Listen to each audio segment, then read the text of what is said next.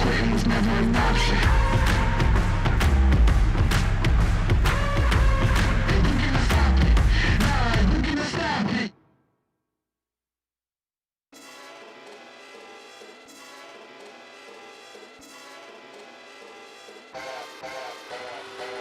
I'm feeling high when I'm low. I need it more when you're close to me, close to me. I'm feeling high when I'm low. I need it more when you're close to me. Oh yeah, yeah, yeah.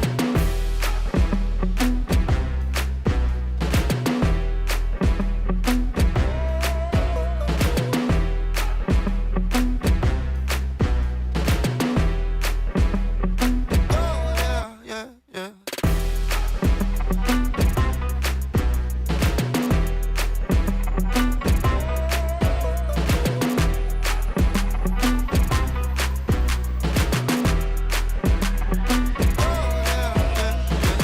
I'm feeling high when I'm low, low, low, low. I'm feeling high when I'm low. I need it more when you're close to me, close to me.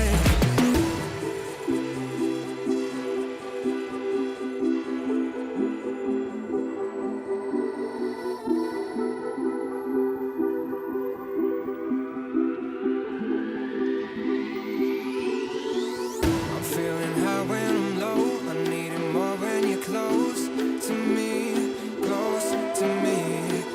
I'm feeling high when I'm low. I need it more when you're close to me, close to me. I'm feeling high when I'm low, low, low, low. I'm feeling high when I'm low. I need it more when you're close to me, close to me.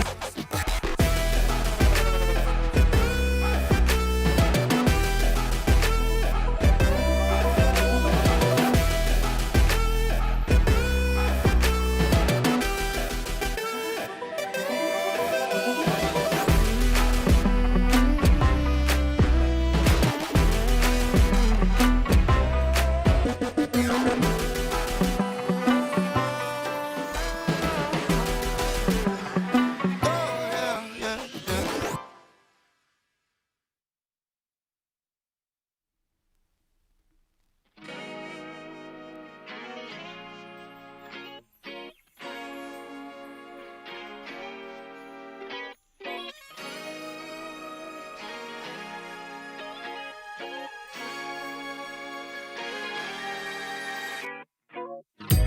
Somewhere on the sea, it got a little longer, so it seems.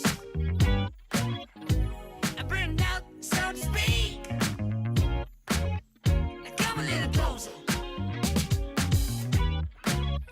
I feel a little light in the light track.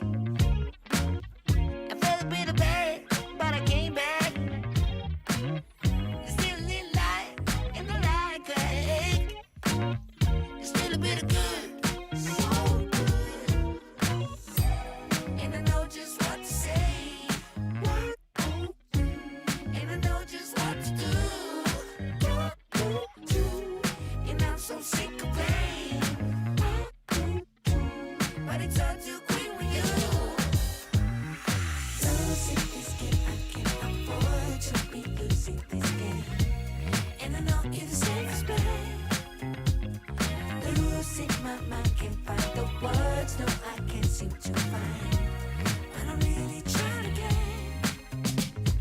reason right. Let's take our time and choose whether we win or yellow, whether we deep or shallow. Please me now, 'cause we're about to lose. Whether we buy or hello, whether we stay or jello. Sometimes when you mean you put a little bit of gasoline. I burned out, so to speak. Now come a little closer. Here's some disclosure. Do you mind to quit your pretending? Truth or false, this shit never ending. Hear me now and stop condescending. You see I'm begging, you hear me begging. If you're sick for love, don't try to hide it. Find it deep inside and try to hide it. If there's a but you deny me. Losing this game, I can't afford to be losing this game. And I know it's the safest bet. Losing my mind, can't find the words, no, I can't seem to find. I don't really try to get reason right and take our time and choose. Whether we win or yellow, whether we deep or shallow. Please me now, cause we're about to lose. Whether we buy or hello, whether we stay or jello. I got room and make amends, but can't go through the same regrets. It could feel so good on mine. Not about love, again.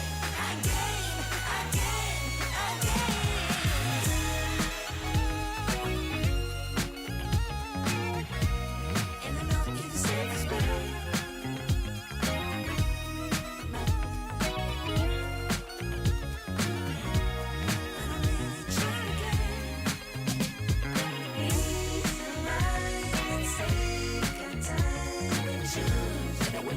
Yellow, whether we deep or shallow. Please me now, cause we're about to lose. Whether we buy or hello, whether we step or jello.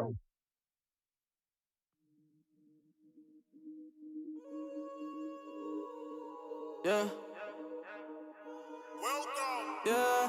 Yeah. Cutaways. Mike LV.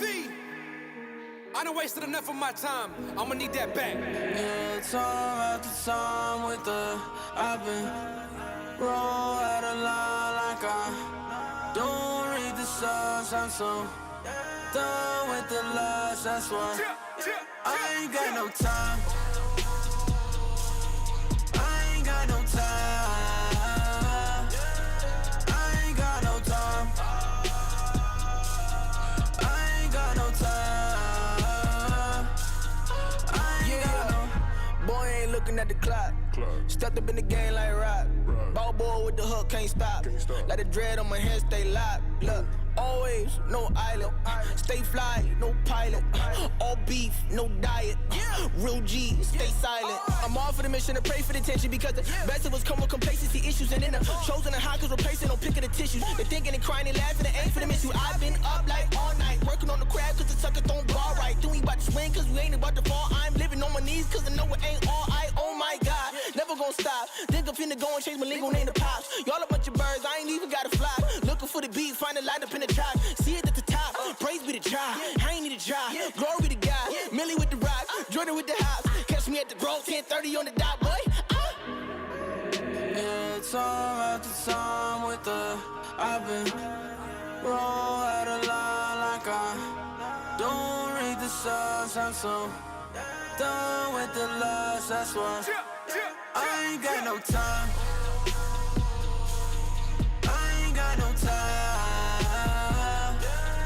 I ain't got no time. I ain't got no time. I ain't got no. Grown man, how I'm moving with the rock. Y'all swine, how you moving with them ops. Self-made hobby up in the shop. Stay paid, I don't care about the props. Praise God, change ways. Never been just about a payday. Glow up, then it turn into a melee. Coming down, so they hollering out, Mayday. Yeah, if you doing this for dollar signs, odds you are out of line. Yeah, pay attention to the product line before that is modified. Yeah, eyes up on the bottom line before you are out of time. Yeah, out of body, moving me so out of mind. I can see through all their jealousy. Can't compare to all the pedigree. They saying it's sinning, but all I seeing is jokes. They never want any smoke, they feeling it in their throat. Only a matter of time, we gonna see them all choke. Unravel the sun rattles, the intimate folk. Oh no, we know that's lane and so. The internet trolls, the intimate know, the feeling is gone. Yeah. Yeah, time after time with I've been roll out of line like I don't read the signs. I'm so done with the lies, that's why I ain't got no time. I'ma need every minute y'all took from me. I ain't got no time. It's my time I now. ain't got no time. Cutaways. I ain't got no time. I ain't got no. We in here.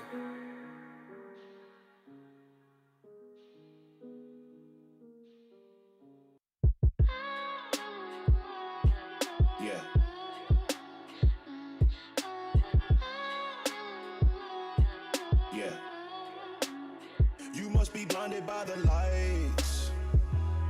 We came to shine here. Watch it look daytime in the night. We bring the vibes here. We full of life, you keep the change, keep the change. They hate and say we went and changed. Why stay the same? You must be blinded by the lights. You must be blinded by the lights, lights. Yeah, yeah, yeah, yeah. Oh, yeah, yeah, yeah, yeah. Oh.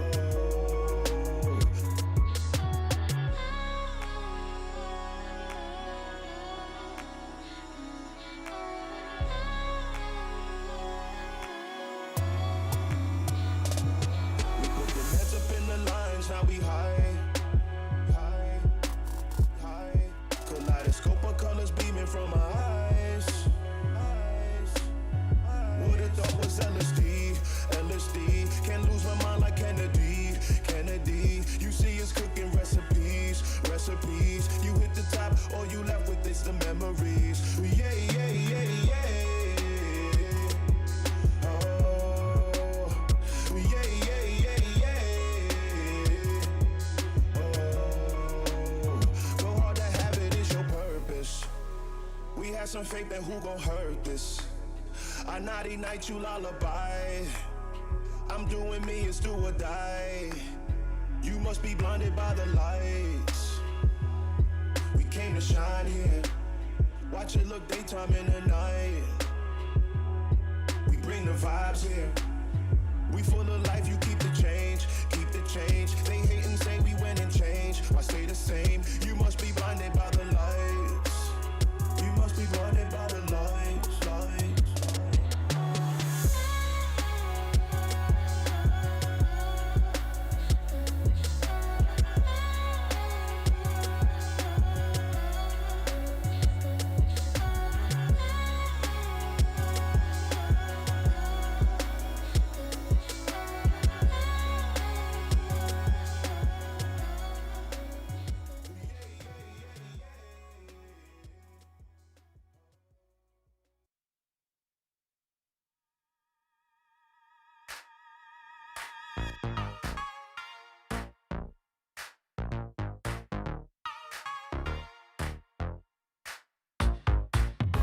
Come true,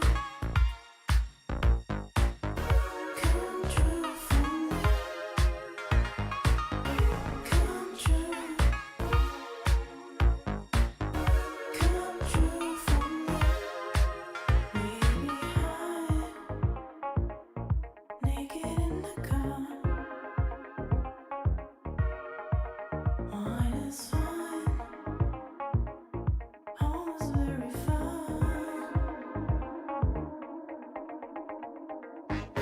Come true, come true for me. Come true, come true for me.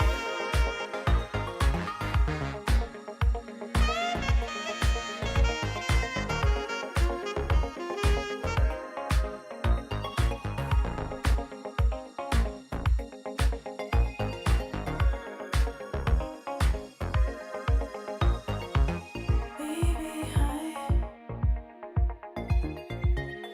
naked,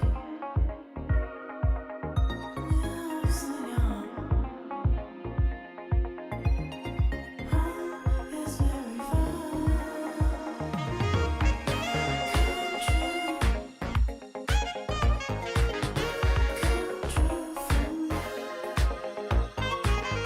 Come true, come true for me.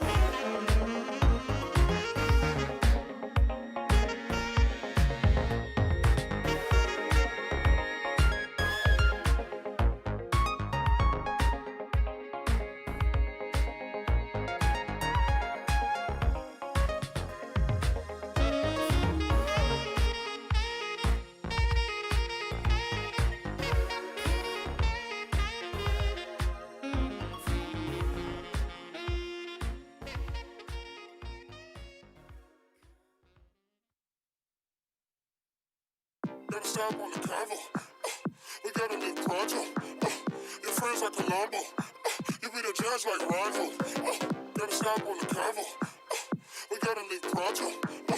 Your friends like Colombo. You be the judge like Rondo.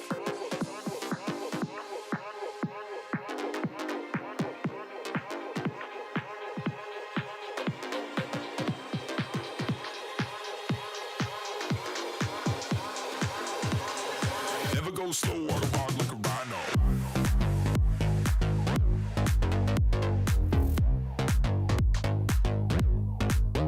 Rhino.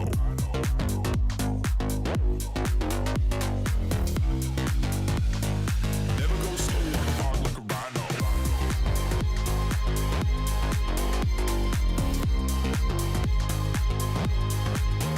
Rhino.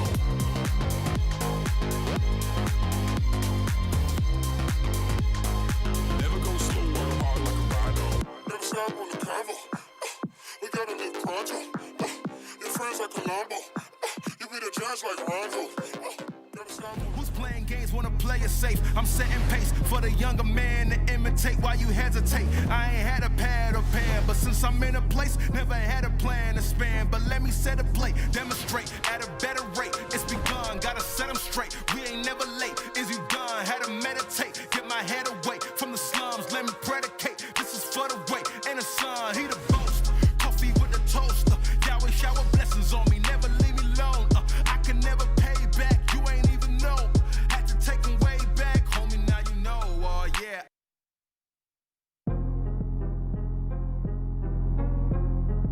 Hello, everyone, and welcome to the Global Esports Tour Los Angeles, where we are playing Team Classic Hearthstone. No, you didn't hit your head and just wake up from a coma from 2014.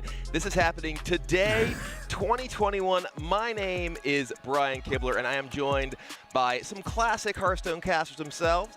None other than the caller of the winning moment from the 2014 World Championship, Nathan Zamora, and Strifeco, one of the competitors from that very same event. How are you guys doing today? I'm doing fantastic. Day 2 of this event. I mean, yesterday was such a nostalgic hit. Holy moly. Like, I can't remember the last time I was so satisfied by simply watching some games and seeing players and, hearing the discussion take place and everything. It was just such a great day to be a part of. I'm doing great. I'm actually excited to see how this competition will end today. We're going to go through all the finals today, all the grand finals, and going to see which team takes home the trophy. Yeah, and for those of you who may have missed our first day, you may be wondering, what is the Global Esports Tour? The Global Esports Tour is a worldwide series across multiple titles. Be sure to check out the social media at GE_Foundation, and be sure to follow the channel you are watching on right now to catch more action in the future. But let's talk about what we will be doing today. Let's dive a little bit into our format. This is indeed Team Classic constructed. It has a little bit of an interesting rule set, so let's check that out right now. Used here at Global Esports Tour Los Angeles. And for those new to the format, here's how it works. Each team is made up of 3 players and 6 decks. Each deck must be from a unique class. As the team begins, each team will issue 1 ban, assign the decks to the players, and blindly select their starting class. The match can then begin.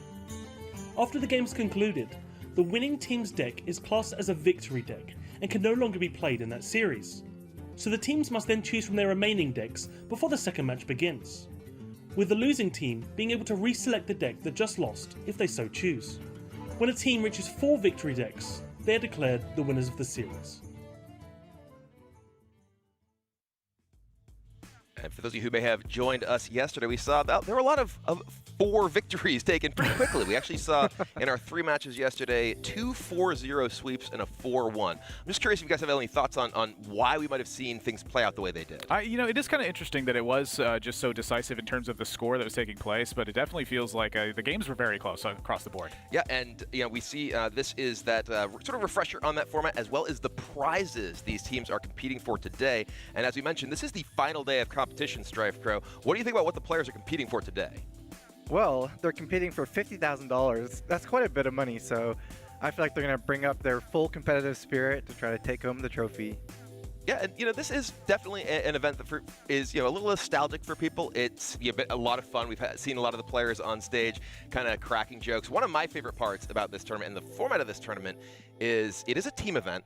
And as part of this team event, the players can request help from their team once per game. For one turn per game, player can raise their hand and get the insight of the players on their bench. And we've seen that used in a number of ways. What's your favorite you've seen so far, Admirable? Well, I mean, my favorite one is just very easily the Killing All Day description of how to very accurately bluff that you are placing an explosive trap instead of a freezing trap in that design. It was like a 40-second explanation of Killing All Day, just giving Tare exactly the instructions to do, and then immediately when it goes to Tides of Time's turn, that a Harvest Golem attacks and gets freezing trapped. That was just the most beautiful moment I think I've ever seen in terms of team discussion with Hearthstone. Yeah, it's been great to kind of hear the banter back and forth between the teams when we get to listen into their comms, and sometimes it's okay, this is a really tough turn, and sometimes it's just like cracking jokes and laughing and everything like that. But speaking of what we saw on the first day, let's take a look at how day one did play out. We mentioned earlier we had a number of sweeps, and there's an actual explosive trap, not a bluffed one there. This is the match between Team Kraken and Team Griffin.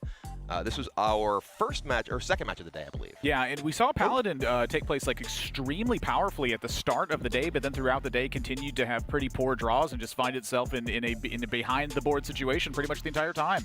Yeah, I feel like Paladin actually ended the day something like 1-4 and 1-5. Actually was spending some time yesterday with Monsanto in the back just complaining about Paladin. He was saying this deck is terrible, so we'll see how that deck does today. This game we're seeing on the screen right now is one of my favorite of the tournament. The Ali Straza versus Ant, Handlock versus Shaman.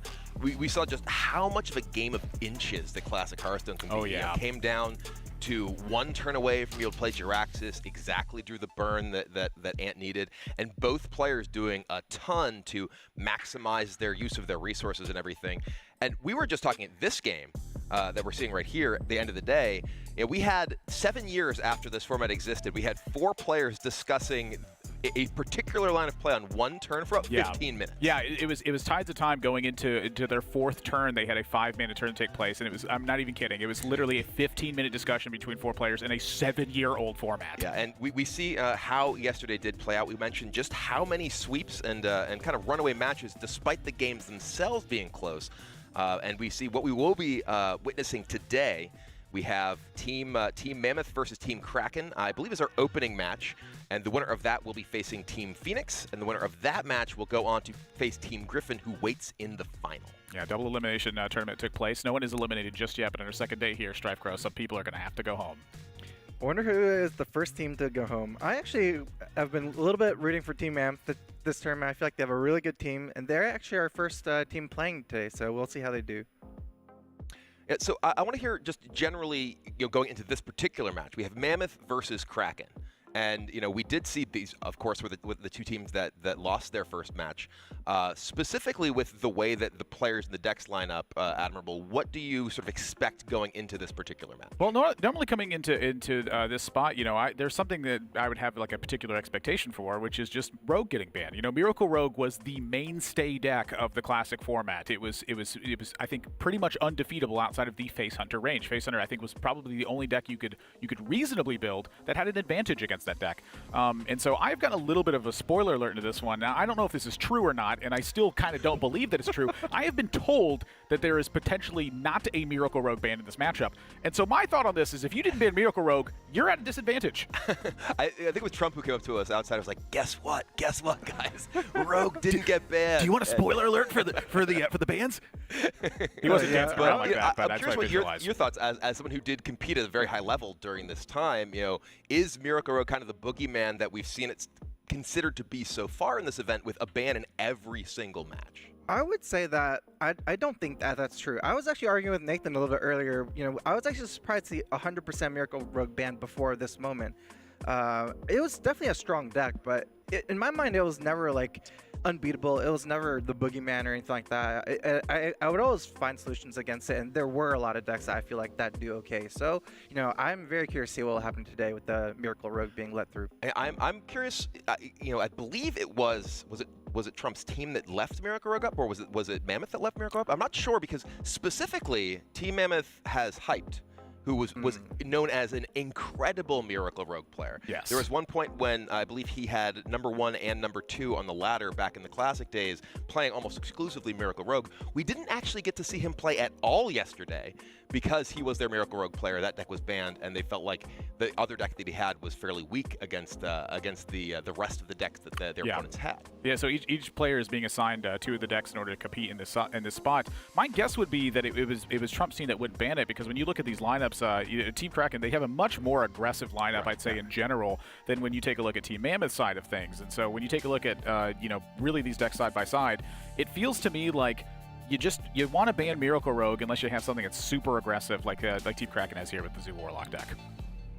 Yeah, even yesterday we were talking about some of the mage things which didn't really exist back in our day in Classic. People were playing Freeze Mage back then. But the new mage that people are bringing is basically another aggro deck. It's a very, very tempo-based deck. It has a lot of early minion aggression and a lot of burn. And this kind of format, format for your deck is kind of one of the ways to beat Miracle Rogue, is to burn them out and to do a lot of damage early. And here we're seeing a little bit of how Team Mammoth's run went yesterday. They did lose their first match 4-0, though to be fair, they specifically queued up their Druid deck against 2 remaining aggro decks. Kind of, let's get this out of the way, right? Yeah, you're going to have to win with one of these decks anyway. That is one of the things about Conquest. You're like, all right, well, I got tough matchups remaining. I've got to win with these decks. I'm just going to go ahead and try and do it right now. Or you can try and squeeze out your screen time and make the match look closer, even if you think that you're going to lose anyway. But, I see the Brian Kibler strategy. I like my screen time. What can you say? Hi, everyone at home. But anyway, we did get a chance to speak to the members of Team Mammoth and get their thoughts on the event. Check it out.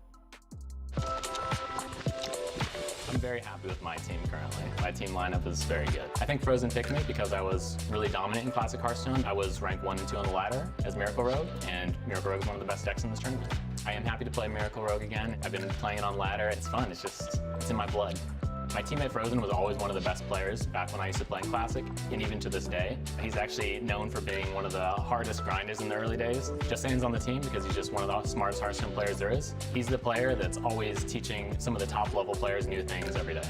Our team will definitely be the best team, and then for the second place team, it could either be Team Trump SC or Team Killin' All Day. The Trump's team has some of the newer players that didn't quite play as much back in my day, but I have heard of them, Monsanto and Language Hacker, so I do respect them. Me and Trump played a lot back in the day, and I think the last time we played actually was when he hard-teched against me because he knew he was matched up against me in the beginning of the bracket, and it actually worked out, so I'm a little bit salty about that.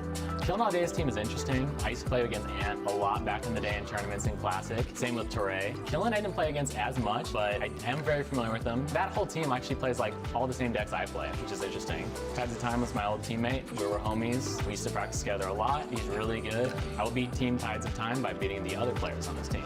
Now we're gonna win this tournament because we're insane. Frozen's a grinder, Just Saying's a genius. We got this. Well, that's a lot of confidence coming from Hyped. He, as we mentioned, didn't even get to play yesterday, though. Yeah. As his teammates did not manage to pick up a win. But as you mentioned, they are extremely strong competitors. Hyped himself, one of the absolutely dominant players of Classic days, and Frozen won just this past week of North America Grandmaster. Yeah, it's pretty crazy to kind of look at this too. But to me, this has always been one of the beautiful parts about just variant strategy games is that you can have the advantage, but you don't necessarily win. It's pretty much anyone's Sunday when it kind of gets to that point. But looking at this lineup across the board, I mean, my gosh, when I see these 3 names on a team, I'm just like, wow, I don't want to play against this. Like, this is a stacked team. But honestly, all the teams here have been stacked, and they've been showing their prowess with playing the game as well. Right, that's how Hearthstone has been broad intended, right? I mean, this team, as stacked as it was, as much smack as Hype Talk, they went 0-4 yesterday, and they're in the loser bracket, about to be eliminated, fighting for their lives. So. And we do have word that this is the initial deck that will be competing for Team Mammoth, Frozen's Handlock deck. This is a fairly traditional version of Handlock from what we saw sort of toward the end of Classic with Mountain Giant, Molten Giant, the sort of big boys that you're looking to play. The key to this deck really being those giant things, but also has a bit of a combo in it. If you want to walk us through how that works, Strife Crow. Yeah, so the combo in this deck is with once you get to about 10 mana, you have Leroy, Power Overwhelming, and Faceless Manipulator. That does 20 damage. You can also do this with an Arcane Golem, which will do 16 damage. So you have 2 versions of that you can do. You also run 2 Soulfire, so it is a bit flexible in the sense that you don't always have to have those exact cards. You can do some combination of that and a little bit of others for a lot of damage. So yeah, definitely a deck that it was very, very powerful, very feared in the classic days, and also a deck that, as we discussed quite a bit yesterday, can be more difficult for players who are not familiar with the classic format to maneuver against, because specifically of the interaction of Molten Giant and the various things that could damage yourself or just your life total. Yeah, I also just feel like this deck got scarier because the players got a stronger understanding of the game. Like we used to play Doomsayers in this deck because we thought it was more of like a control deck rather than just a mid-range deck. Like when you take a look at the mid-game damage that this deck can provide, a pair of life taps into the Mountain Giant on 4, and then when you go into 5, you could literally have up to 28 damage available to you by 8 for the Mountain Giant, and then 4 from an Arcane Golem, and you could potentially have 2 Power Overwhelmings and 2 Soulfires. It is literally possible for that sort of thing to happen, and players just have more avid recognition of that these days. Yeah, and that damage adds up, especially when it starts with 8 very early on from those giants. But Team Mammoth, they do have their mammoth-sized giants, but they are up against a large foe themselves in Team Kraken. So Team Kraken did fall in their first match, much like Team Mammoth yesterday. But as you mentioned, and as Hype mentioned, they have a very formidable lineup. Trump, one of the sort of iconic players from the early days of Hearthstone, with 2 of the very successful competitors from modern-day StrifeCro. Yeah, I'm excited to see how they'll do. Language Hacker and Monsanto are players that didn't play a lot of Classic, but they're very up to date with the modern scene of Hearthstone. They're both in Grandmasters League currently, so I want to see how they do. And we see, they did struggle once again. They, I believe, this was the 4-1 match, if I recall correctly. Yes. That happened yesterday. And here we see Monsanto struggling mightily with that Paladin deck that you mentioned that he was complaining so much about StrifeCro yesterday. Yeah, hopefully he finally picks up a win with this Paladin deck today. One thing we might see if they've actually totally lost faith in this deck is you can actually just not queue with one of your decks, because you only need to win with 4 decks and your opponent bans 1. So technically Monsanto maybe just never plays Paladin today. They could decide, okay, we're going to stay away from this. But let's hear how Team Kraken decided to approach this tournament in their own words. I think out of all the captains here, I've selected the best team. Went to Monsanto because he is actually just the #1 ranked Classic player. On top of that, Language Hacker is also a Grandmaster, and the 2 work very well together. Between Monsanto, Trump, and I, we have quite an advantage over the other teams. We have 2 America's Grandmasters, who I'd argue are 2 of the best players in the world, and Trump, who is an absolute Classic powerhouse. I absolutely think Trump is still a very good player in Classic. We did some prep leading up to this tournament, and it was very apparent through testing that he had it all up here. I don't think any other teams have that sort of dynamic. The closest I'd say would be Frozen, Saiyan, and Hyped. All, again, great players, and all of them are or have been top-tier players as well. And Hype, he's still been a powerhouse in every game he's played in, so I would say that that's probably the team that's closest to us. They're good players. I think we're also good players. Right now, we're still playing the game a lot more, so I would give an edge to us. We're going to need to queue better matchups. We're going to need to win the mind games of the queue order. I think we're in a pretty good shot to win it. Well, we did hear Trump talk about how Monsanto was the #1 ranked Classic player, and this is the deck he did it with.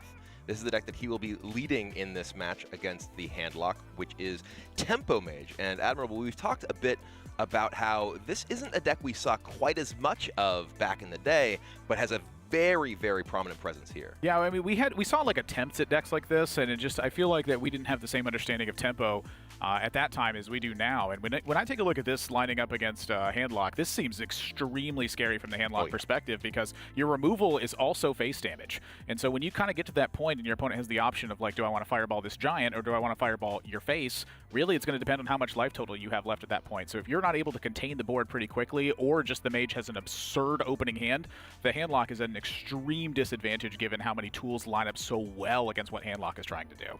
Yeah, we were actually talking a little bit earlier about the Doomsayer and potential Handlock as well. But this list that Monsanto is playing against does not have Doomsayer.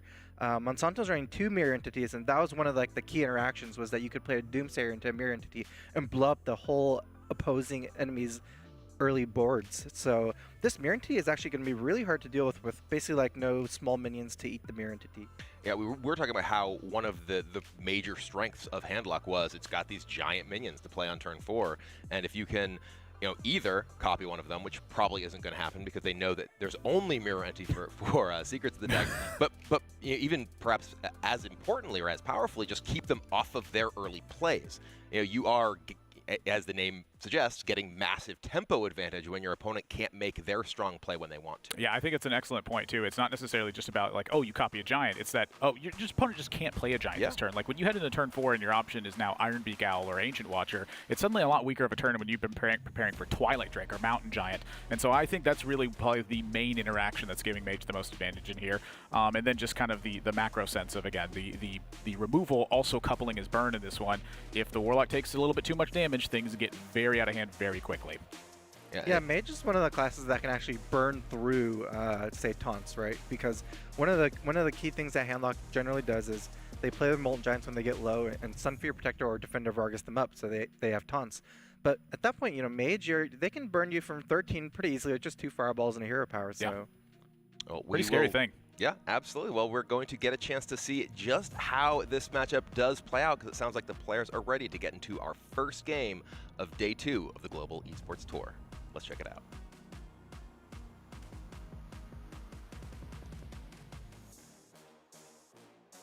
All right, well, the players are set. We see Frozen on the left, Monsanto on the right. We already know it is, in fact, Frozen on the Handlock and Monsanto on the Tempo Mage. We set this up a little bit already, Strifecro, but you know, what do you feel like are the sort of key dynamics that the players are looking for in their mulligans specifically? What are the cards that each player wants to see? So Frozen has one of the cards that I would feel is most important in this matchup is Hellfire, because with the lack of counterspell in Monsanto's deck, Hellfire is actually a full clear against any minions early. In fact, almost every minion in the entire deck is less than 3 mana. I think only the Water Elementals and the Azure Drakes can survive the Hellfires, but the most important thing is that it clears out the early minions. Another thing is Earthen Ring Farseer is actually really good, just because it trades with minions and it heals you. It kind of does everything that you want it to do. Looks like Frozen is taking his time in this mulligan, and you know, I think very crucially, we were talking about, yes, that giant is pretty attractive, but you do have to worry about, okay, what is the dynamic between your giant and wanting to spend your early turns life tapping when your life total is under so much pressure from the burn, in addition to the threat of that mirror entity as well. Yeah, Frozen actually kept the Mountain Giant in his hand from the mulligan. I think that was definitely a decision that he had to make. This is not a given in this matchup that you would play like this. Especially on the coin, one of your plays that's very powerful is to coin out a Twilight Drake on turn 3, whereas you can never coin out a Mountain Giant. Now, this is actually an interesting decision. You know, it has the opportunity to play one of the 2 Source Apprentices in hand or the Knife Juggler. What do you think of the pros and cons of each of these decisions? I think based on Monsanto's hand, because he has all minions and no spells, I would say the Knife Juggler is the play here, just based on what his hand is. Does find a Mana Worm. Still no spells to go with it. Yeah, Monsanto has to be very fearful of a coin Hellfire here if he unloads the Sorcerer Apprentice and Mana Worm. But then again, you're also on a race against time. If you do play slow, you might be feeling that you're giving your opponent too much time. I think with everything considered, because Frozen kept... I believe Frozen kept all 4 of his cards in the mulligan. He actually full kept the hand. So it's very likely that Frozen actually has a Hellfire in his hand based on the mulligan, because it's probably the most important card in this matchup to keep. That is one of the things that, compared to a lot of other games, right, where you don't necessarily have the same information of like, oh, look, those are all staying in your hand and going away. Like, you know, my background competitively, Magic the Gathering, right? Your opponent mulligans, they mulligan. It's not, okay, I'll keep this card or this card. So there's just a lot of information that you gain from, oh, you kept 1 card, 2 cards, 3 cards. What is that likely to mean? And it looks like despite that, Monsanto is going to is he going to full push in here with both? Yeah, he was actually thinking of holding back the Mana Worm to play around the Hellfire. That would have been a very interesting play. You know, that is one of, I feel like, the hardest aspects of Hearthstone. It's like taken for granted what you're saying from some players, because not a lot of players, unless you're talking about the very highest level players, will keep track of each card individually, especially in a setting like this where there's no Hearthstone deck tracker to keep for you. It does mean that if Frozen does not have the Hellfire, maybe he kept just a normal powerful proactive hand, that you have the opportunity to actually get that damage in, and B, you do have reasonable follow-up, right? And I think the biggest debate for Monsanto there was, did he want to add the Mana Worm to that board as well? Right. Yeah, we see the Earthen Ring Farseers coming in pretty clutch here. Handlock just does so much damage to themselves too with life tap and the Hellfire. We're getting a phone a friend from Monsanto, so let's listen in on Team Kraken's comms. God, I don't know. I think I'd play Drake, but testing. Hello. Hello, hello. Hey. Yeah. Yeah, we got some options. There's the Drake and then this, or I could like do this and something. What'd you like, Hacker? Drake seems clean. I don't know how they have, like, Argus Valley trade isn't really good for them. Acolyte Frostbolt is nice, but having the Frostbolt for burn can be good as well. I don't think the Drake is easily answerable. I prefer the Drake. Yeah, but if it helps you with your info, they still have 2 of the cards they kept, and I don't believe they did anything on turn 2, so probably not Watcher. I think I like Drake. Rope it out. I do roll, right? I mean, yeah, why not? Unlucky. Or is it? No, it's just fine. Keep it. Cool. You're looking fabulous today. Keep it up. Yeah. Watch out for the Moltons. Yeah. Maybe. A little bit of insight there as to the various elements of decision making going into that. What do you think of Strifecrow, of the sort of way they broke that turn down? I feel like their analysis was very good, and we saw from the comms that they were keeping track of Frozen's initial mulligans as well. So, everything they said was very, very good. I feel like one of the things that Frozen might be doing is keeping the Ancient Watcher for the Mirror Entity, because it is a minion that Mage has 0 activators for, so it'd be completely useless on the other side. This is kind of an interesting position for Monsanto. He has the spell damage in play. So he has the opportunity, if he so chose, to go Fireball, or rather Frostbolt plus Ice Lance to the face, which is 9 plus the 4 on board. Very close to lethal. He could actually put Frozen down to 3 here, if I'm not mistaken. Or down to 4 and play a Mirror Entity. See, because you're playing Mage, you actually can finish your opponent off with burn a lot in this situation. The only question is, do you want to unload the Frostbolt Ice Lance to the face now? You get 2 extra damage from the 2 spell power, but you might be losing potential, say, board for next turn by developing, say, the Mirror Entity or the Acolyte of Pain. So, looks like he's just going for it now. He sets Frozen low enough where pretty much any burn will finish him off. I'm curious to see if it's an Acolyte of Pain or just straight face everything.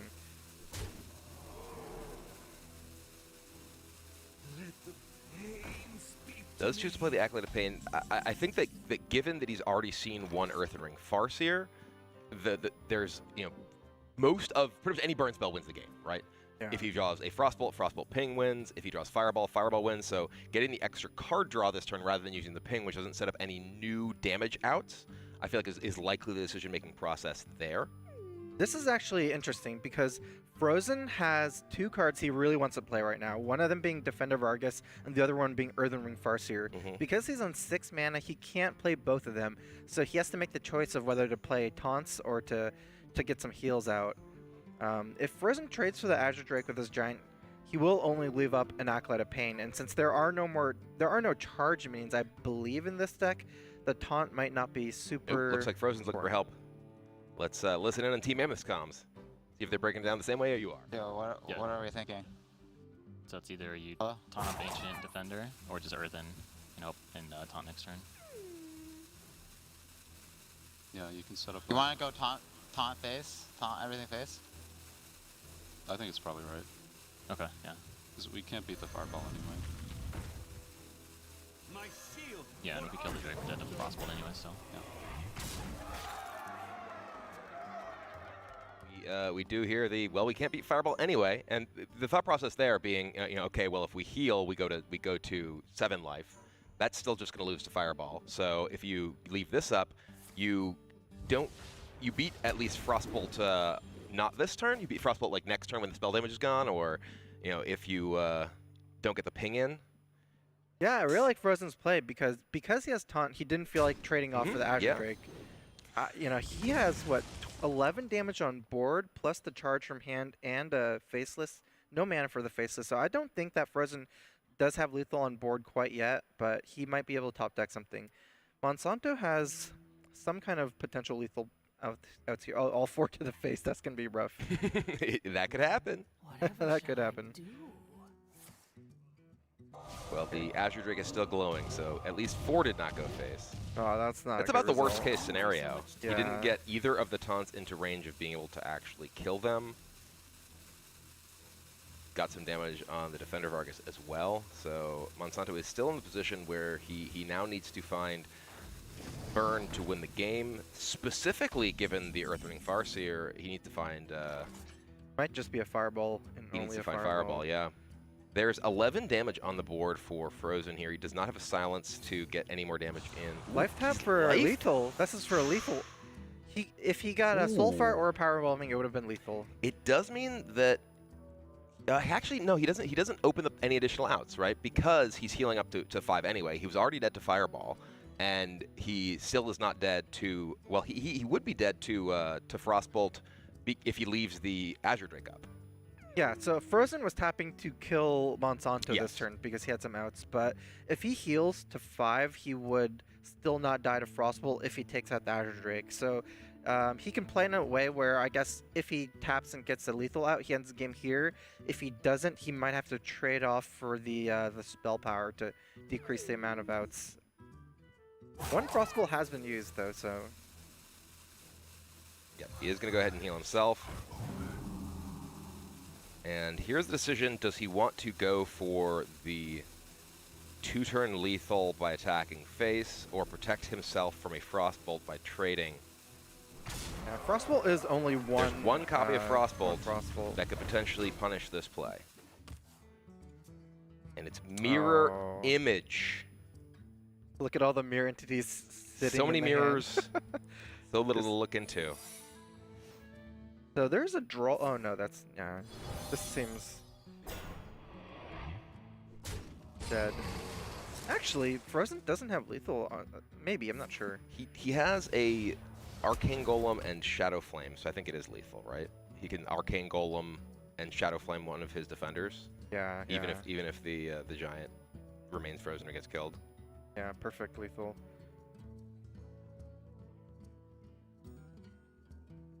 Looks like Monsanto's just trying to figure out, okay, do I want to try and trade this in while I have the opportunity? I guess probably doesn't matter too much, but... Yeah, and Frozen finds it. Goes for the aggressive play, tapping for the win, and gets that Arcane Golem damage in. That is the first win for Team Mammoth of the tournament. it might have been the first win for both of these teams. I'm not sure. I'm not sure. The Team Kraken got no. They actually also got 4-0, didn't they? Yeah, maybe. No, there was 4-1. There was 4-1. They got to win before. There was a lot of 4-0s and 1-4-1. You know, there was only 13 games played yesterday out of the 12 games minimum. So. All right. Well, Team Mammoth does take the first game, and reminder: this is an elimination match. The team that wins here survives to go on in the bracket. The team that loses is eliminated. That has to feel like a great matchup to win, because that matchup is kind of a tough one, and it's one that's. It's one that really takes a toll on your heart, right? Because you're always kind of, you can always die is the thing, but if you don't die, you can win. You're never like fully safe in that matchup. Yeah, and one of the interesting things, we were discussing, okay, would Frozen want to heal himself this turn or go for the, the taunt play? And he recognized, I think correctly so, that the best way to avoid dying to burn isn't to heal myself right now, it's to give you fewer draws to find that burn by just killing you, by being able to play out the taunt and go proactively hit you in the face.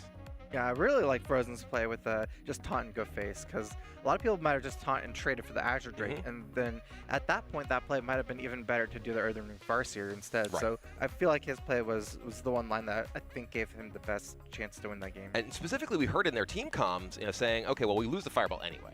So trying to put yourself in a position where you don't worry about the cards that you can't beat anyway, right? Because you don't have the actual timeline to be able to close out the game. If your opponent does with a Fireball, they can bare minimum Fireball ping you even if you heal. It's like, okay, I'm gonna let that happen. If that happens, it happens, and I'm gonna try and cut down all the other outs I can, and it ended up working out. Yeah, that's an interesting matchup because when you're playing Handlock, you have like all these cards that cost 10 mana, 8 mana, all these giants, and none of them matter. Like, all that matters is maybe like your first minion, and you just kind of go in for that. Basically, he ended the game on a victory with like 40 mana cards in his hand. Well, speaking of what mattered, the early game here where Monsanto decided to deploy multiple minions on turn 3 into the coin Hellfire that Frozen did end up having was very crucial. If he was able to sneak in a little bit more minion damage, if he hadn't had quite as much committed there, maybe he ends up taking the game. Maybe it was that one. Remember, he was even thinking about not playing the Mana Worm and just playing the Sorcerer Apprentice and playing a little bit off curve. That actually might have been the card that would have pushed the game over the edge. I'm not sure, but that one Mana Worm somewhere, maybe a little bit different play with like an Acolyte of Pain and a Mana Worm instead of the Azure Drake, something like that. It might have got them there. Yeah, and we were talking earlier today and quite a bit yesterday about just how punishing minor things can be in the Classic format. We don't have cards nearly of the power level of some of the things that we see in Hearthstone today, and getting one additional resource, a little bit more damage can all be absolutely crucially important. And speaking of crucially important, here is the crucial unbanned Rogue here from Language Hacker. This was a class that we have yet to see in this tournament because this is the first time it has not been banned all event. And we were actually speculating that the unbanned Rogue would have been on the other side, right? What do you think about Team Mammoth leaving the Miracle Rogue up for Language Hacker to play? That's a very interesting one. All these Miracle Rogues look very similar, so it basically depends what Team Mammoth is running. Miracle Rogue generally being weak to aggressive decks. So Team Mammoth has a Face Hunter. They have a aggressive Mage and their own Rogue, which they would probably have that banned. So they do have 2 out of, let's say, 5 decks that are aggressive decks, and the other decks I feel like Miracle Rogue would probably be favored against. I would say it's still close. I mean, 2 aggro decks is still 2 aggro decks out of the 5. So it is really remarkable looking at that list and looking at how many cards have been nerfed or Hall of Famed. Yeah, right? You have Edwin Van Cleef. You have Conceal, Auctioneer, Edwin, Preparation, Blade Flurry.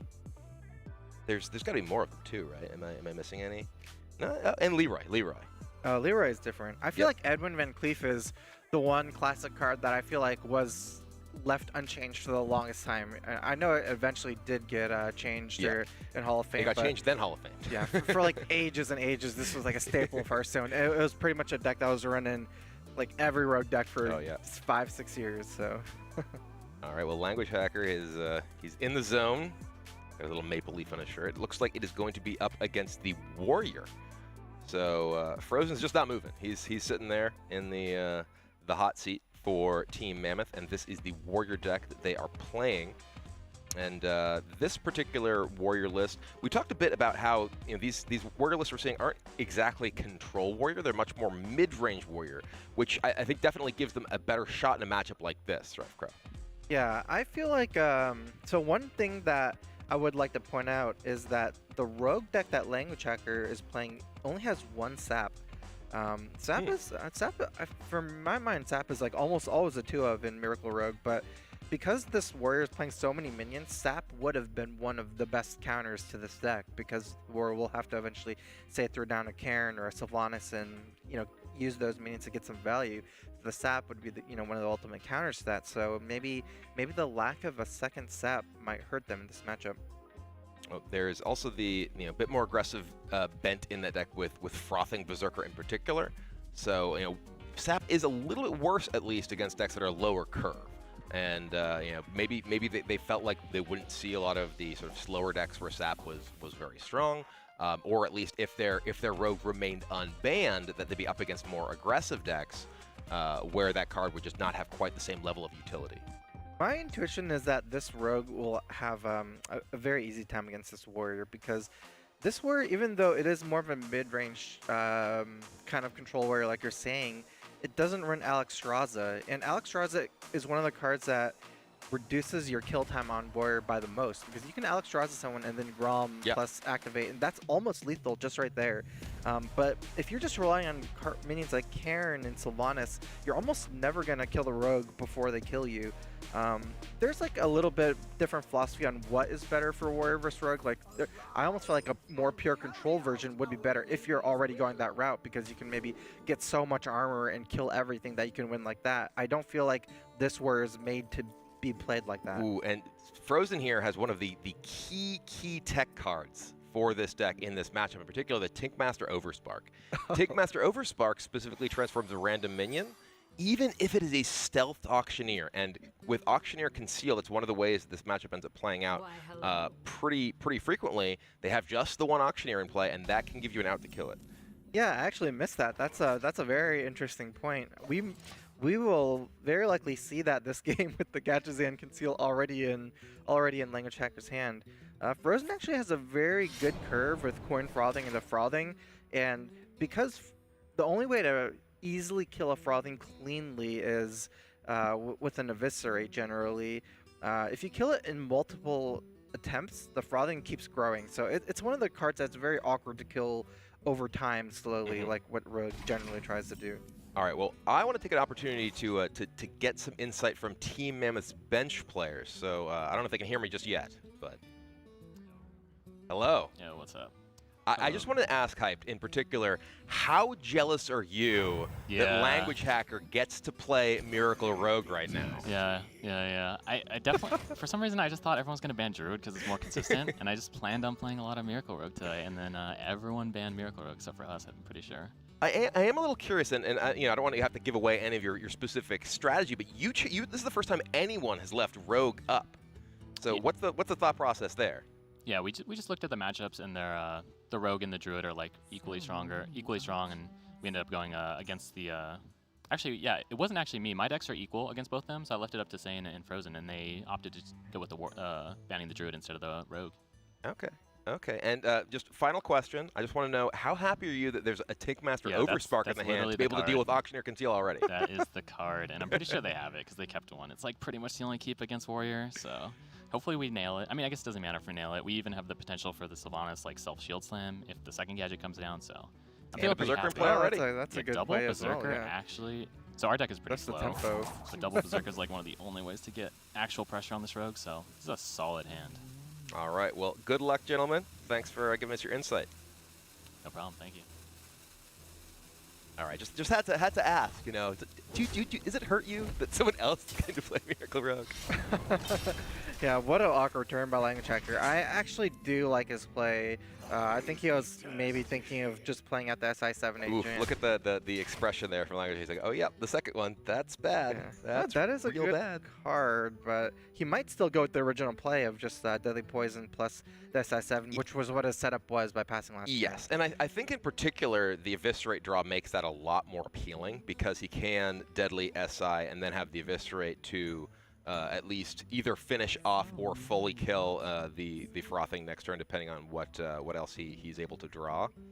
Yeah, I see. He's gonna. You know, this is the thing about Frothing Berserker, right? If you don't kill it in one shot and you start chipping it like this, you know, it'll grow a lot. The other one will grow a lot. This other Frothing Berserker is gonna be a 4/4 already. Yeah, it's scary. You know, these things get real big real quickly. You know, there's a reason that Frothing Berserker was, you know, a very feared card through the duration of Classic. I mean, there's no shield slam to go with this shield block to protect the Berserker on board to, you know, at least kill the SI agent. Yeah, this is one of the problems with kind of playing a control warrior and having some aggressive cards, right? It's really hard to continue your pressure in this situation. At some point, controller is just not capable of continuing to curve out. You know, there are some cards that he could have had, like a Fire War X, for example, that he would have loved to see. Okay, backstab means that they can actually backstab Eviscerate and Edwin this turn. Oh, that's an insane draw. This is a little bit of a waste on the Eviscerate since you're overkilling it, but It is. It's unfortunate you do end up expending multiple resources when you have gadgets in hand is the particularly frustrating thing. It does mean that you end up having multiple minions on board to protect from the possibility of that Overspark, Tankmaster Overspark, having a guaranteed hit on your next turn, Auctioneer Conceal, if that is your plan. Yeah, this is just too much tempo, I believe, to pass up. One thing though is that Just gonna, any kind okay, of gotta face diversion tank it. here. Oh. Okay. Also an option is going to face tank that, and interesting. So So that's this ends up doing 1 more damage to face, but you take 5. Yeah, I'm not sure about that one. I mean, I do feel like Rogue is the aggressor in this matchup, so you would trade life. You would trade life for life. But it's 5 for 1. 5 for That's 1 a is lot. a lot. So we'll have to see. I do feel like Language Hacker is okay with this because one thing that would be a little bit awkward for him is that if the Edwin Van Cleef was still alive and then he played Gadgets and Conceal into that, that'd be quite a weak board to Brawl. There is only 1 copy of Brawl in Team Mammoth's deck, which is one thing that I'm certain that they have in mind here as far as deploying their threats. Even just face Auctioneer Conceal here does leave the threat of Auctioneer future turn. I suspect there's a good chance that, given the matchup and given the state of the board, that Language Hacker may want to just use that Azure Drake to draw and have more of an individual draw turn from the auctioneer rather, just in case it is immediately removed. The second copy makes things a lot easier to just kind of expend in going all in with next turn. Yeah, I like to see this Azure Drake here, and that was a great pickup for Language Hacker. The Auctioneer Conceal is a little bit awkward with his hand since he actually doesn't have any spells. If he did play the Auctioneer Conceal, I would have liked to see a trade rather than to go face, because Brawl is still such a big, basically like a Concealed Auctioneer is such a big card that you really have to go out of your way to potentially protect it, and you have a much better shot of it winning the Brawl with only 2 minions up.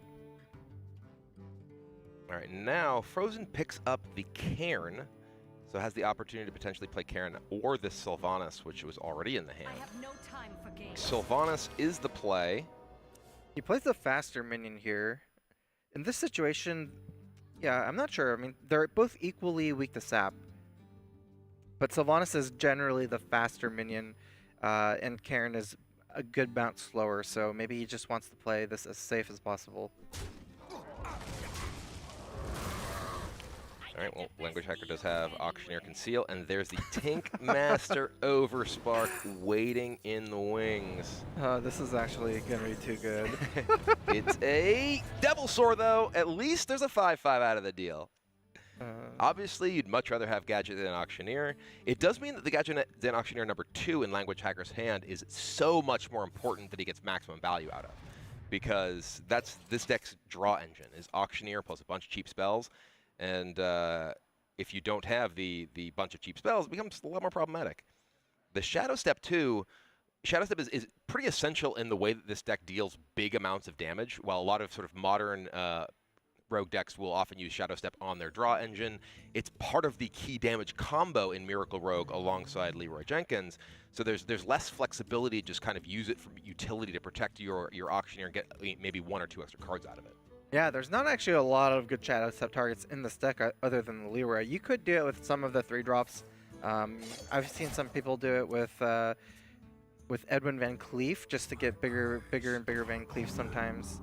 One of the best cards in this matchup is actually Grom, because Grom can be used as, instead of a charge minion, a rush minion, all straight away to what, like 2017 when they introduced Rush. That's a good answer to an Azure Drake or an Unconcealed Auctioneer. Baron Geddon here coming down to clear off the board and represent a big threat here. Language Hacker shaking his head. Finds Conceal number 2. Okay, that was so needed, because if you look at the situation, Language Hacker was starting to get into like an extremely awkward situation. He does have Leroy and 2 Shadow Steps, but that only does 18 damage, and since Frozen has 27, he is a little bit off on that range. Gotta go for it. Preparation. What's on the top of the deck? The Sap. Okay. That's amazing. And Miracle doing miracle things. Even a Fan of Knives, which is definitely being cycled here as well for 2 cards. Unlikely to want to backstab his own Auctioneer here, unless he decides that he wants to Shadow Step it again. He does know that there's the Baron Geddon in hand, would leave it vulnerable despite the stealth. Yeah, I would be surprised to see too much more here. I think Language Hacker is basically scared of Ragnaros now that the Tink Master has been played. Well, we're gonna listen in. It looks like Team Mammoth is looking for some comms on this turn, so let's listen to them first. I think it's Harrison's engine. Yeah. It could be this, right? Think about it. Because I don't think we have a lethal. Oh, Frozen. There's no way for him to get through this engine without Flurry because he used all of the backstabs. So Harrison, this takes all his mana. He won't be able to cycle that much with this engine. Yeah, I like this a lot better. He can't hear us anymore. Yeah.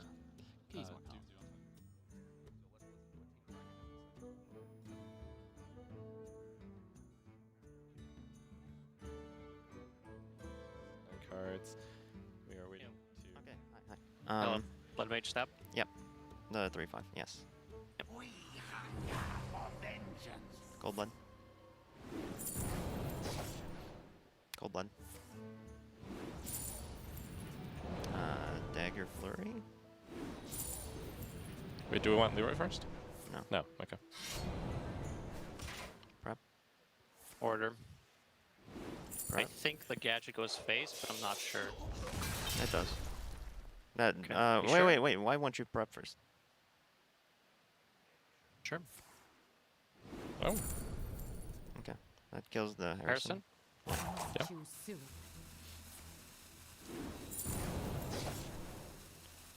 And that's a turn. Good luck. Let's see. Yeah. Things Thanks. to remember? Anything? Leroy does 6. I think that's important to recognize. Yes, 6 exactly. 3 times Leroy is 18. Good luck. Quick maths. Quick maths. Yeah. And then this wasn't even like. This is why Miracle Rogue is so powerful, right? Because this wasn't even the most amazing turn ever from Miracle Rogue. This was just a standard Miracle Rogue turn, and yet, this turn is basically the turn at the end of the game. Yeah, and now Frozen needs to hit Auctioneer to not be doesn't dead on matter. board anyway, but Yeah. there's still just the Leroy double Shadow Step, so the game's over anyway. The tech cycles through your entire deck with pretty much one. Yep, and one Frozen conceal. knows, well, you got one card left in your deck. It is over. So we see a fine example of why Miracle Rogue has been banned throughout the rest of this tournament as Kraken evens up the score of the series 1-1. Yeah, I feel like that warrior just doesn't have enough armor. It was kind of like in the sweet spot in the middle where it wasn't fast enough to kill the rogue and it wasn't slow enough to really out-fatigue the rogue with enough life gain options, or armor gain options, sorry. Yeah, it's definitely a tough spot for the warrior when your initial proactive stuff with the berserkers is checked fairly quickly. You get like one hit in with the berserker, and then the rest of your deck isn't set up to really capitalize on that. Even the fact that Language Hacker took that 5 to the face, to get a little bit of extra damage in with the dagger hit, did leave him in a position where he was 17, but that's not nearly in range until you get to the very late stage of the game, and by that point, well, they've drawn their entire deck and you're dead. Yeah, maybe it was the correct decision to take, 1 damage, to deal 1 more damage, but to take 5 to your own face. One of the truly kind of crazy things about this game is Frozen did have the berserker into Auctioneer, or rather into the Tink Master to deal with the Auctioneer, and kind of answers to just about everything. So despite all of that, the Rogue was still able to take the victory. Yeah, I thought that Baron Geddon turn was huge because that Baron Geddon turn it's another one of like the fast minions that Warrior has access to. You don't really have time to play all your slow minions as the Warrior in this matchup. So I feel like having the Whirlwind in combination with the Baron Geddon and actually getting a full board clear with the Geddon was actually a very hard thing to do in this matchup. Yep, for sure. Especially when your opponent gets a Devil Sword. We see Team Kraken is conferring where they want to go next. I'm very excited about something. They got the dub with the Rogue, so So as far as the lineups here, obviously one of the elements of this particular format is that you can avoid having to win with one of your decks. Is there a particular deck on either side that you think that the teams are going to try to keep from having to play, or do you think it's sort of open season on what their choices are? I have a very strong suspicion that Team Kraken, Trump's team, will not play Paladin. Paladin has not done well so far. It has not done well so far in this tournament. Yeah, if you look at what's left, Team Mammoth has a bunch of, I feel like, kind of anti-Paladin decks. They have a bunch of aggro decks left with Mage and Hunter, and those are good against Paladin. I just don't feel like Paladin is that consistent, and it's just. It's probably bad against a lot of decks, even against the Warrior with the Armor Smith and Whirlwind. Oh, I think it's particularly bad against the Warrior. You've got Armor Smith, you got Whirlwind. I mean, you've got Baron Geddon. You got Armor Gain, so you're not really that vulnerable to the sort of burst combos they're capable of. Yeah, they also have Acolyte of Pain, Frothing Berserker, just like low attack, high health minions that are good at trading. The biggest thing is the fact that not only does the Frothing Berserker represent something that can kind of take over a game by itself, it's just a cheap thing that you can get out of your hand, so you don't have a huge grip of expensive cards when your opponent ends up playing Divine Favor. Yeah. I think in Hearthstone, at least in Classic here, low attack minions with high health were better at trading against smaller minions, so the Warrior just has a bunch of these types of minions that are good in this matchup. And Team Mammoth also deep in thought as to how they're going to proceed in the match. Team Mammoth is one of the teams that chose not to bring Paladin, so maybe they are on top of the metagame before they submitted decks for this tournament much more. Yeah, they don't have Paladin, and the Team Kraken doesn't have Hunter, I believe. Yes. So that's the difference. So what do they have instead? Oh, the Hunter instead of Paladin. I see. Right. Well, it looks like we have at least the deck for Team Mammoth will be Frozen's Warrior once again taking to the stage. We just saw this in action. It did not get the win against the Miracle Rogue. But what do you want to see if you're Frozen across the table from you with this deck? Well, we already talked about this, but I would want to see the Paladin. I don't think they're going to get the Paladin. Assuming that just doesn't get played at all. Yeah, I think that they're okay against Mage as well. Fire War-Axe is extremely good at answering the early Mage minions that Mage will need in order to deal enough damage through their armor. They'll generally need to snowball some of the early minions. That matchup is a little bit volatile because, from my experience in the past, if they have a Sorcerer Apprentice followed by a Mirror Image, then they can kind of get the early game damage in through the axe. But other than that, there's not a lot of good other ways to get damage through the axe. Well, that, in fact, will be the matchup we see. Monsanto will be taken to the stage with the Mage deck. So, as you just mentioned, one of the crucial cards here is actually Mirror Image to protect your minions from those weapons. How do you feel overall this matchup is likely to play out? I think that this matchup should be Warrior favored. I feel like Mage it's harder to assemble the hand that they need to kill you. You don't really need a great hand as a Warrior, you just need a mediocre, okay hand. For Mage, I feel like they need a great hand to get their early lead. They need much more exact cards. Yeah, specifically, so much of the Mage strategy is to win via burn damage. And Warrior, with its ability to accumulate armor, whether through Armor Smith, Hero Power, or Shield Block, can really mitigate that burn potential. And I think the combination of the pressure that the Warrior is actually capable of with Fiery War-Axe and Frothing Berserker to soak up some of that burn and that armor gain can make it very difficult for the Mage to really find what it needs to win. Yeah, if you go back all the way to Classic, I feel like one of the key concepts is that each card was kind of more valuable. You didn't have like the buttery smoothness of the decks nowadays, or you have a lot of card draws. A lot of your cards can be cycled, and you don't just draw your entire deck by turn 7 every game. Yeah, so I'm looking at you, Garrote Rogue. Get out of here.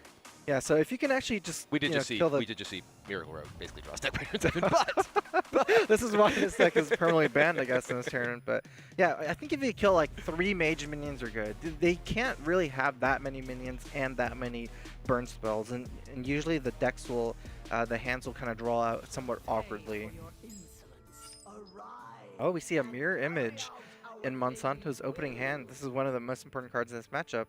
I'm pretty sure he will keep it. What do you think about the Acolyte of Pain and Arcane Intellect from Monsanto? Pretty clearly the matchup, because the Warrior is able to go and eliminate a lot of your early threats. What do you think about the card advantage cards and how much you want to prioritize having them early on? The card advantage cards are important in this matchup, but I feel like they might not be keeps in the opening hand. They're not cards that you necessarily want to play, especially the Arcane. Like, you do not want to play an Arcane Intellect on turn 3 against where you're going to be wanting to snowball your damage through bigger Mana Worms or Sorcerer Apprentice and like more 3/2 type minions that do more damage. So he does decide to mulligan them. And Knife Juggler is also a very good card in this matchup. With this hand, I wonder if he just plays Mirror Image on turn 1 just to utilize his mana. He does lose a little bit of damage by not having the Juggler out before, but the Juggler can't really survive without the Mirror Image. Yeah, one of the key things is, as you mentioned, lining up your Mirror Image against your opponent's Fire War Axe. This is the days that Fire War Axe costs 2. So if you want to protect your 2-drop, you got to play Mirror Image on turn 1, even if you do miss those juggles, and Monsanto agrees. He drops the Mirror Image, gets those 0/2s, and those are a real frustrating impediment to the Warrior. They do rely on Fiery War Axe for a lot of their early game removal, and then Water Elemental possibly coming down to lock out the weapon-based removal later on. Yeah, one thing that was interesting to me is that Frozen didn't keep a Shield Slam in this matchup, because even just the Shield Slam for 2 can remove so many important minions, and if you can start stacking even a little bit, maybe even like, I don't know, like a Coin Hero Power. I'm not sure if this is ever right, but you can actually kill just about every minion with Shield Slam. I think it's one of the most important single target removals in this matchup. And Frozen here debating, does he want to drop the War Axe just to use his mana this turn and get it into play, even though it can't actually kill anything but a Mirror Image? Frozen? Is he going to swing it? He does have Brawl in hand, which leads him to think that maybe leaving the 0/2s up is something that he'd prefer to do to give himself a more valuable opportunity with the Brawl.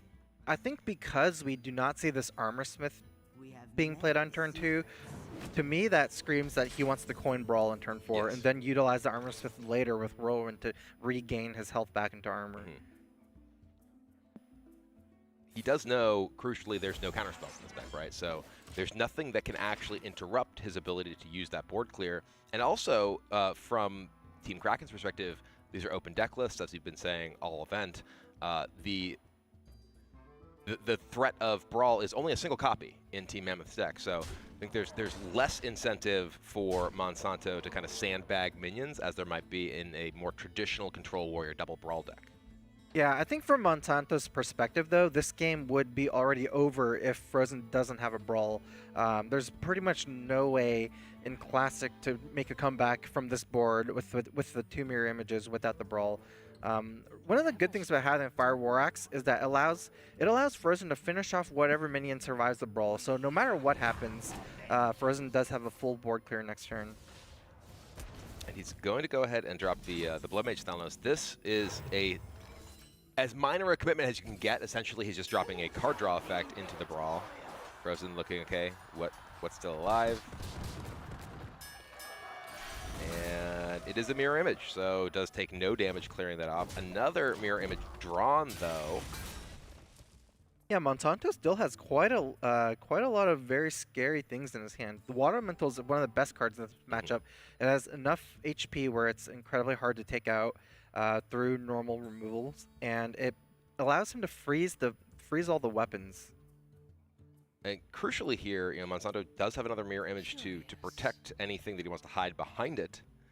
There's the possibility of, Sorcerer's Apprentice into Arcane Intellect, Mirror Image plus Leopard Gnome plus whatever else you might find as well.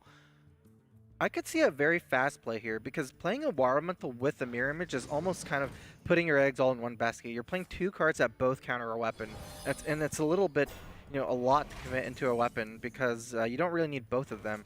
I could see the Sorcerer Apprentice, Leopard Gnome, Arcane, like kind of like a faster play, because you get it more attack damage on board. In Classic, there's no cards like Revenge and stuff like that as well. So very limited Whirlwind effects to deal with the 3/2s. So speaking of whirlwinds, there is the opportunity for Frozen to whirlwind execute to clear off the water elemental. He could also deploy his armor smith to get a little bit of extra armor there and have it still in play for potentially killing these mirror images as well. Yeah, I like that play. Maybe he's looking at some kind of play to utilize his mana the best, because that play is wasting 1 mana. But I still do like the Armor Smith play right before the Whirlwind here. I wonder how he's going to spend his last mana. Oh, he doesn't even want to damage his own Armor Smith. Interesting. I am a little curious with the decision to play that but not do the 1 to get 1 armor for it. Yeah, the Armor Smith is actually really nice because it threatens the mirror images very well. It's a very clean attack on the 0/1s with the 1/4. So. Leper Gnome. Scary. It is. Leper Gnome is one of those cards that I think was just quietly just so powerful in the early days of Hearthstone for all the aggressive decks. Ooh, looks like Sylvanas comes down and Monsanto wants some input from his team. Let's listen in. Testing. Hello. Hello. Yo. Hey, we think you should play Girl Intellect. Okay. Yep. I think I agree as Everyone well. agrees? I believe so, yeah. Okay, so we don't just trade. No. Yeah, No. No. Okay. I like the part where we hit them in the head. And it's worth mentioning that they didn't take the Whirlwind on the Armor Smith. I don't know why. They probably just didn't want it to get frostbolted. Okay. That's a nice little finisher. Cool, let's just lethal next turn. Okay, so what do we want to do? I would like to kill the Armor Smith. Probably with the Frostbolt. And then just start. Maybe Frostbolt phase? Sure, yeah, I'm okay with that. I don't know. No, I think you're right. Oh, order. That doesn't matter, it's fine. Yeah, it's good. Do you like holding the Wait, do we want to hit the face or do we want to kill the Armor Smith? I want to kill the Armor Smith. I think we kill the Armor Smith. Yeah. Okay. And I think we cash in on. I think we do as well. Yeah. Okay. I agree. Then blast the face. Just win the rag flip. Yep.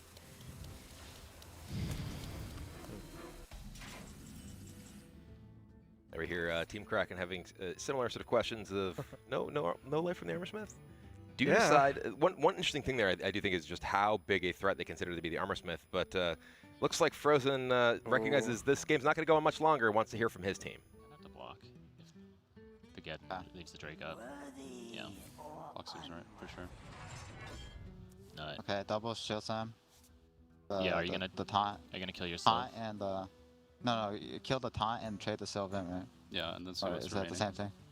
Yeah. Shield slam taunt and then trade the Sylv and then shield slam whatever threat is remaining, right? Or we could get a free shield slam. We could, yeah. Nice. Alright, kill the Sork and do we want to play this probably? Maybe we play this first, right? You use armor. Well, actually, this could go poorly. I think armor's fine. I think armor's Yeah, armor's fine too. Kill Sork.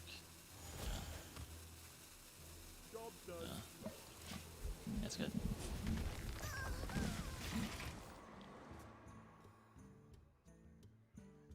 All right, that's the power of warrior.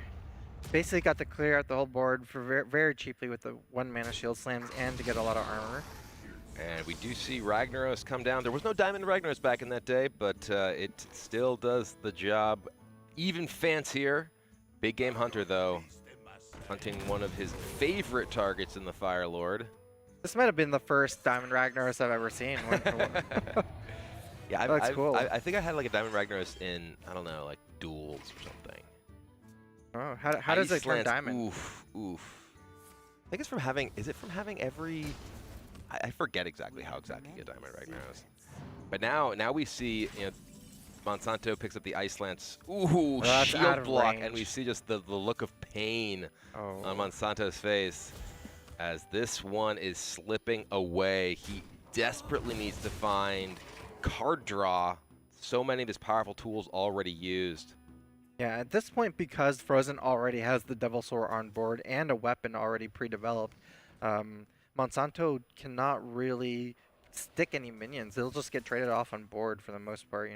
Even having to use his Ice Lance just to stop one trade. So 16 life available for Frozen. Grom comes down, just goes face. Just goes face. Yeah, man. I could have can removed wait the water no elemental. longer for. That makes sense. If you do hit the bottom two, you end up frozen next turn. So.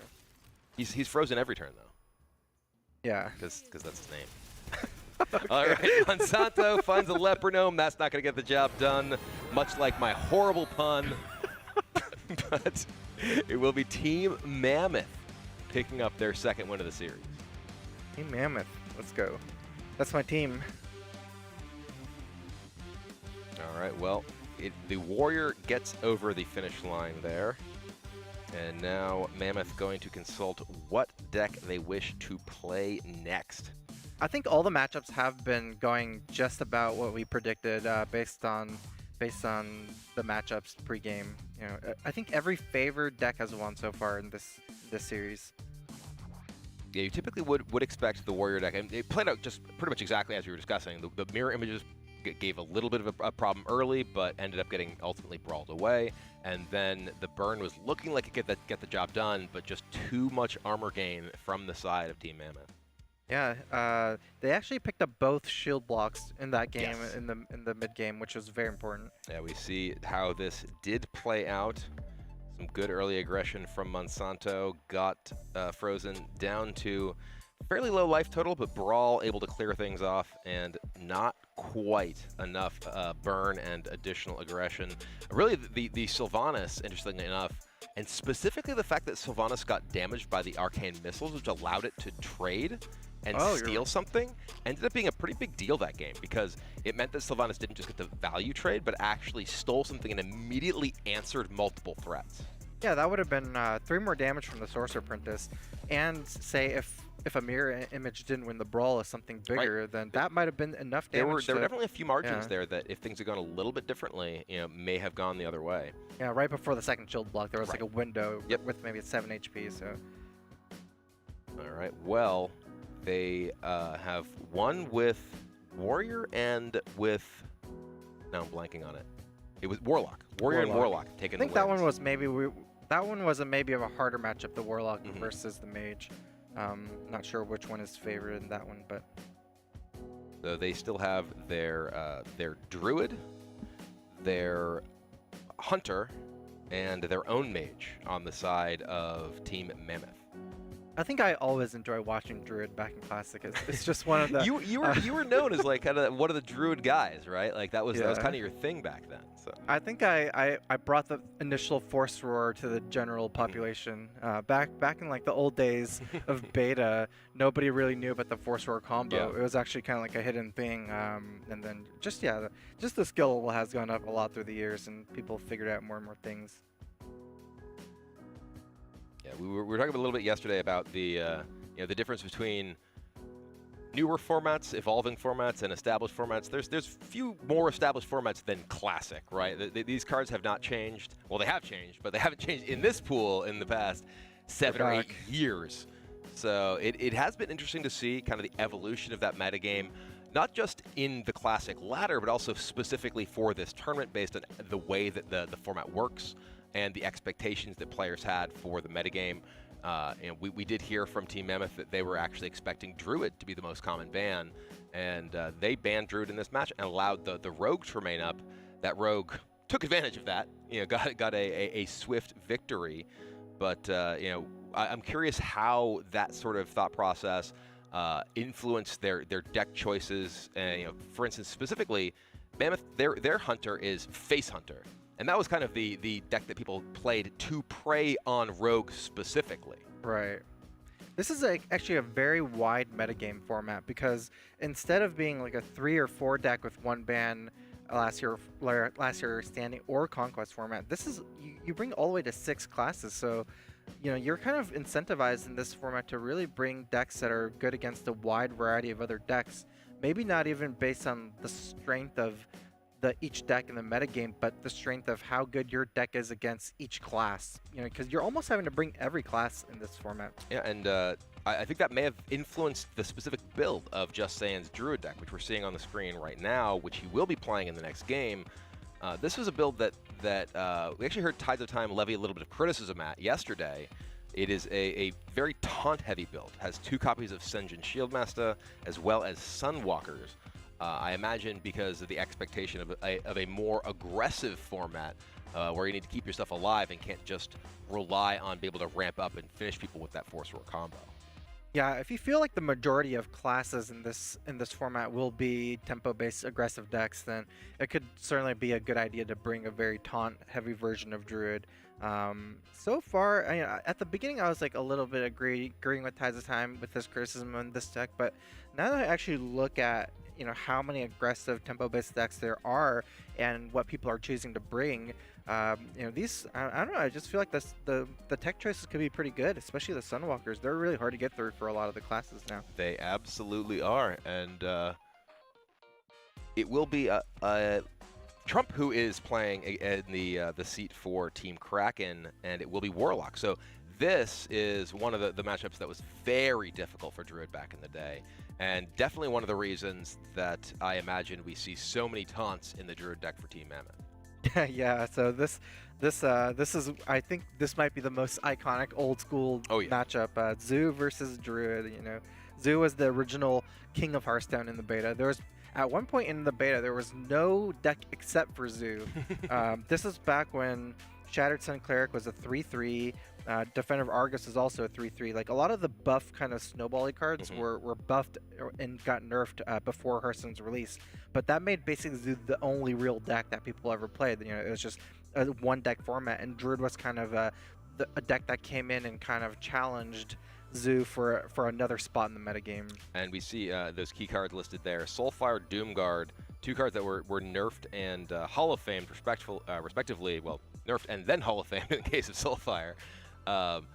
These are definitely cards that not only enable you in the sense of case of Doomguard to finish your opponent off, but sometimes you can just control the board, get through those big taunts that are holding off your smaller minions, and you have the ability to just get out to a massive lead early on thanks to the cheap minions and your ability to keep refilling your hand with life tap, but also just blow your opponent up with a bunch of bursts from hand. Yeah, Trump is known as the mayor of Valleytown, and it kind of reflects in his play. He really likes to trade and get value from his minions, and that's actually the correct way to play this matchup in particular, Zoo versus Druid, because you really don't want to leave their minions up. They have some ways to snowball. They kind of need to get the right attacks in so that they can clear you out with things like swipe. So if you can just trade off other minions, your excess damage can go face, and you can use generally get the best trades possible for you. Yeah, a lot of people always thought of Zoo as like an aggro deck, right? Because it did very frequently kill you very quickly, but optimally playing Zoo in a lot of matchups is actually fairly intricate to figure out when did you want to actually attack your opponent's face versus remove their board, especially in something like a Zoo Mirror where there are so many minions that buff your minions, as we see Dark Iron Dwarf in the hand, or we were discussing Shattered Sun Cleric and Defender of Argus. Yeah, Zoo is like kind of the most fair aggro deck, right? Because it is a deck that's very limited on burn. What Zoo is doing is using life tap very well to get a lot of excess cards so that they can play a low mana curve, but they don't really have some of the tools that the other aggro decks have. They play very fair in a way, so once you lose the board as Zoo, you generally do not have very long left to either survive or to kill them. You generally need minions on board to snowball with cards like Defender of Argus and Shattered Sun Cleric. When Trump with the Tournament Abusive Sergeant, it's funny, we were literally just yesterday talking about how back in the classic days, very frequently you would see people not play their Abusive Sergeant on turn 1 simply because they wanted to get the value out of it, right? They wanted to get the +2 attack. It's like, well, +2 attack does 2 damage, and if you play Abusive Sergeant and then you attack your opponent, that does 2 damage. So just sort of the evolution of the understanding of the importance of these things over time. Yeah, and but you get speaking to of the use your importance of this, saying recognizing, okay, I need to keep the board clear. I don't want this to get buffed. I don't want a taunt to get in the way. I'm going to coin and hero power and take this thing down. Yeah, I like how Justine does not choose the Cycle of Wrath there, because very, very commonly you see a Knife Juggler, Direwolf Alpha, or Amani Berserker on turn 2, and then the Wrath would really go perfect with your curve next turn to answer the next threat. All right, well, just saying, picking up a Savage Roar. No ramp for him just yet. Very slow game on both players. You really do not ever want to see a life tap on turn 2 as Zoo. You're basically just doing nothing that turn. Just saying also a little bit of a slow opening, no walled growth, and actually no early minions as well. All right, I do want to get a chance to speak a little bit with the bench players from Team Kraken. Can you guys hear me now? Oh, hello. Hello. Hello. So I was a little bit curious because given the makeup of your team, specifically Trump, you know, he was very well known in Classic as the mayor of Value Town. How were you guys the only team that ended up on Zoo rather than Handlock? I mean, Trump was also very well known for his famous Zoo song. His Zoo song? I can't say I remember his Zoo song. I don't remember that Going one. to the zoo, zoo, zoo. How about you? Don't remember? Okay, we're just going to have you keep singing that for the rest of the match. How about that? No thanks. Okay, well, we thought that the field might be a bit more aggressive, and because of that, a specifically tagged Zoolock to help with tempo matchups could help. It's possible that people thought that Handlock might have had a skill advantage, but we found that often, if we're all playing at the highest level, it's just kind of hit or miss if you hit the Hellfire's, Molten Giant's taunts against aggro. So we kind of wanted to take our chances with the more teched Zoo. All right, well, thank you guys very much for your insight, and good luck. Thanks. Thank you. I do kind of feel a little I was not pain for expecting to Trump. hear a song when I came in to listen in. That was, I had never heard I'm that very song glad before. we did, but that was not what I was expecting out of that. Yeah, I kind of feel bad. I don't know, like Trump had a defender Argus going to turn 4, but he chose not to play 2 minions. Like he didn't have that option. I wonder if and that was a little bit of a weird choice there. Just saying, it only had 3 mana, so there weren't that many easy answers to the Knife Juggler at the point as well. I mean, there was a Wrath, but there's no Keeper of the Grove at the time, so. There is Keeper of the Grove now, though, which can be used to remove this Knife Juggler, and this is one of the cards that got nerfed in the first round of changes once Standard and Wild became a thing. Yeah, so this is a good Argus. I feel like Trump is thinking of whether he wants to trade here in Mortal Coil or just push face and play the Flame Imp. Flame Imp is a card that basically, instead of having the Mortal Coil, you can use your mana on playing another minion. You do get a little bit less value here. So this is a opportunity for Trump to make a decision on whether he actually wants to get the maximum amount of value as you or push for a little bit more tempo. What do you think is the sort of pros and cons of each? I feel like I wouldn't value the Divine Shield that much on a 2/2 here, and I feel like because if you can get a Flame Imp down, it represents 3 damage next turn, and you're effectively wasting 3 damage by trading the Harvest Golem. So I'd actually just prefer to see a full face here. I do feel like it would be easy for you to at some point use the Mortal Coil to cycle it later. As long as you do have a target later, it should be fine. It does look like Trump agrees with you, gets that damage into the face. Now we may be seeing the specific build choices for Team Mammoth coming up pretty soon. We see the potential for Senjin this turn doesn't really line up with the board very well, but Sunwalker next turn, giving significantly more defensive opportunities for the Druid deck. This turn is kind of rough though. There's no Swipe easy does way to spend have- all your mana. You can swipe and clear off at least some of the damage, but you're leaving a lot. Yeah, you're leaving a lot. A lot of times I just like to count like how many targets are good and how many targets are bad. You do have 2 good targets here with Swipe, one being a Hearth Golem, second one being the Divine Shield on the Squire that allows you to trade in the Keeper. You actually don't get to remove much damage on board though. You only get to remove maybe only 2 or 3. Because the Harvest gets smaller. The swipe and the attack you're talking about, I believe, leaves 7 damage left on the board. Yeah. Saiyan is at 23, and there's only 1 card in Trump's hand. So it does leave you in a at least reasonably healthy position because you have the 2/2 as well. I think this is the best defensive play you can certainly make. I think that a lot of this is to set up for next turn. I would expect the Swipe to set up for Ascension plus Wrath next turn, and then maybe a Sunwalker a little bit later. Trump finds Knife Juggler. Not really what he's looking for with this hand. Ooh, Trump is actually going to be incredibly weak to Force of Nature clear next turn. Yeah, Force of Nature for Saiyan here does represent a full clear, leaving him at a healthy 18 life, and he just snaps it off right away. That's too perfect. Anything you could get the kill, like that many 3/2s, one of them being a Knife Juggler, is just too easy of a play to make. And now the Elven Archer picked up, leaving that Mortal Coil still. Oh, a second Mortal Coil. That is brutal for Trump here. Trump is regretting not taking the value play to Mortal Coil the Keeper 2 turns ago. Oof, now. the go.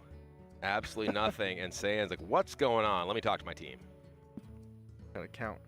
So if we Ancient Watcher this turn, or Ancient Lore, we have 8. We don't have a 4 and a 4, but we have like Senjin Wrath. Yeah, so I mean, I'm thinking about it, yeah. Guys, why did he not do anything on 4 cards? Azu. So Argus. He has double Doomguard, right? Okay, Trump is a value gamer. You can't really go into these reads because I feel like on 2 he tapped instead of playing, maybe like he would tap instead of playing like a 1-drop. So like in a spot like this, I feel like he could be setting up for like multi-minion push for some reason. So Yeah, both Knife Jugglers are down though. So yeah, it's very, very interesting what's going on. I Sunwalker, right? I like Sunwalker. I like Sunwalker the most as well. Okay, because if it's double Doomguard, I want to do that because he needs. That's all you're really losing to, right? So.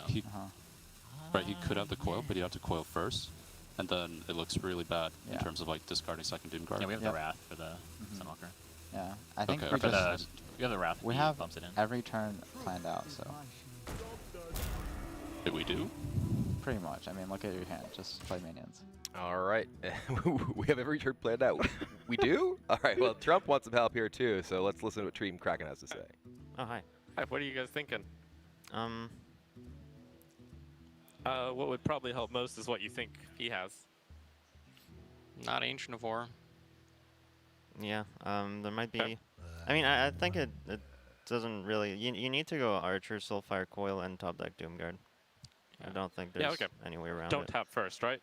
No. Don't tap first. No, don't tap first. You do not tap this turn. Do we play Berserker before or no? No, you need to play Doomguard Yeah, this I turn if think you we want to do. have Yeah, I any agree. chance. One shot, If you discard the... Wait, I can't, because I'm gonna quill, right? I only have... I can't, I don't have enough mana. Yeah, you still fire Coral Doomguard. Yeah, we don't play Berserker. Yeah. No, I mean, I'll have 4 mana after I tap. You don't don't tap. tap. You Soulfire Coil. and then hit Doomguard. Yeah. Oh. What? Oh, I see. Okay, now. yeah. Alright. Play it all? I suppose. Good luck. Good luck. Good luck. It's time for a little blood. Let's see over under on swipe.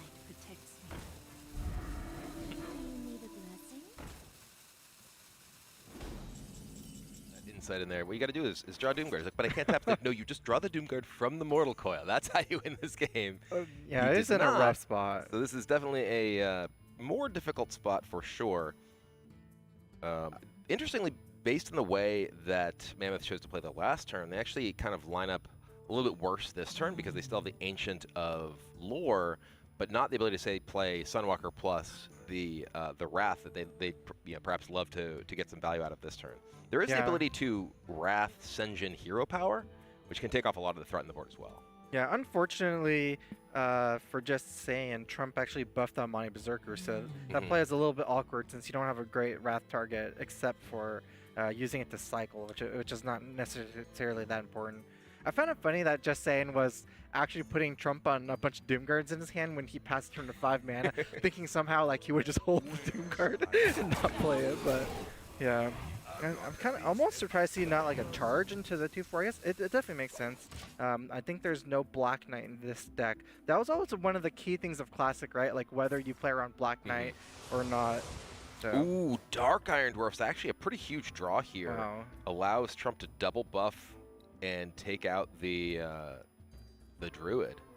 Can double buff the Princess for +4 attack, take out the Druid of the Claw. Could even just trade into the Big Game Hunter with the Divine Shield and the 1/1 and get 2 to the face as well. Yeah, I think that has to be the play here.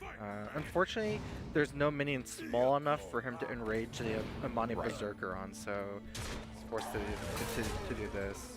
Very weak to swipe, I guess. He has seen one swipe already. There's a second Savage Roar. Not really what Sam was looking for. Yeah, Trump is at 14. 15, Azure sorry. Wrath here, though, does clear off quite a bit. Trump is actually 1 damage from dying to combo just from an empty board. But one more life tap, he'll be in range of combo as well. So he will, though he did see one Force of Nature used to remove a minion. The Direwolf Alpha, or rather to remove his board of minions. But still no Doomguard. 2 Doomguards, and how many cards left in Trump's deck? Doomguard is one of the most important cards in this matchup, simply because of just the power and how strong it is, but Doomguard is one of the minions that allows you to trade for Druid's minions like Azure Drake and Senjin and Sunwalker and still survive. So it's actually a really good minion to trade with as well when you need to kill their minions. Possibilities. It's awkward, huh? Yeah, this is definitely a fairly awkward turn. I mean, I have to feel like, from Trump's perspective, you know, you recognize that, all right, you've already played Force of Nature. I'm a damage off from Force Roar anyway. I've already tapped. I'm dead to Force Roar. So I just need to get the damage in. Double Roar is lethal. Double Roar plus Hero Power here is it's 1 off, isn't it? It's 5 and oh no, it's exact. Never mind. I was doing my math slightly wrong. 4, then 4, then 4. Yeah. And 1 exact lethal off the Double Roar. All right, well, we do see the taunt-heavy Druid do what it was meant to do, surviving against the aggro deck and taking down Trump's Warlock. So Team Mammoth with a 3rd win, 1 game away from advancing and sending Team Kraken home. Yeah, that was definitely a little bit of a, maybe not even a bit of an unfortunate draw for Trump, having to life tap on 2 and having even no good curve on turn 3. So yeah, having a single 1 health minion for turn 1, no play for turn 2, and you know, looking at the game is still pretty close. Obviously, there's still quite a bit of health remaining for Team Mammoth and Just Saying, but you know, that's the sort of matchup where it tends to snowball. One player gets like a pretty significant advantage, especially if it's the Warlock who does. And if you don't have a bunch of ramp and Azure Drake swipe, you almost cannot come back. Yeah, I remember one of the only ways that you could beat a zoo if they curved out well was actually a very early Keeper of the Grove. Just because if you innervated one out or like you wild growth into it and killed a Knife Juggler, the 2/4 would then continue to allow you to trade. Whereas generally just going 1 for 1 for removal, if they have a lot of 1-drops, it's really hard to keep up. Yes, and we saw the Keeper of the Grove was very big that game, you know, taking out the exactly the Knife Juggler that game as well. So, you know, I think that, you know, Team Mammoth probably feels pretty good to have gotten away with that one, and Kraken is going to have to go back to the drawing board and win 3 straight here. Yeah, let's see if they can do it.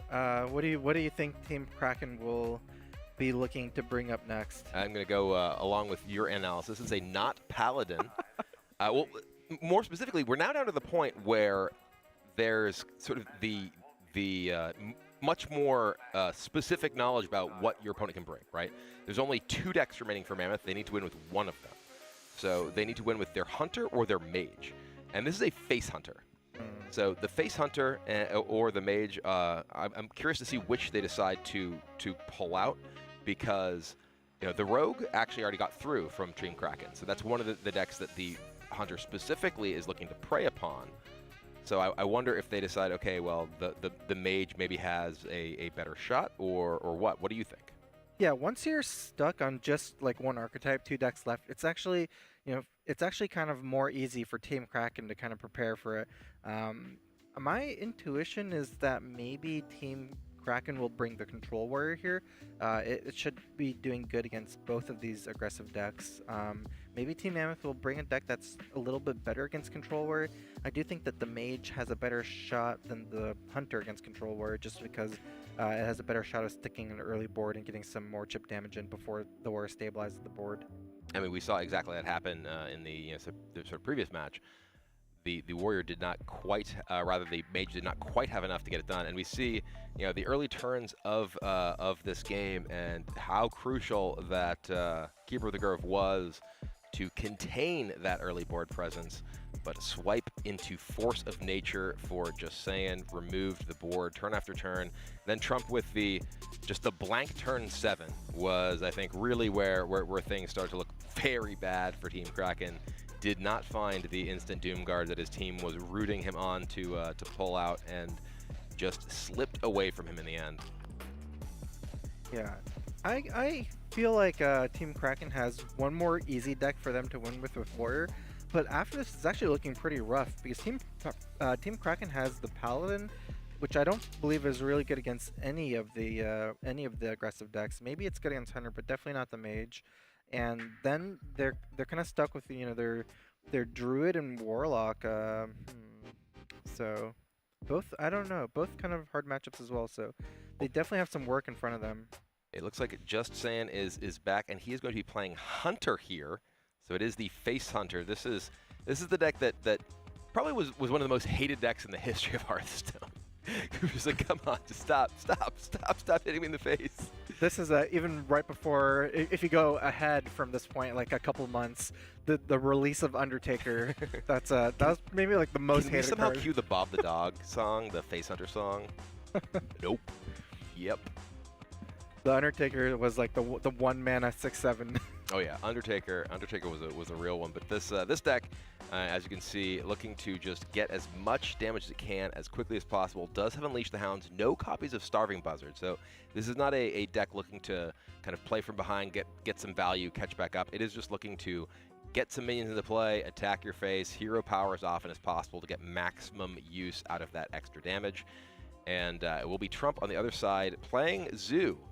So this is actually a matchup where it's interesting because the Zoo deck has generally stronger board presence with the higher impact minions in the form of things like Flame Imp and Voidwalker, but it uses its life total as a resource.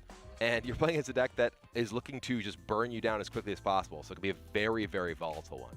Yeah, the way to actually play Hunter in this matchup, because you can never actually beat Zoo by trying to curve out and trading with their minions. You'll just run out of cards, and your minions are weaker. Basically, you have to rely on using your hero power a lot in combination with Explosive Trap and Unleash the Hounds in order to keep yourself alive. And then you kind of play a lot of your stuff all at once to get, everything, all this charge damage in, like Abusive Sergeants on Wolf Riders and Arcane Golems and Eaglehorn Bone. Basically, you're really not trying to trade with the Zoo's minions. You just kind of clear them out with AoE and hero power a lot early game. And I think one of the really important things that Trump's going to be looking for is getting a good Defender of Argus off, because being able to taunt and protect yourself from those Unleash the Hounds and make sure you don't have just a bunch of small minions that feed into that additional damage that the Hunter is capable of is really important to actually be able to secure this win.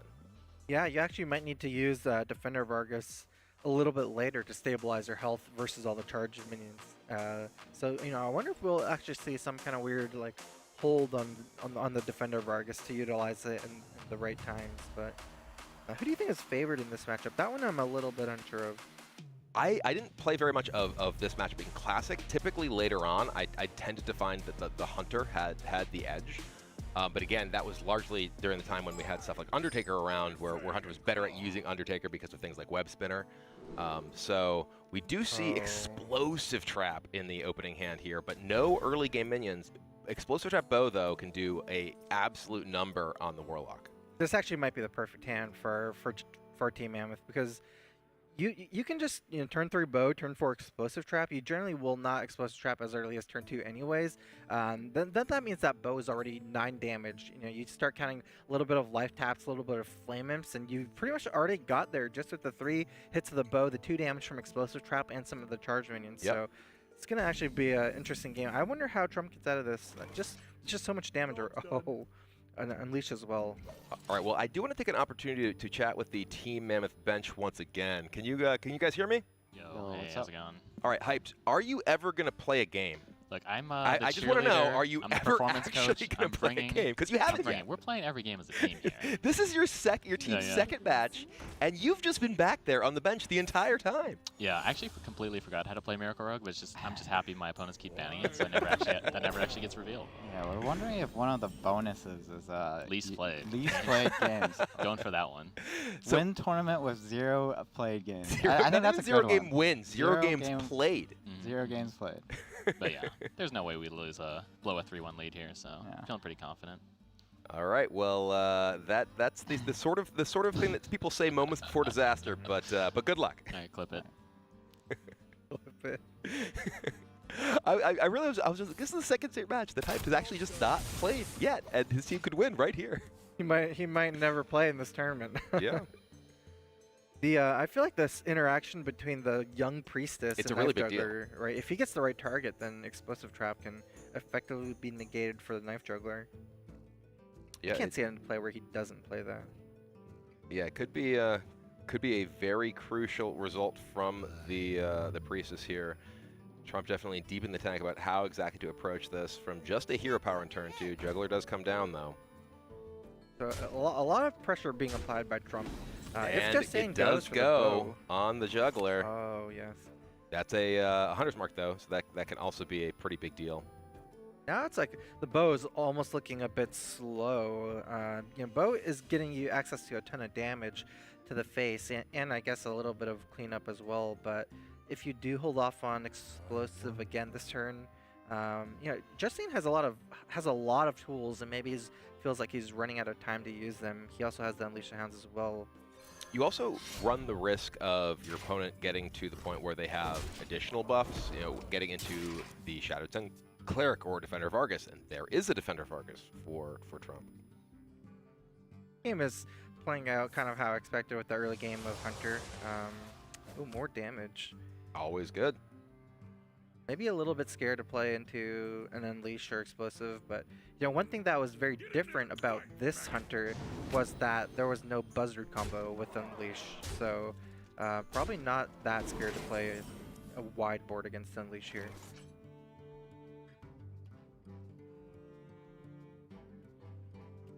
Probably we'll get to see an Explosive trap here. A little bit awkward with the 4 health. And would you ever consider a pre-Hunter's Mark after the Explosive trap? I think absolutely you would. Yeah. I think that if you Hunter's Mark the Knife Juggler right now and play Explosive Trap, you put yourself in a position where at least Trump can't immediately attack, and even if he has, say, a Defender of Argus, every single minion on the board still dies to the Explosive Trap, so you're buying yourself some time. But looks like Saiyan is going to consult with his teammates to see what they think about this turn.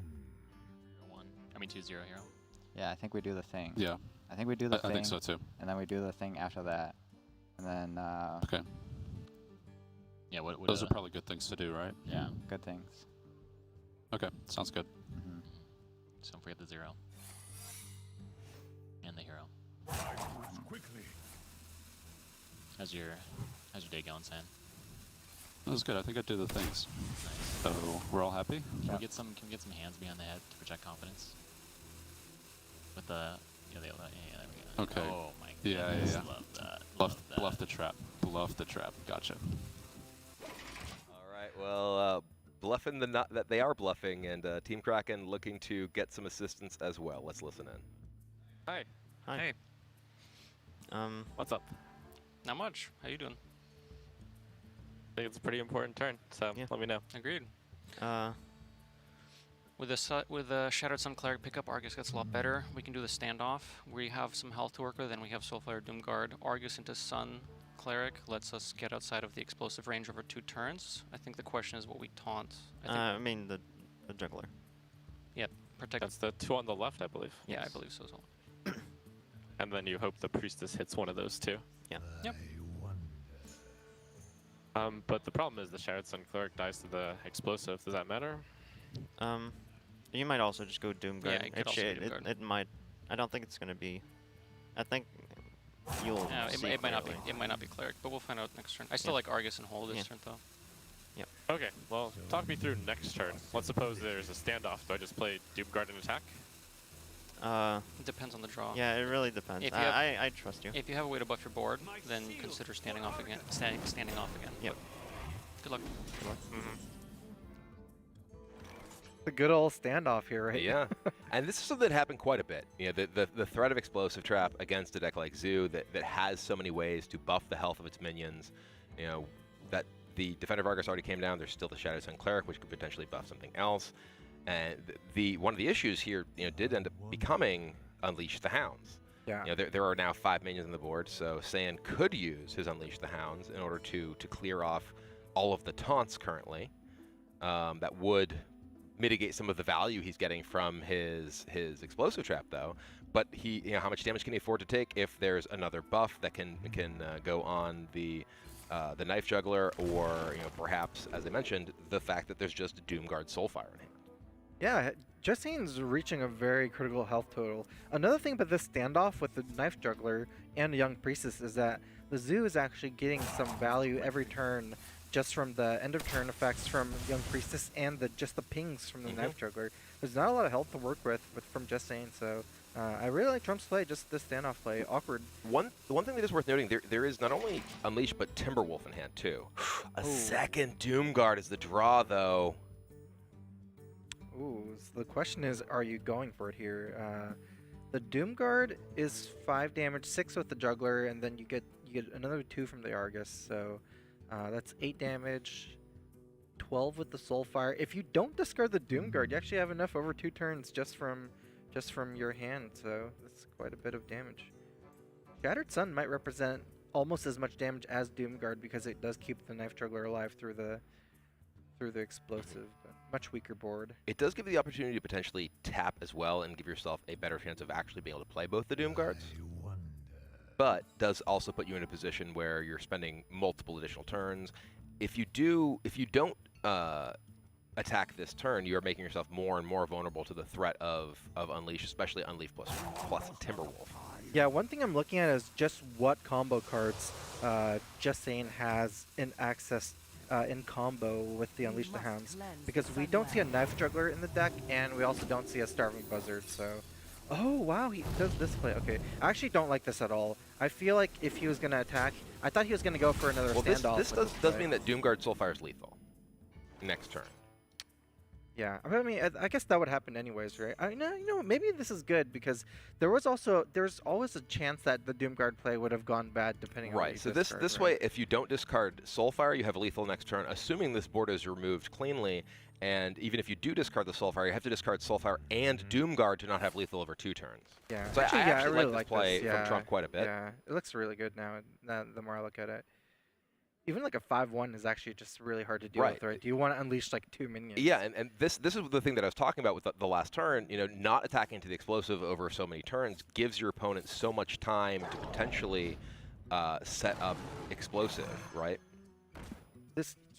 Trump has also very good odds to win next turn because of how many cards he has left in his hand. And there's some damage coming in for Sane, gets him down to 15. Trump just needs to not discard Soulfire with this Doomguard. Or actually, no, never mind. What am I talking about? He can play the Soulfire first, and he's guaranteed. Duh. Yeah. Nice, okay. I had it in my head that I was just like, yeah, he's got to play the Doomguard first and not discard Soulfire. It's like, wait, you have 2 Doomguards, you can just Soulfire first. Drain was stuck on one thing there. He just set up the essentially guaranteed lethal, so. Yeah, Trump's hand really got him out of that sticky situation with the explosive trap. Yep.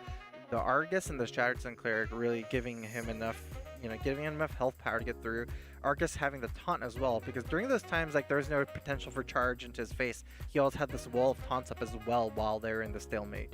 Yeah, and I really like how he specifically waited to pull the trigger. And I have to wonder if it would have been better for Just Saiyan to pull the trigger turn earlier himself, because he did have Unleash plus the Rhino, or not rather Rhino, the Wolf. Wolf, yeah. He could have used Unleash plus Wolf and potentially either cleared off a bunch of the board or gotten a bit of face damage in there and changed the dynamic of how that was working out prior to losing the value from the explosive trap being activated and that Unleash only being for 2 minions.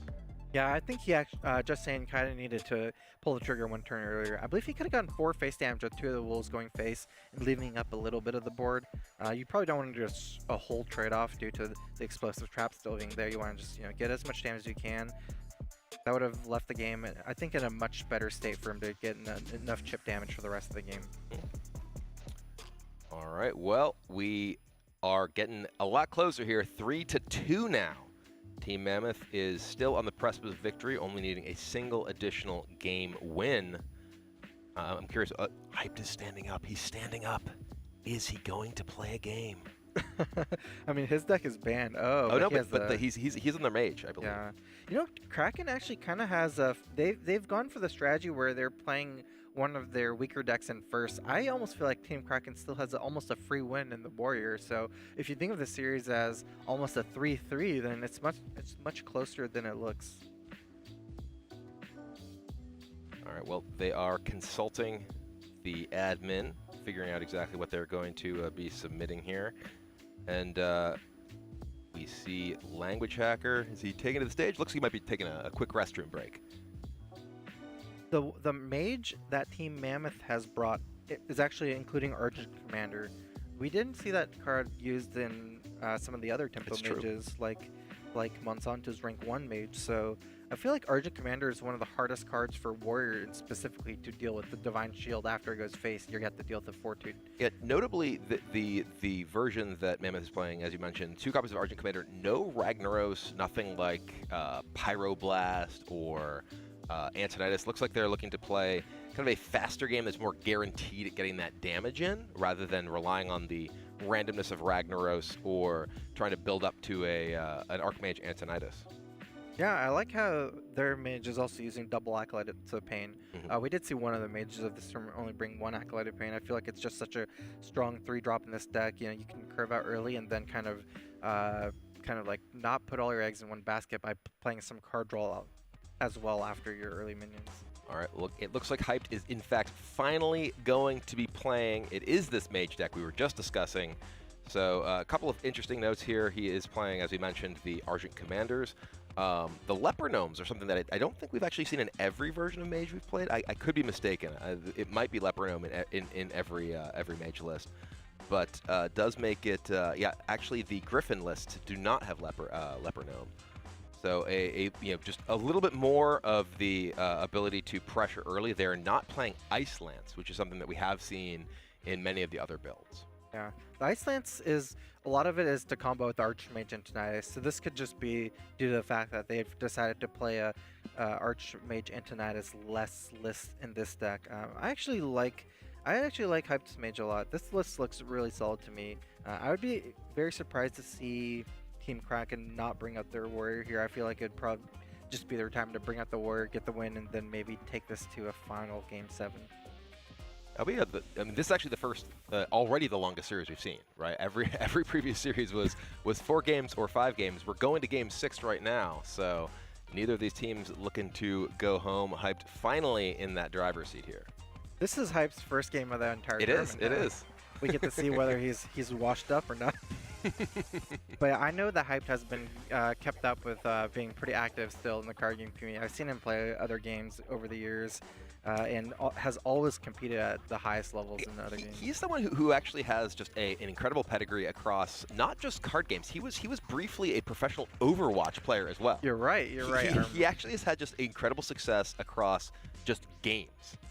Didn't he play was it top like a arena player in World of Warcraft too, if I remember correctly? Oh, you're probably right. I do remember seeing him in World of Warcraft. Damn, Hyped is just a god gamer. And his opponent will be Language Hacker, and you called it. It is the Warrior deck. So this is definitely a tough matchup for either of the remaining aggressive decks from Team Mammoth here.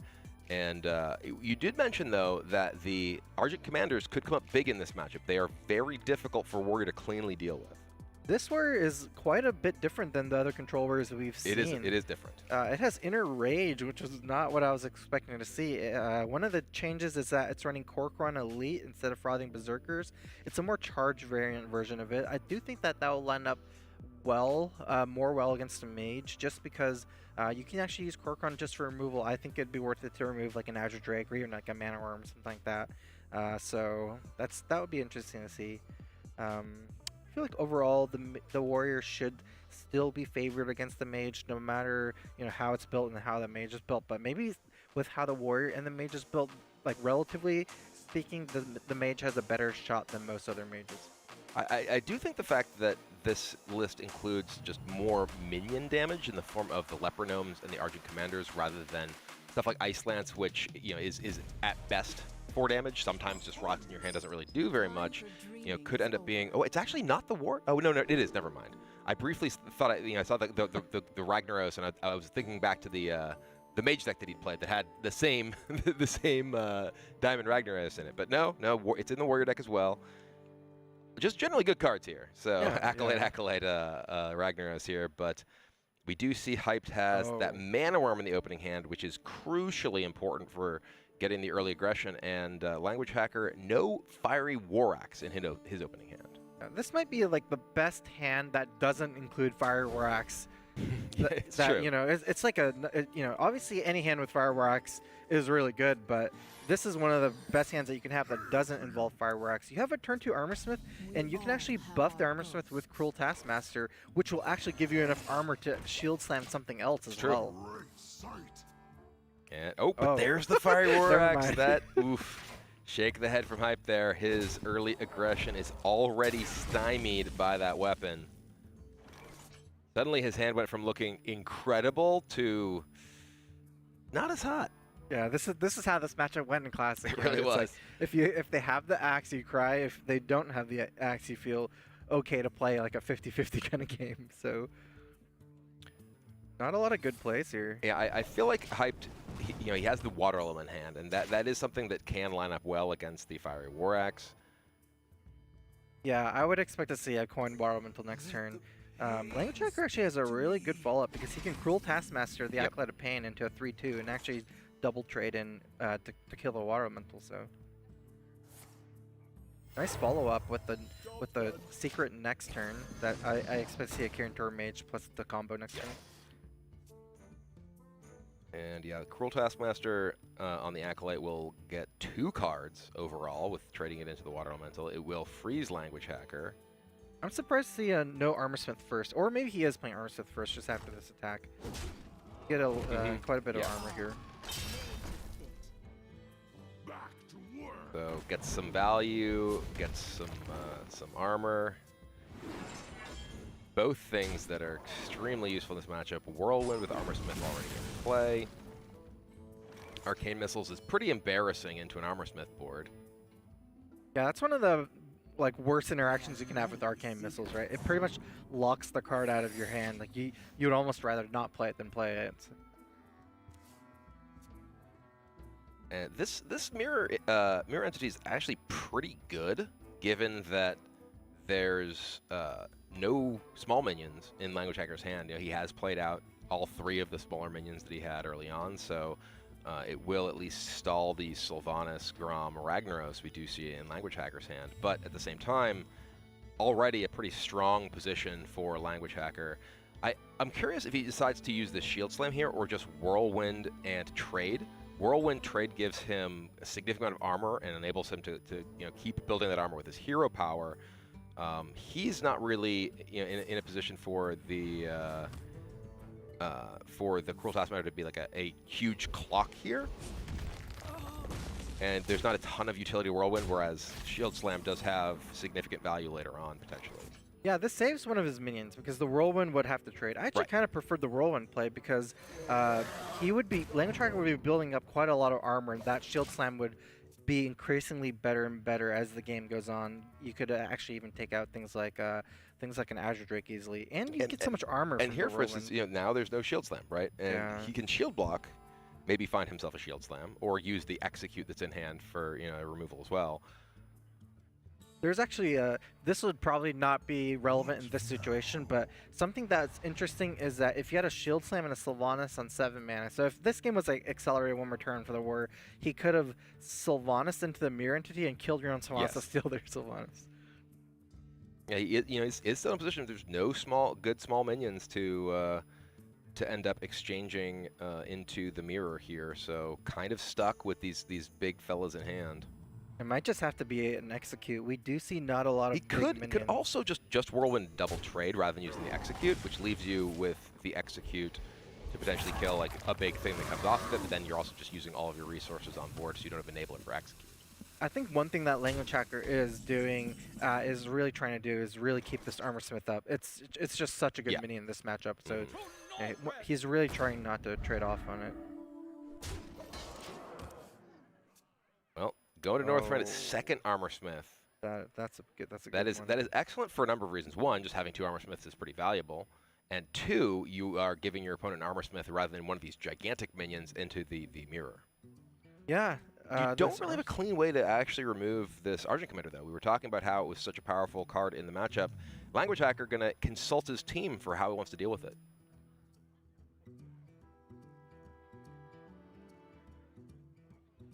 much, but I don't think that's relevant. No. Yeah, I agree. Hey. Oh, hello. Hi, we think it's Armor Yo. Smith Whirlwind.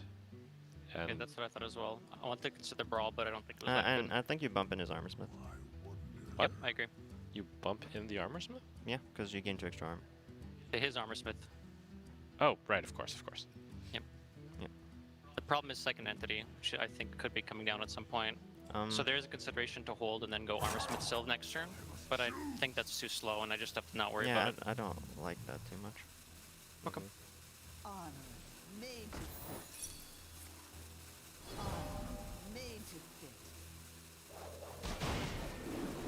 That's good. Good Thanks, luck. guys. You got this. Thanks. Just how much armor an Armor Smith can smith? Up to 16 here for Language Hacker. 41 total life, and Hyped, well, he wants to consult his team as well, so let's listen into what Team Mammoth has to say. Hello, hello, hello? Yeah, yeah. Alright. I think I'm playing the Acolyte, but I changed my mind. I don't think it's Acolyte. I think we'll just go for Juggles. Yeah. I'm playing it slow. You have to. I think I have one big you're dude. doing Value Trade into the Armor Smith first. Yeah, no matter yeah, what, yeah, so. yeah. And then. Lep. Do you want. Maybe not Leper. Are we drawing? Do we always draw? I think I start with the missile. Yeah, I think I'm just playing everything. 3, 2, 3. With draw, but yeah. Yeah, so I have to draw then. And then value trade. I guess I don't have to juggle if I don't want to. I think we do though, because they obviously want to play a normal minion next turn, right? So they're either stuck on 6 or 8 drops. So I think we want the do I minions even down. missiles? Do I just ping? Juggler ping? No. I think you want the extra minion. Okay, you're right. They don't run get in. Their top end is. What'd you say about missiles? Don't even use them. Yeah, it's fine. It's fine to hold. Okay. Anything else?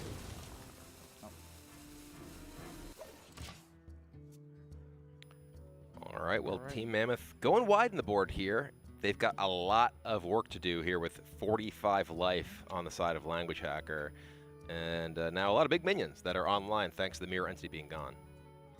Yeah, a little bit of a decision here for Language Hacker. He has so much life. That's due to both of the Armor Smith stacking. They work so well together in multiples due to how it works. You just get so much, almost like an exponential growth in the amount of armor. So because of his life total, Language Hacker, he's maybe debating whether he can play a slower line like, say, Sylvanas into the Brawl next turn. Sylvanas is very hard to trade against, and he does have enough life to work with that. The Brawl's just trying to make the most out of the Brawl right now. This is the best immediate play, and it's the play that would be considered the safest to give him the most armor. It's also, you're playing against a deck that typically doesn't go that wide on the board. There's basically mirror images that build multiple minions, and everything else is just an individual threat. Yeah, Language Hacker just has so much leeway, right? He just has so much life. Right. That's the only reason why I was considering the other play. Looks like a little bit of good board development by Hyped. With this, I think he was maybe not favored to get this many minions out, but he still has quite a little power again, 7 power on board. So. And now Language Hacker has a couple of options here. He can use the Grom just as a removal here. Can play Sylvanas and Hero Power, which leaves a pretty awkward position for Hype to potentially trade into. Gonna go for the Ragnaros. Oh, wow. It looks like. Okay. That was definitely not. That what I was like expecting. the third thing on the list. All right. Well. Yeah, I feel like this turn would have been really good to play Sylvanas. I think I would have played Sylvanas and Acolyte Pain together over the Hero Pay. You have so much life at this point. If Acolyte just gets traded by a 4/3, you're happy. You get the cycle a little bit more. And Sylvanas just a slow minion in this matchup where I feel like this would have been the perfect time to finally drop Sylvanas, and there would have been no easy way to deal with it due to how the Death Rattle works. I could see an argument that your Sylvanas, or rather playing Sylvanas, if your opponent does have mirror images, would put you in a position where you don't have a good attack with Sylvanas or the ability to get it through and actually trade it for anything. And we hadn't actually seen a mirror images. Hyped did just pick that one up. There are 2 copies of Brawl in Team Kraken's deck. They've only used one of them. So Hyped going in here with the Acolyte as well does mean that he's very vulnerable if the second Brawl does come off the top. Yeah, I think this would be considered an all-in play by Yes. Hype, right? This is the turn where he basically is not holding back at all anymore. And that's the sort of when you're in a position where you're this far behind, right? Your opponent's at 37 life. You can't necessarily just try to play around everything. You need to get the damage in now, because even just every turn you give them that they get the hero power is a really, really big deal. Yeah, they just naturally have such a higher curve than you, where they have easily more value in their deck, and because their hero power is more than countering your hero power, maybe each of the warrior hero powers is worth 2 mage hero powers, so you basically have to really try to end the game before this time. Well, Hype does have 2 more draws if he chooses to attack his acolytes into Language Hacker's minions. Going to go ahead and fire off the Arcane Missiles first, see where they go to make his attack decisions. He was... Oh, not good. Oof. Yeah, I think he was hoping to hit one on each, so he could get the Acolytes traded in and the Kirin Tor traded in, which would allow him to just give over the mirror image and pick up those 2 extra cards. Yeah, I think he even wanted... Well, I mean, he would even want 2 to go into Korokron, so he Either just way, traded in the right. one. Yeah. Well, actually, yeah, either way kind of works. You just want one of those damage to go onto the Korokron. Does find at least the ping of the Korokron there. So this enables him to clear these off and prevent an easy attack with the Sylvanas for value. Slam, Ooh, really the good slam though.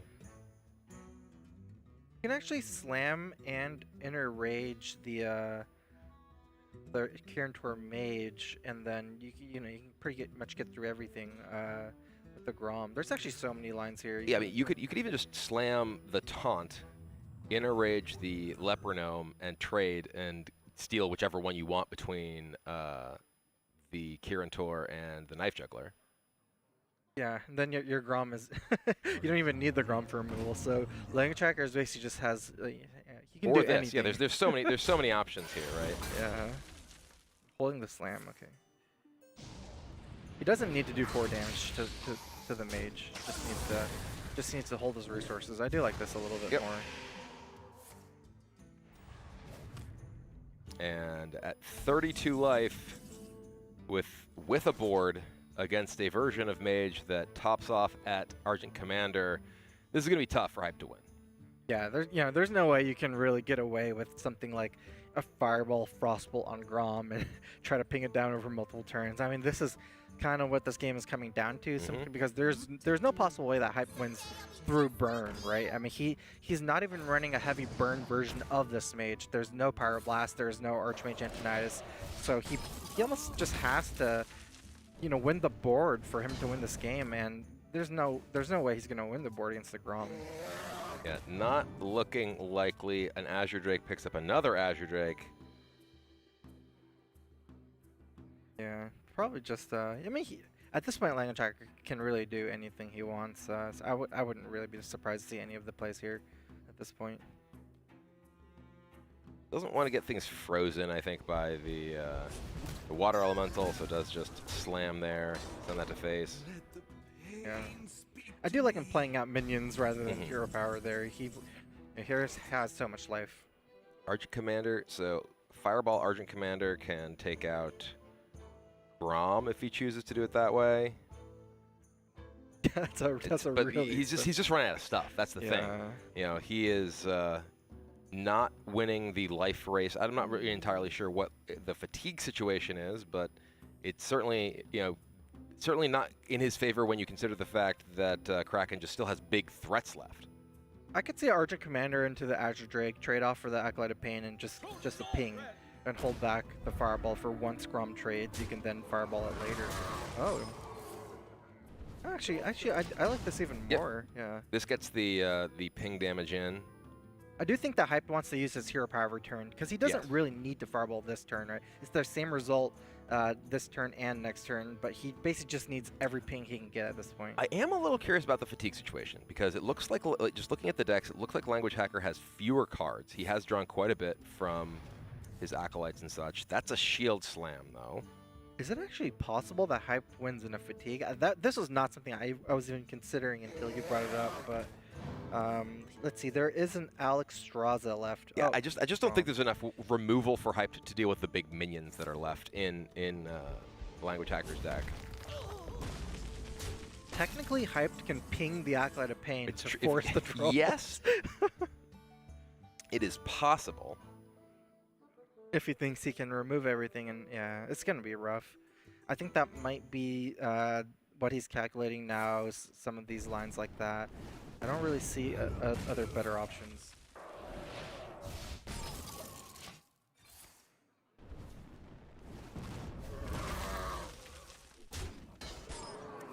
Alex, you and if Hype gets another Argent Commander here and does like a trade on the Alex Straza, that might have been the play. I think we've seen both his Argent Commanders. Okay, no more fireballs either. So that means Hype is just out of big stuff at least. So if you were to mirror here, ping, attack, Acolyte. It really depends on what the status of the actual decks are. Yeah. Because I mean, this Alex Straza is, I believe, the last really big minion that is available to Language Hacker. Unfortunately for Hype, he doesn't have enough things to clear it out at this point. If he somehow had a way to clear this Alex, I could see this game turning into a really weird situation where you actually see a mage trying to fatigue out a warrior, just because I feel like Language Hacker's warrior it's like a little different than other warriors, right? It's a very, very heavy cycle and card draw, so it has a little bit less substance and more card draw than most warriors.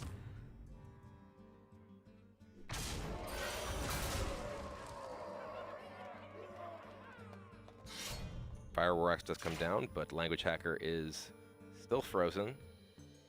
Thinking of not playing the Blood Mage just because he maybe does not want to take fatigue damage.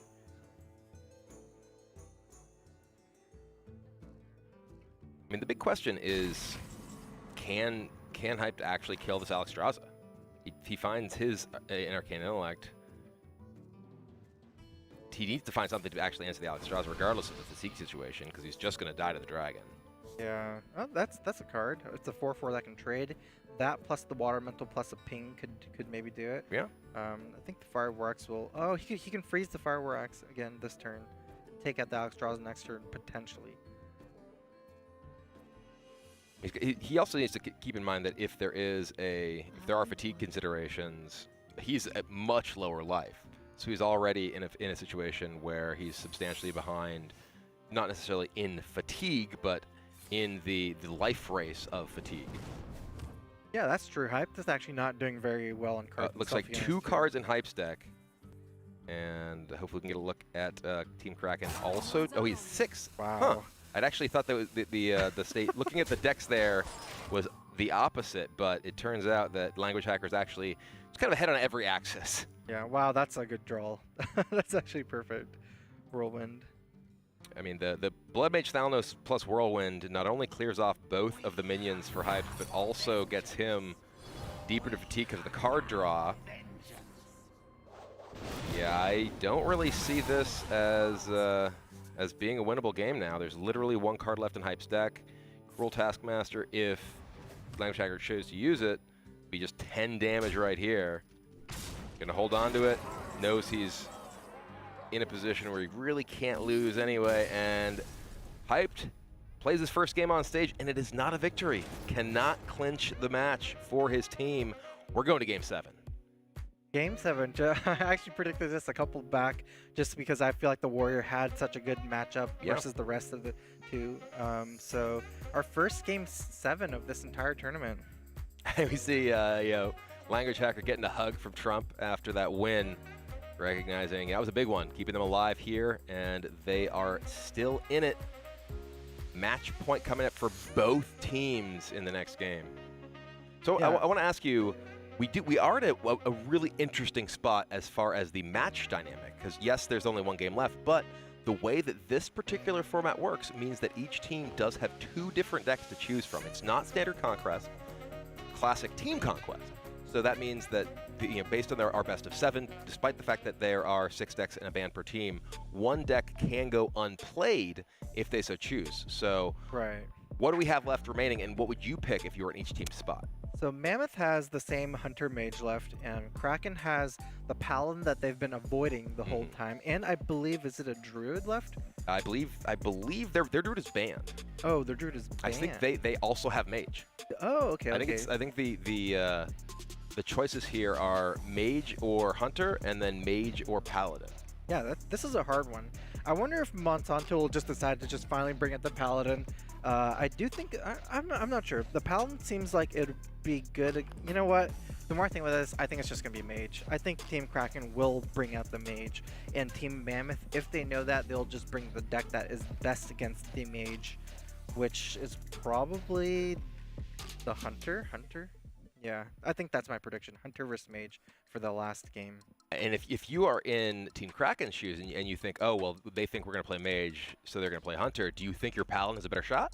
Yeah, see, this is why I think it's only like this, because I almost feel like the Paladin would do even worse than the Mage versus the Hunter. So we have not seen Paladin look very good, but Consecration at least is a very powerful card against the the board building of that deck. But so much of the Hunter deck is rush minions, and this is classic Paladin. There's no Righteous Protector keeping you alive against these aggressive minions. Unfortunately for the Paladin, the Face Hunter is running 2 copies of Explosive and 2 copies of Unleash. And the problem with this Paladin is all your minions die to either of these cards. And most of your minions don't even have 2 health; they have 1 health. Is all your minions die to everything. They die to Explosive Trap, they die to Unleash, they die to Arcane Missiles. And I just don't see you winning the face race. You know, Hunter has the hero power. Hunter has more face damage, and Hunter has enough ways to remove all your minions. I don't believe Divine Favor will be very relevant in this matchup due to the low mana curves on both ends as well. So. All right. Well, we do see Just Saiyan sitting down. He is the Druid Hunter player, so that does mean Hunter from Team Mammoth. Yeah, it will be Hunter for Team Mammoth here, and Monsanto has both of the remaining decks for Team Kraken.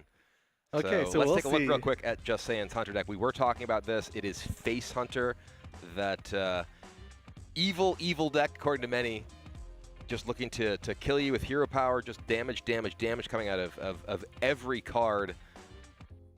Bunch of not even rush minions, rather charge minions, Wolf Rider, Arcane Golem, Leroy Jenkins, Unleash the Hounds, and yeah, a lot going in there, and even the flares against the Mage too. Mirror Entity is not a particularly, and this is pre-nerf flare. This is 1-cost flare that just cycled too.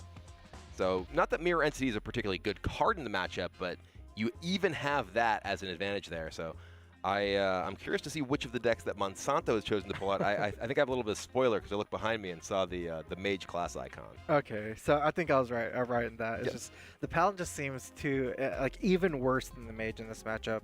I do feel like Mage, especially if you get the right curve out, it's just Mana Worm. Right? Mana Worm is such a good minion because Mana Worm it's basically good against every archetype. It's good against fast decks, slow decks. It grows against lower decks. It's a 1/3, so it trades very well against other fast decks, especially Hunter, where all their minions have 1 health as well. It might be able to get you a 2-for-1. Arcane Missiles is actually amazing against most of the Hunter curves. So I feel like for the most part, Mage will take control of the board early game, like much different to Hunter, where you might. Much different to Paladin, where you might never get the board. The question is whether you win the race from there, because Hunter is a little bit better at playing a reactive game from behind. And the Mage does have more stable minions, sturdier minions than the Hunter does. It has 2 health minions, 3 health minions, and those things can survive knife juggles, for instance. And both of these decks do have knife juggler, so we may see some good old-fashioned juggles for key minions. Or perhaps key lethal moments in this match as we get down to our final game of this series. I think a key interaction in this matchup might come down to Water Elemental, because Water Elemental is actually a very tough minion. It has 6 health, and it has the potential to shut down the Eaglehorn Bow. We might see a situation where the Water Elemental is locking down the bow, which is what's preventing Hunter from getting a lethal.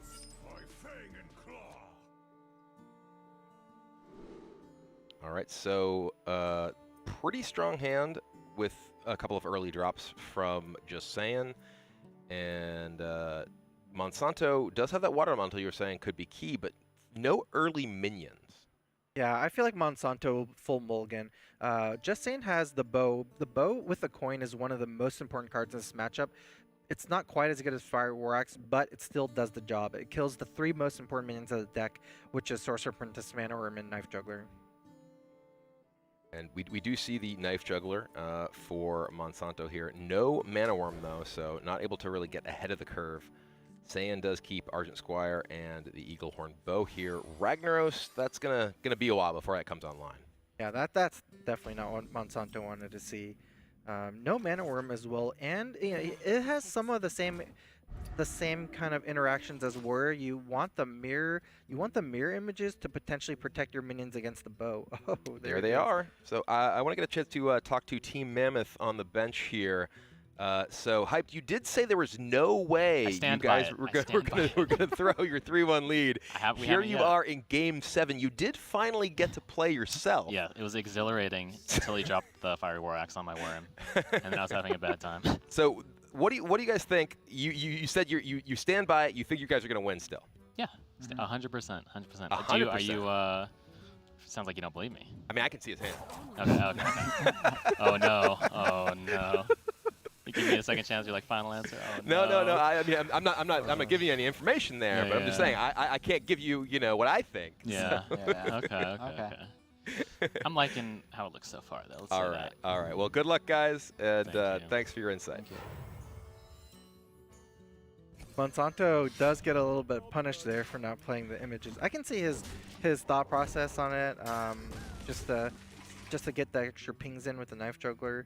One kind of bad interaction in this matchup. So Just Saying's hand's actually insane, because if you think about Mirror Image, they're 0-2s. They don't actually kill the hounds that they trade in. So sometimes they just have a lot of hounds left over after they kill all your mirror images. There's even a Timberwolf here. I don't know if you can wait, but there is one. I mean, this is a situation where we're just saying can play Unleash. It will give him 3 hounds. He'll be able to kill both of the mirror images, and if he so chooses, take out the Knife Juggler with the weapon. That would leave him in a situation where he does have 4 minions on board, or he could even trade in 2, and I imagine he would keep them. But he's going to go ahead and ask his team what he thinks that he should do. So let's listen into Team Mammoth. What do you guys like here? Just the 2? I like the one next to it as well. Yeah. It's a mage, so it's not like he's gonna spam the board. It's just 1 dagger. You don't need this thing later, but it could be good now. Yeah, exactly. He doesn't even want to play into the trap as well, so he doesn't even want to get the knife. Yeah, we also want to. We could potentially proc it, right? Yeah. Yeah, like he doesn't want to get his minion damage, so he wouldn't even risk the knife. You know what I'm saying? On the and then on the follow-up turn, like, what happens if it's a stalemate? Just think about it. We have later, but 3 and 1. But you also bump the squire in. Yeah. Yeah. Looks good.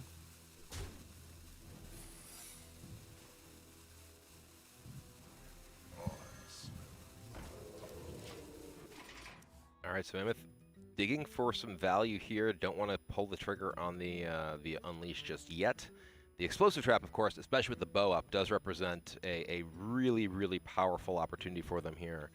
I'm just taking a quick look at their deck list. There is no other trap here. So they know this is 100% explosive trap.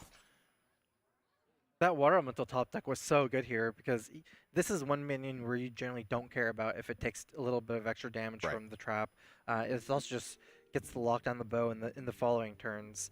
I think compared to Zoo, Mage doesn't have a lot of minions and ways to buff their minions, so I feel like in this stalemate situation, it's not as awkward for it's much more awkward for the Mage. I feel like there's much less potential for stalemate for Mage, simply because you can't do things like Defender of Argus. You kind of have to just attack in as soon as possible and kind of just break the stalemate. The Timberwolf Unleash here is still available for Just Saying, and as you mentioned, those mirrors just give some extra dogs to get the attack in. Decides to use the weapon because he expects a decent chance he's going to get his face frozen anyway. Gets 4 damage into those puppies. Oh wow, yeah. This is very weak to arcane missiles. There is no arcane missiles here, so that's really nice for Just Saying to see. Looks like Team Kraken is going to consult on exactly how they want to play this turn. Let's listen in. I'm not sure. It's actually kind of close. probably do hit face. Hey, Hey. I think you do. It's kind of tough. Our hand's just so awkward outside of the 2 cards we have.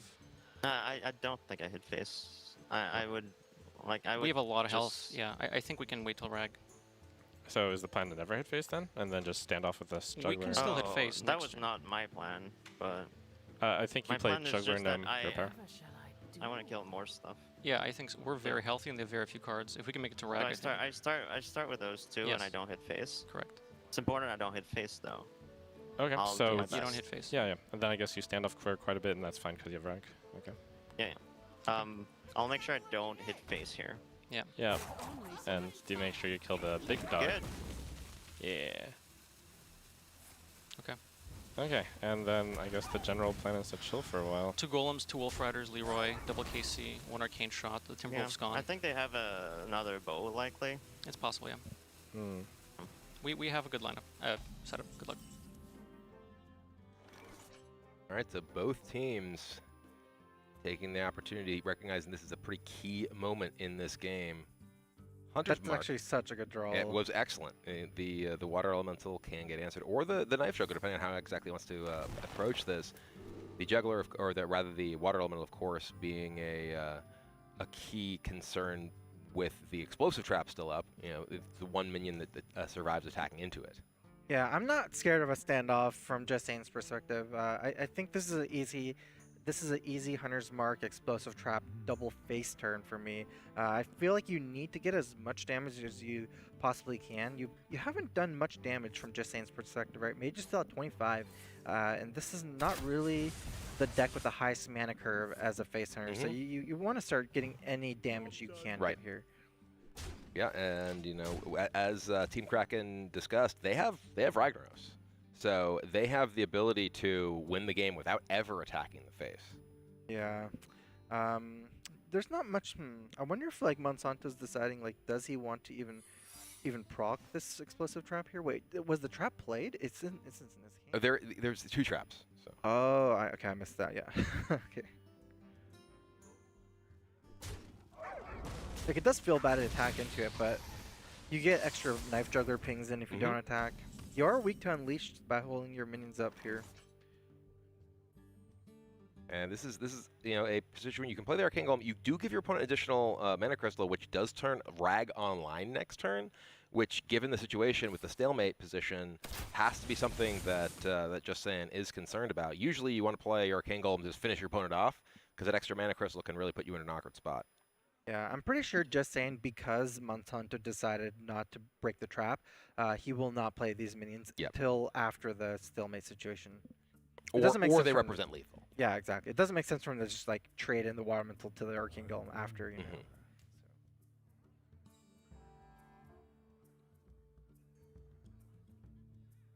Doing some calculation in his head. Maybe there's a world in which, say, he brings to 15. He's just calculating like different outs with Fireball. Looking good for Mage. Yeah, the Fireball Ragnaros, that represents lethal over the next couple of turns. So Just Saying is, in fact, now the one on a clock. Yeah, this looks like a turn 9 lethal from Monsanto's perspective, if he can guarantee the Rag to the Just face. Saying finds Leroy. Wow. You know, wait. I feel like Just Saying's actually winning on the race now. So if he Leroy hero powers here, that's 8 damage, puts him to 11, and then Arcane Golem plus Kill Command plus hero power is not quite enough. Leroy is a little bit dangerous due to the Juggler. It's true. There's the possibility that Juggler actually kills the Leroy, but just from a mana perspective, you need to play the Leroy to be able to have that the access to Arcane Golem, Kill Command, hero power next turn, which again is not lethal. Another thing that we didn't talk about that's actually becoming extremely relevant is the fact that Monsanto never proc this explosive means that he actually didn't take 2 more face damage. Right. Oh, it's very important. Yeah. And has stranded that second explosive trap, which is representing 0 damage in Just Saying's hand. He is aiming to win this without ever actually proccing explosive trap, which is saving him not just the 2 life, but 4 life over the course of both of these explosive traps. Wow, he's going to go ahead and Arcane Golem. Okay. This, I imagine he's going to go with both. Okay, okay. This is actually. Oh my God! No. Oh my God! God, Leroy is sniped by the knife juggler. Just The look. classic. Look at the reaction of each of the teams. Just saying is absolutely deflated, and Team Kraken is on their feet. Oh, that feels bad. What was the odds of that? There was 3. He even played around it by playing the arcane. He did. Gold He did. first. I was trying to math out with the hero power, but I wasn't actually considering playing both in the same turn just yet. And you did mention Leroy's dangerous into the knife juggler, and you were not wrong. Ragnaros comes down and just saying slumps in his chair. No more outs. If that 6 went to the face, Mage would have been at 9. I believe there were some outs with Beast Kill Command, maybe Hero Power. I think he still was a little bit short. Oh. I think he was still short, even if that Leroy connected, right? There's 9 life, even if he draws a Beast Kill Command. I think but this draw would have actually with exactly Unleash the Hounds, it would have been enough. It would have been. Oh my God. Yeah, because that's 4, Kill Command is 5, that's 9, 11 with the Hero Power. So yeah, he actually had 2 damage overkill with the Leroy hitting. Yeah, that in fact exact draw of Unleash the Hounds would have been lethal here if Leroy had not fallen to the knife jugglers. Welcome back everyone to Classic Hearthstone 2014 all over again. Jugglers are absolutely putting knives in the hearts of Team Mammoth here. That has to be a feels batter. Now it's like this is like the worst situation you find yourself in Hearthstone. Like you're trying to squeeze every % of equity out and trying to like math out how to survive from this situation, but it's pretty much impossible. So yep, that's the out. Kill Command yourself in the face. He found lethal on himself, and with that, Team Mammoth is eliminated, and Team Kraken survives to fight another day. Wow. That really was like the absolute classic Hearthstone moment. That was an experience right there. The complete classic experience. Ooh. I mean, we had Ragnaros versus Leroy and Juggler versus Leroy, and it takes me back. We used to have so many tournaments where these moments too. You know, there were so many like elimination matches on the line and deep in tournaments where these situations happen. Oh yeah. You know, rag flips, concealed, auctioneer flips. Like, there were so many flips. And that wasn't even quite a flip, right? Both of them had to hit the Leroy and not face or the Arcane Golem because there was another minion in play. Yeah. That was not even close to a flip. Well, that's Hearthstone. That is classic Hearthstone in a nutshell right there. But I do feel like that game was very well navigated on both sides, frankly. And as we were discussing, the decision to never break the explosive trap really paid off for Monsanto, who in fact is joining us right now for a couple of words. So first thing I have to ask you is, just how did it feel when you saw those juggles go into that Leroy? It felt pretty good. And looking at like what cards they had, we would have lost if that 1 in 9 didn't happen. Yeah. Yeah. So let's take a look just at how this whole overall match played out, because this is the first match that we saw that went past, not just to 7 games, but past 5 games. Yeah. We had 2 4-0 sweeps and 4-1 yesterday. Were you guys feeling a bit stressed toward the end when you had your mage and your paladin left, and we were talking with StrifeCrow about how you were talking about how much you hated the paladin deck after yesterday? Yeah. I mean, at least I had mage. Yeah, I was feeling the pressure because I was 0-6 in the tournament so far. Oof. I mean, yeah. I was 0-6, so that was like I felt like I maybe let my team down, and I was. I mean, it was pretty close to 0-7. That was 8 times out of 9. That's a 0-7. But not today. Well, he did need to draw the Unleash to actually have the counter lethal too, and he did draw it. But fortunately, Knife Juggler got the job done. Yeah. I do want to ask you a little bit about your experience playing Classic, because while you are a active Grandmaster, you also reached #1 in the Classic ladder just recently. Yeah. So was that specifically to prepare for this tournament, or do you just kind of want to do it? Oh, no, it was just to prepare for the tournament. Okay. I had never played before. I got invited. I played for 4 days, I think, and I got... There's no competition on Classic Ladder. I kept... Maybe not for you. I kept facing the same person over and over and farming them, so... Okay. Yeah. And specifically, you did that with Mage, is that correct? Yes. So can you talk me through some of the decision-making process of your deck build? Because this Mage deck is not something we saw a ton of back in the actual Classic days. Inclusions, just talk to me a little bit about the specific card choices that you So when I was playing on Ladder, for the most part, I had double Icelands and an Antonidas in there. I just looked back at my games and I realized the Antonidas and the Icelands were very bad. They were never impactful in the games that we played, that I played on Ladder. But I was playing mostly against aggressive strategies, and I feel like in this tournament, the Antonidas would have been fine against the likes of more control-y stuff that we weren't necessarily expecting. I also tried the Argent Commanders on Ladder a little bit. I queued into Hyped. He got baited into bringing them. They're not good. Sure. So that was good for us.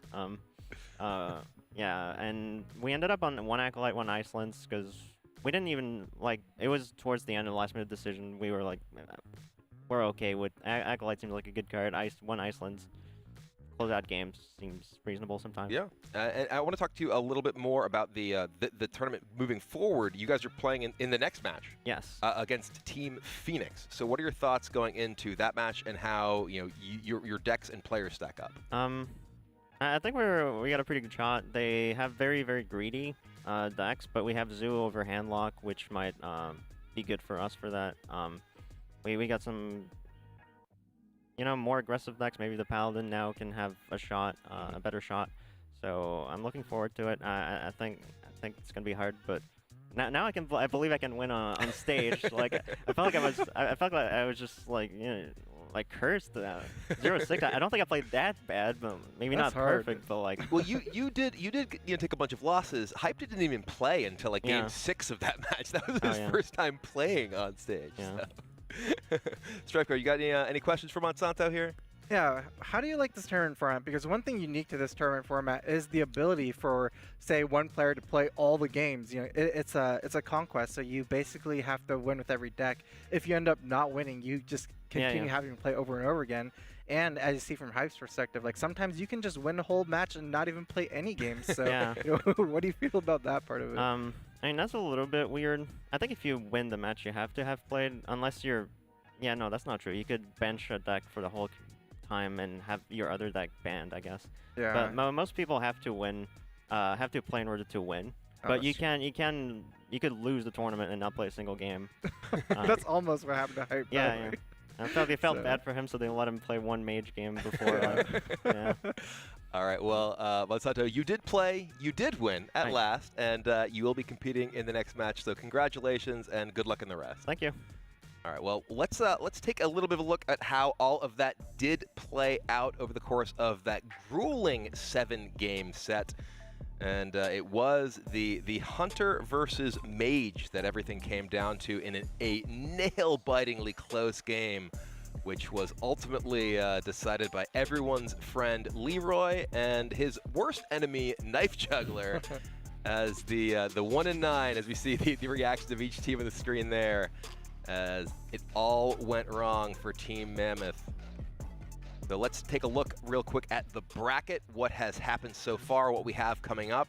As we just saw, Team Kraken took down Team Mammoth and move on to face Team Phoenix in our next match. And I want to welcome Admirable back to the desk. So you got a chance to watch that whole thing. What do you think about that match? Oh my gosh. Look, it's not Hearthstone if a Leroy doesn't get juggled, all right? Let's be honest here. And I think it was that was such a fantastic Game 7 as well, which by the way, Game 7 does exist in Best of Sevens. Game 6 exists too. Yeah, exactly. It's good to know in this one. It's just the last setup was so strong, I think, from saying he recognized the spot he was in, Monsanto, and the team also recognizing that they're in the defensive role and that Ragnaros is the tiebreaker in that instance. Just everything was set up so well in that one, and then to see the Unleash get drawn after that Leroy got juggled away, I was like, oh no, it's such a heartbreaking moment. But my gosh, it's part of what makes the competition so beautiful. Yeah, Knife Juggler was just throwing knives into your heart right there. What he does. Oh god, no, not again. Yeah, they actually both played that game so well. Even though it's like a classic Face Hunter versus like Face Mage, you would think like the lowest skill matchup ever or whatever, but they actually both navigated their situations, their own situations perfectly, right? They both recognize like, I should not attack in this trap, I can set up the stalemate, you know, what I need to do to get lethal. So everything was played so well, and then to end up like that, where it just comes down to like a 1-9 knife juggler with double.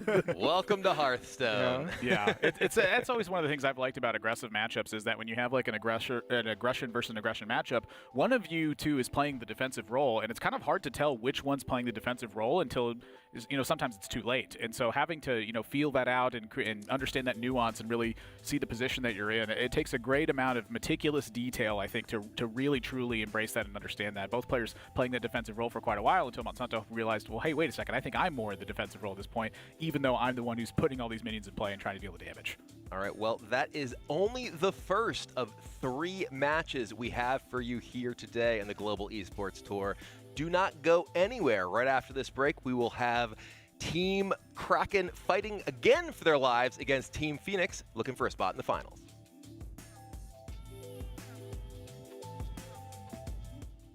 There's no minion small enough for him to enrage the Amani Berserker on, so he's forced to do this.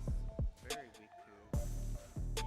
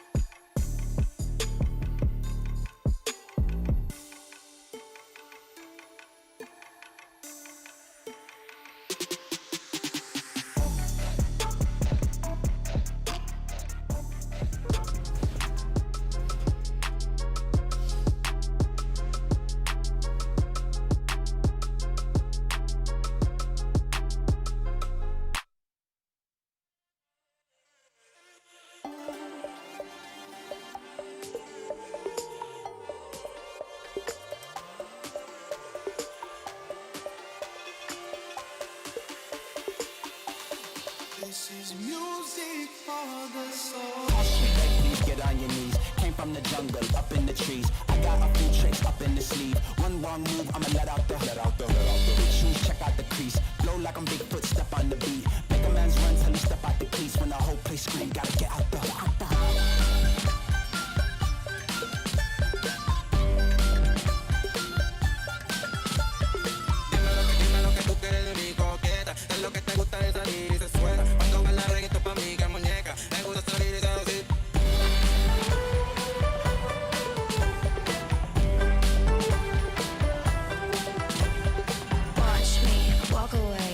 myself on display. 1, 2, 3 a day. I'm on my way, on my way. I'ma have you on tiptoes, watching my diamond afterglow. I know you wanna take me home. I'm on my way, on my way.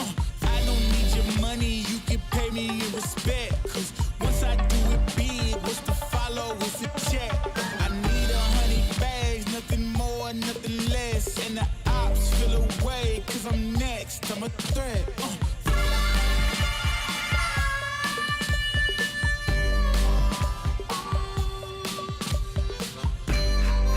There's something new under the sun.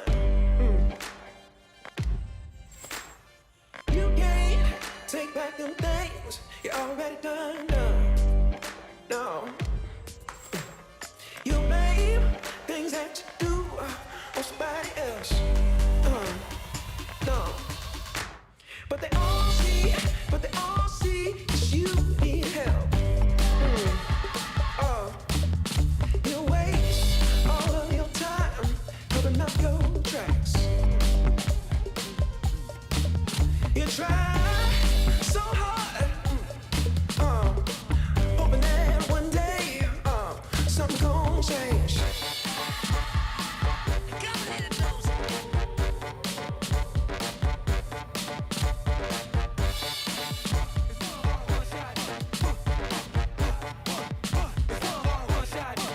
Stop that.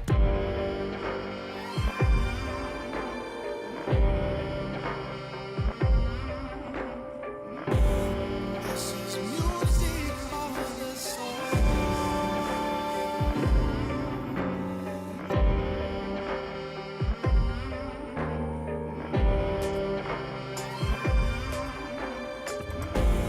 This is music for the soul. Let the music take control.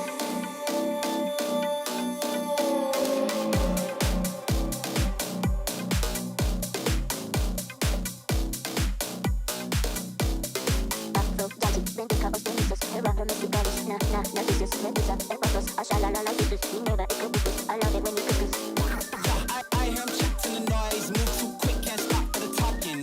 I hear him chat with the boys, man so tough, but mans keep walking, yeah. Just too sharp with the poise, white girls, let her tell me I'm awesome, yeah. Hot like fire on the pan, if you wanna touch me, please use caution. OMW, on my way to you.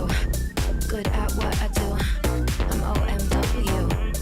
OMW, on my way to you. Good at what I do. I'm OMW. OMW, on my way to you. Good at what I do. I'm OMW. OMW, on my way to you. Good at what I do. I'm OMW. OMW, on my way to you. Good at what I do. I'm OMW. OMW, on my way to you. Good at what I do. I still think about it.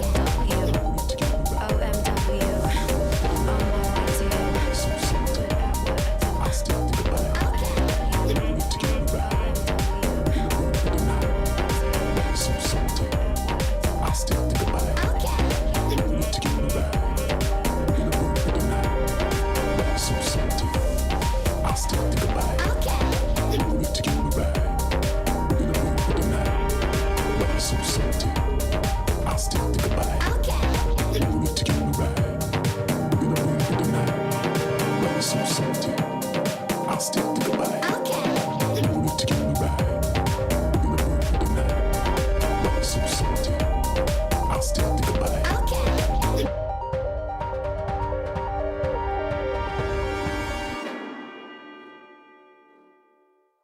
Never stop on the convo. We gotta live pronto. Your friends like Colombo. You be the judge like Rondo. Never stop on the convo. We gotta live pronto. Your friends like Colombo. You be the judge like Rondo.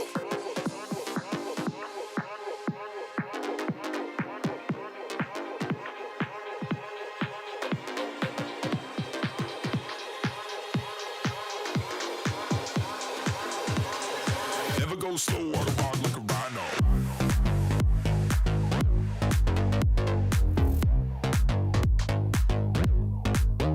Rhino.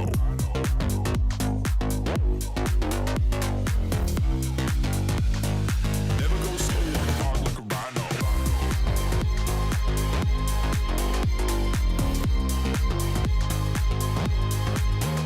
Rhino.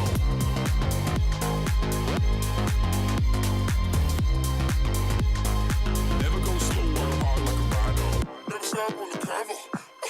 We gotta live pronto. Your friends like Colombo. You be the judge like Rondo. Gotta stop on the convo. We gotta live pronto. Your friends like Colombo. You be the judge like Rondo.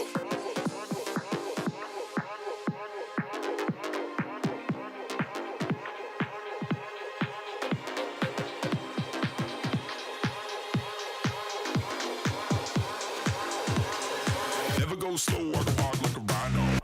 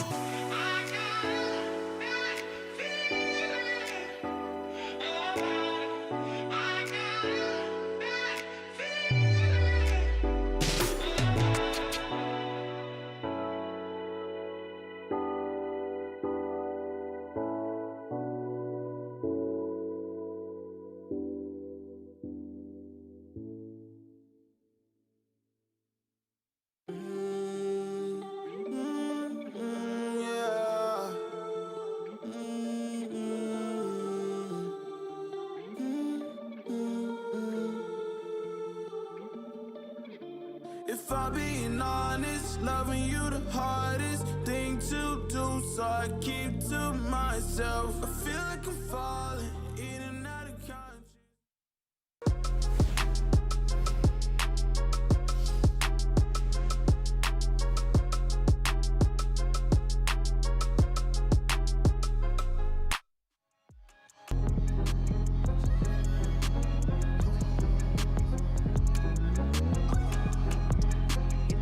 Here at the Global Esports Tour Los Angeles. We just got through our first match of the day, and it was an absolute banger of a series that was concluded with, one might say, a truly classic Hearthstone game. Yeah, Leroy getting juggled away by the opposing Nux juggler from the 2 whelps that came into play. You know, this is kind of like Leroy's like Destiny, though. Is, you know, you run into a bunch of whelps, eventually you're going to get wiped out. I feel like that's karma for playing Leroy. You know, just don't play that card. Coming from someone who hates aggro decks. But Team Kraken did get through with a narrow victory, our first 7-game match of the tournament, and they got to play again right away. Yeah. So we were just discussing this, during the break. You know, there is a pretty significant advantage for the teams that made it through from the upper bracket, just kind of getting an opportunity to sort of mentally reset and rest. While Team Kraken, they just went through a grueling series. They got to play again right away. Yeah, exactly. You know, I was talking with like Killen O'Day and Tari and Ant outside. They're just kind of like enjoying themselves and relaxing and, you know, taking their time on this one. If Kraken gets to the finals here, we're talking 3 matches back to back to back in best of 7s that are getting played. That's just that's a lot of mental energy that's getting spent before you head into the highest stakes match of the event right there. And now, you know, they got to play again right away against Team Phoenix. Yeah. Who they put on a really strong performance. I believe Team Phoenix actually beat Team Kraken in the first round yesterday, if I'm not mistaken. I might be misremembering exactly how those opening matches went, but this is a matchup where both teams obviously absolutely have to win. Day 2 here. Every match is if you lose, you are eliminated. You win, you continue to advance. Yeah. So let's talk a little bit about this upcoming matchup. So Team Kraken, we just saw on stage. They did win that very narrow match, but Team Phoenix, their opponents, we see a bit of them yesterday. They were having a good time. A lot of players in this tournament having a very good time, but they are a team that is some of the newer players to the scene. Ali Straza and Dexter, more of kind of the modern Hearthstone players, while Tides of Time is kind of a truly classic name in Hearthstone, Strife Crow. Yeah, I feel like so. This team is Ali Straza is the team captain, right? So she recruited this team. So I feel like the reason why she might have gotten Tides of Time is for them to get more exposure in the old classic Hearthstone scene. He was one of the best players back then. He was, always a staple of the scene. So I feel like that choice to bring in Tides of Time to Ali Straza's team was very good. Yeah, and it has absolutely paid off in their first match for sure. Tides of Time had a number of very, very interesting and innovative choices in terms of a deck building. He was talking about a little bit yesterday when he had a chance to interview him. He's like, yeah, this particular deck I just net decked from myself 7 years ago, but these other decks, I had the opportunity to think about how I wanted to build them and everything, and they were taken down, as you see here, by Team Griffin in the final match yesterday. And that was actually a match that was, we had a pretty in-depth conversation about some of the final turns, even afterwards. So despite the fact that this is a 7-year-old format, there's a lot of discussion about what you should do in any given opportunity and exactly how to play and build your deck optimally. Yeah, you're still never going to encounter every single scenario as possible because A, your decks change, and then B, it's pretty rare you get the exact same situation, multiple times in a row. Use your intuition, use your experience to kind of guide your way through those, settings in that circumstance. And so kind of looking at this one, you'd mentioned that Tides of Time kind of has his own flair on some of these decks, and that was one of the things he was most known for, I'd say, back in the day, is the fact that he always added a little bit of something that changed the matchup, and he found ways to use that to his advantage. And we're seeing that demonstrated, I think, here just in this event, and we've only had a couple matches with him so far. Yeah, Tides of Time has definitely made his presence felt on Team Phoenix, so let's hear from Ali Straza how she put together her team. I was first approached to be a captain, the first person that I thought of was Dexter, because we've actually been practice buddies on tournaments in the past. We just practice well together. I feel comfortable with him. I've always known Tides to be incredibly amazing at games. He played in Classic. He always puts 150% into whatever game he's playing, and he's incredibly smart. So we were fortunately able to draw on Tides' Classic experience and then also bring our own style into the equation. So we worked really well together. I think we have really good synergy and communication. Ali and Dexter have a good work ethic, and I'm pretty passionate about it, so we were able to get together as a team and practice like 8 hours a day. Our preparation was intense. We just went back and forth on which decks we were going to bring. We're all, collaborating, we're all giving each other ideas. We definitely have certain styles that we all like. Yeah, we just practiced a ton together. Team Mammoth, all of them were really strong players in general. Those players are the pros that I first looked up to when getting into the Hearthstone scene, so it's very cool to beat them, but I will say it's been a group effort. I was able to tap Dexter and Ali in the right direction, and I think we came out with better overall deck lists than Team Mammoth, and I think that really helped give us an edge. I say success happens when luck meets preparation. I do think we had pretty good hands, and we played the games well, and it feels good. Trump's team, yeah, I'm definitely scared of their team as well. Language Hacker, he's just so good at the game. I mean, he's a grandmaster for a reason, right? And Monsanto's been in the scene for as long as I have, and he's always performed really well. Every team is scary, but I'm sweating a little bit against them. Actually, I think one other team brought a better overall lineup than us, Team Griffin. Those three, I think, work really well together. They're friends, so they're equally as intimidating, I'd say.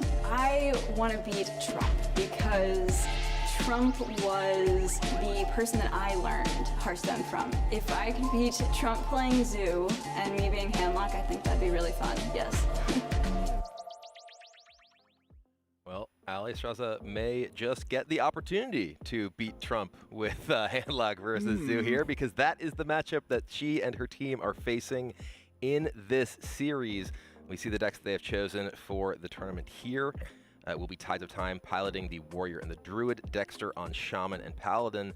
And it will be, in fact, the Paladin that is the deck chosen for the opening game here, which is interesting because we were just discussing with Monsanto about how they even avoided playing their Paladin in the previous series because they felt that it matched up quite poorly against their opponent's lineup. This is a little bit different, though. Their opponents are playing, obviously, a different lineup, and without something like the Face Hunter in there. Maybe they feel like this has a better chance against a wider variety of their decks, or maybe they're trying to squeak a win with it here.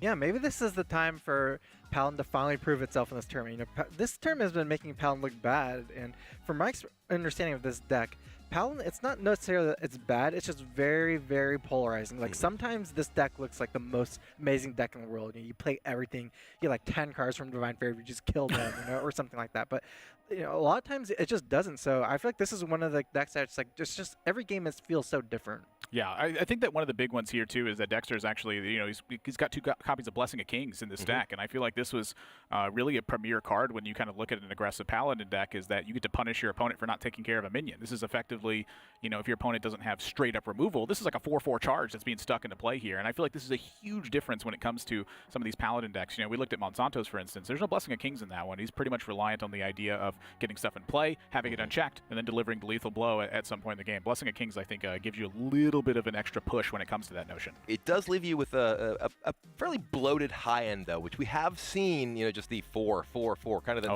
the classic Paladin struggle of all my good cards cost 4.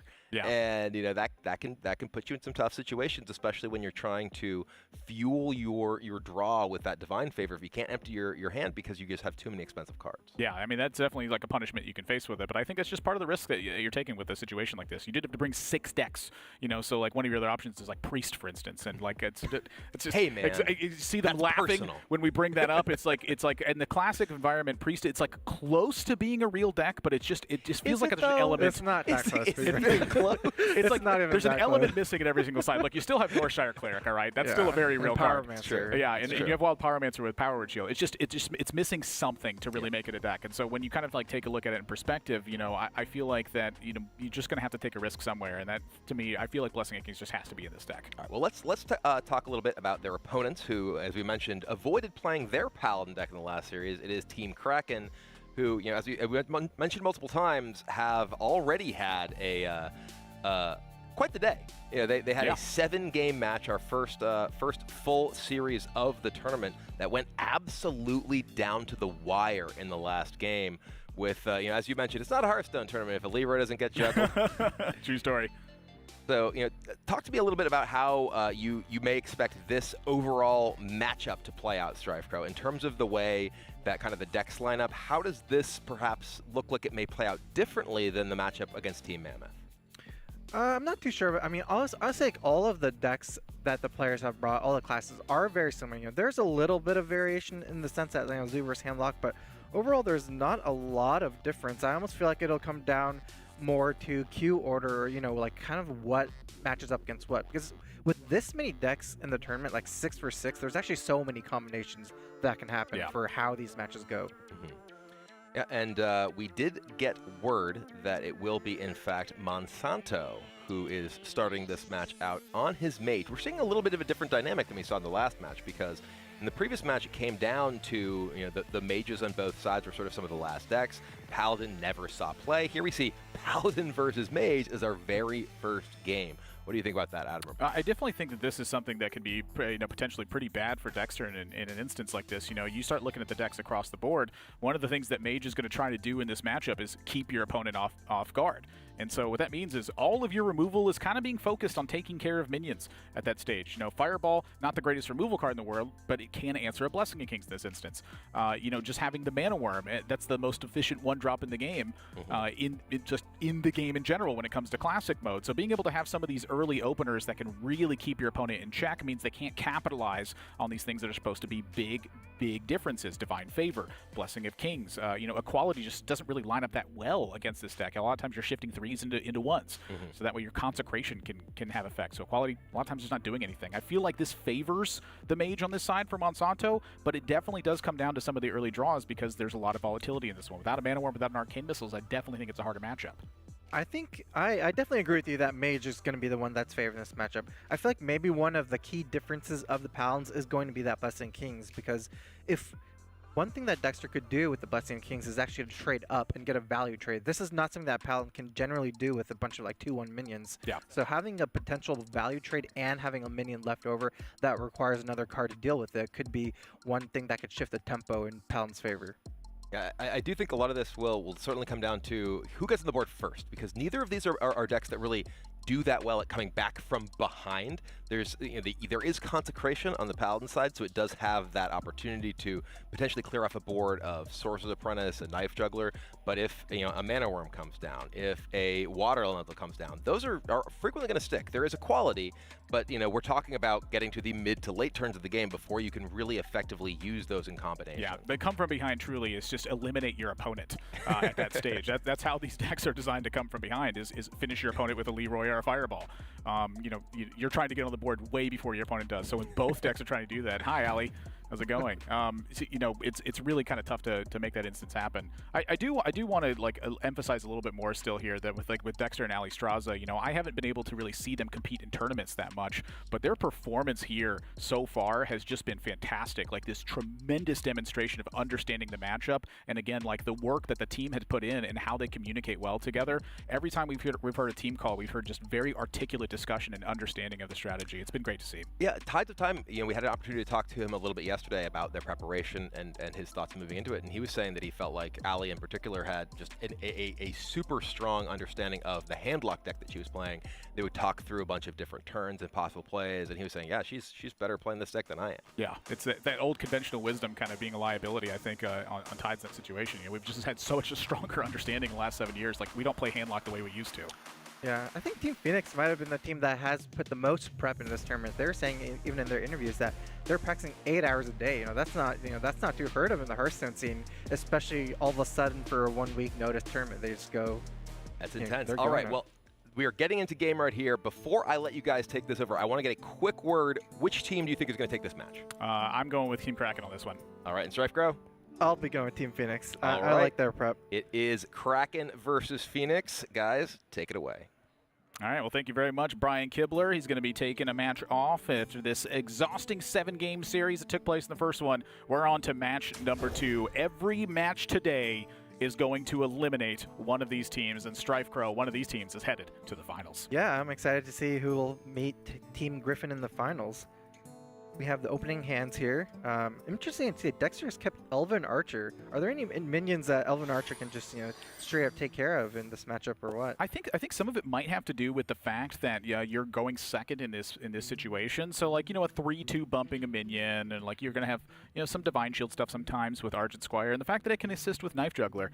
I feel like Elven Archer is one of the cards that is you know, potentially really strong in this matchup. And, you know, kind of one of the things I'm looking at is, if you recall, that's basically 4 mana in one card. You get a Mage Hero Power and you get a Paladin Hero Power for 1 mana. Ooh, that's a 3 mana difference you're getting, Strife Bro. Oh, that's true, actually, if you think about it in the terms of 2 hero powers. One thing I want to bring out is Paladin has a lot of power 4-drops, right? That's like kind of the identity of Paladin in Classic. So one thing that, since Dexter is on the coin, I feel like he's going to be keeping the coin for one of the 4-drop power plays. This is already a very weak board to Consecrate. I could probably see a hero power here on Dexter's side, and then just to hold off on the coin Consecrate next turn. Yeah, I'd say normally the King Mukla looks pretty inviting here, but when your opponent has a Sorcerer's Apprentice out, they don't have to pay anything to get those bananas roll in, and I feel like that's really, you know, kind of one of the differences in the liabilities that can take place. Is now Monsanto heading into turn with a Sorcerer's Apprentice and protection involved in that. This feels like it could be a pretty spicy turn. I like the pickup on the Mana Worm. So Mana Worm is a card that actually does survive Consecrate. And one thing that Monsanto does want to do this turn is to utilize his mana on things that doesn't just die to Consecrate. So the Mirror Entity is another card that he can play that's actually useful, that he can get some value out. I wouldn't be surprised to even see like a trade here on the Sorcerer Apprentice, just a player on the Consecrate as well. Oh. Interesting on the choice to Frostbolt rather than Hero Power. This tells me that Monsanto's already hedging the bets against the Divine Favor. Like, he's already starting to account for it, given the situation. I'm pretty sure that was for the Consecrate, because if he just pings here, the Mana Worm dies to you're right. 1/1, so... Let's listen to Phoenix.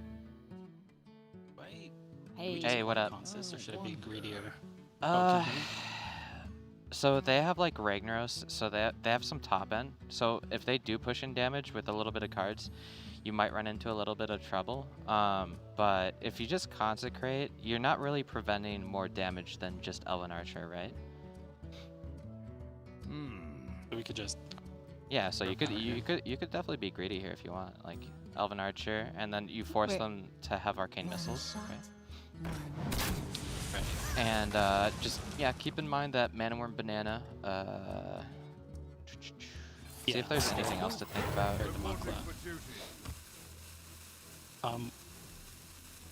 Yeah, just keep in mind that they have a Ragnaros. I think because they're only down to they're already down to 2 cards, so yeah, you're gonna be looking out for like their top end stuffs. And don't be afraid to Consecrate like next turn. Wow. That's a very interesting turn. Honestly, I hadn't seen that the Elven Archer was preventing that much damage. Oh, Kraken. They want to listen in. Sorry, Strife Crow. Let's listen to Kraken. Testing. Once you can hear us. Hi. Hey. Hello. So you know far better than us. I'll just give you the news. On turn 2, they had 6 cards in hand with the coin, and they didn't do anything. They hero powered, as I'm sure you noticed. Yeah. I think you correctly read that they had kings. Ping is not bad, but too slow, and we're not clearing everything, so it makes playing around kings not Do you as think useful. Intellect looks good? I think Intellect is the play. Okay. Yeah, I always think so. Okay. I would also recommend Drunk Missiles here. Close. But That's quite good. Okay. Yeah. And what am I doing now? I think you clear. You might end up missing 3 damage, but I believe this game is all about... Trading plays around True Silver and That's Hammer true. Wrath. That's a very Force good against catch. Consecration, but Consecration's not strong. And you can expect that their hand is likely very reactive. Yeah, I figured. Yeah. I think they might have Consecrate, but they also have Equality. Sure. Yep. All of those are possible. Next time, speak. I actually love the trade to play around True Silver Champion because, like they were saying, Consecrate is not that good here. If you think about True Silver Champion, it not only does it clear the board if the trade didn't happen, but it also leaves behind the charge of the weapon. It's just a much better tempo play. This is just been a really tough early circumstance where I think, again, it's kind of demonstrating the importance of like a hand read and matchup knowledge and all those little tiny things, because I agree the Consecration doesn't look good here, but it does look like Dexter's strongest play at the moment, which is quite interesting. It's very rare, I feel like, that, you know, this is your strongest play, kind of staring this down. We have 2 minions in play, and we're kind of doing nothing with it. So Monsanto going to take a couple chips of damage here, but suddenly this turn gets really good. This is like 2 aggro-techs playing very controlling. Oh my god, that what is a draw. Insane draw. Yeah, so Unfortunately for Dexter, he just uses Consecrate. It would have been so nice this turn again after. You know, if he was forced to Adder Drake, again, True Server would just basically put Dexter ahead for the rest of the game. Yeah, right? I definitely agree with that. I think that if that Mana Worm had not traded a minion, it would have just been a dire turn that they're facing, and suddenly flip that on its head. Dexter now is in a dire spot. Yeah, so let's see. What can Dexter do here? Unfortunately, the True Silver cannot actually connect with any of the important minions. He does have a free-ish kill on one of the Mirror Titties, but that's just leaving up so much damage on the other side. Do you ever consider like an Avenging Wrath here? I feel like Avenging Wrath has some consideration to it because it can just absolutely obliterate the board. And that's kind of where my head is at, because you have a True Silver champion and because you have like a Blessing of Might and stuff. It's tough for your opponent to like kill your board with, you know, and deal you damage, I think, in this spot. And if you Avenging Wrath and everything kind of lands well, you're now, again, in that way ahead spot where even though your hand is reactive, your hand's very powerful.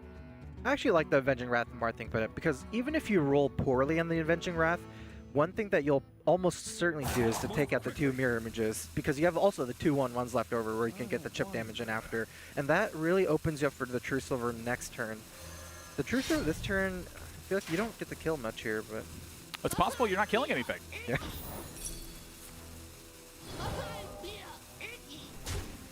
Is going to choose to wipe out the 0-2. Leaving himself with the coin in hand. We're going to find out if Dexter can take advantage of that. You know, perhaps thinking about equality as a possible draw from that situation. For Monsanto, I do feel like, again, this turn is pretty straightforward. But how do you take the most advantage of it? Yeah. Is it going to be like you know, counteracting to the board, or is it going to be just delivering damage? And I think that right now it's in a fight for board state still.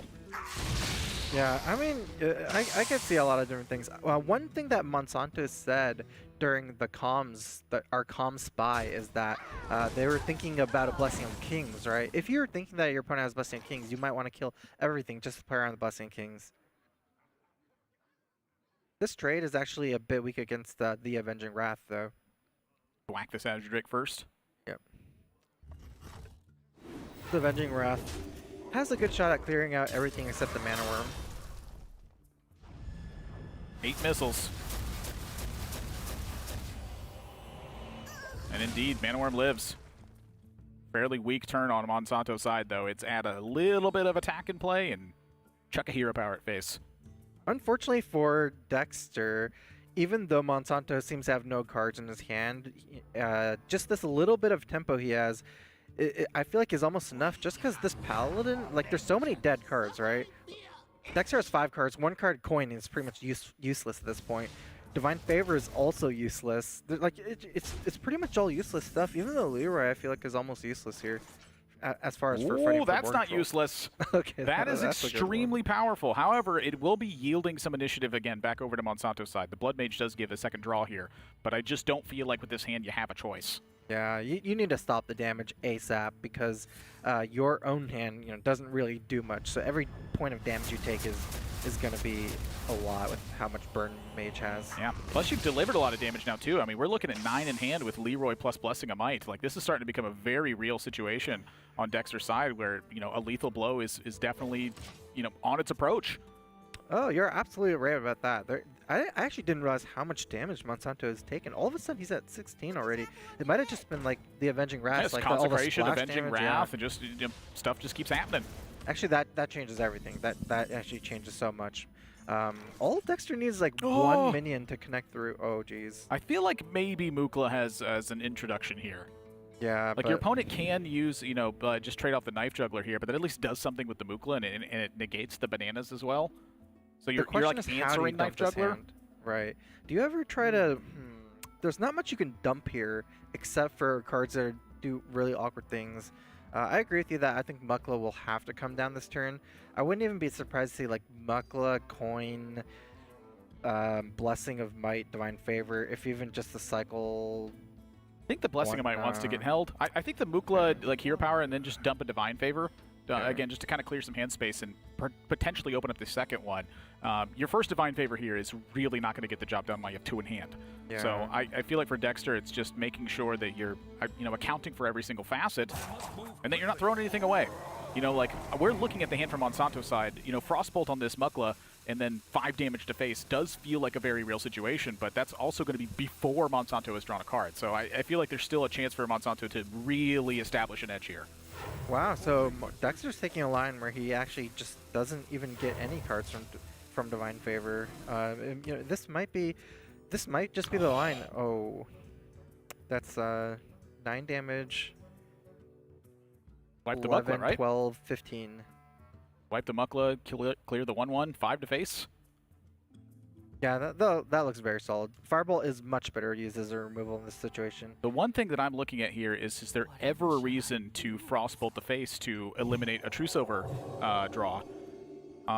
You know, you really only need like 1 more attack from this, I think, in order to make it valid. The thing is, you'd end up leaving a minion in play, or you'd end up not using a banana. So I think you let the True Silver, you know, be there as a possibility. This is really tough for Dexter. They need a good draw here. I think Monsanto has to realize that there's a second Divine Favor in the hand, right? You probably wouldn't use your first Divine Favor for no reason to get 0 cards unless you had a second one in his hand. So I think that is very heads up. 13 from hand is what Dexter has at the moment. Oh, jeez. That's very close, yeah. This Divine Favor is just never getting a card. I mean, I think that if you're going to play this turn, I feel like you're going to have to, like Blessing and King's a hero power, or you're going to have to, like, just buff the Leroy and just go in and be like, I hope this is good enough. There's a Knife Juggler flip again in this situation. Oh, yeah, I know. Well. Yeah, this looks weird. I think I'd be leaning towards almost just a hero power Blessed King. Is that way you develop a 5/5 that is threatening a trade on the Knife Juggler next turn, and you feel like you might be able to play a longer game for this situation. Mage is very low cards as well.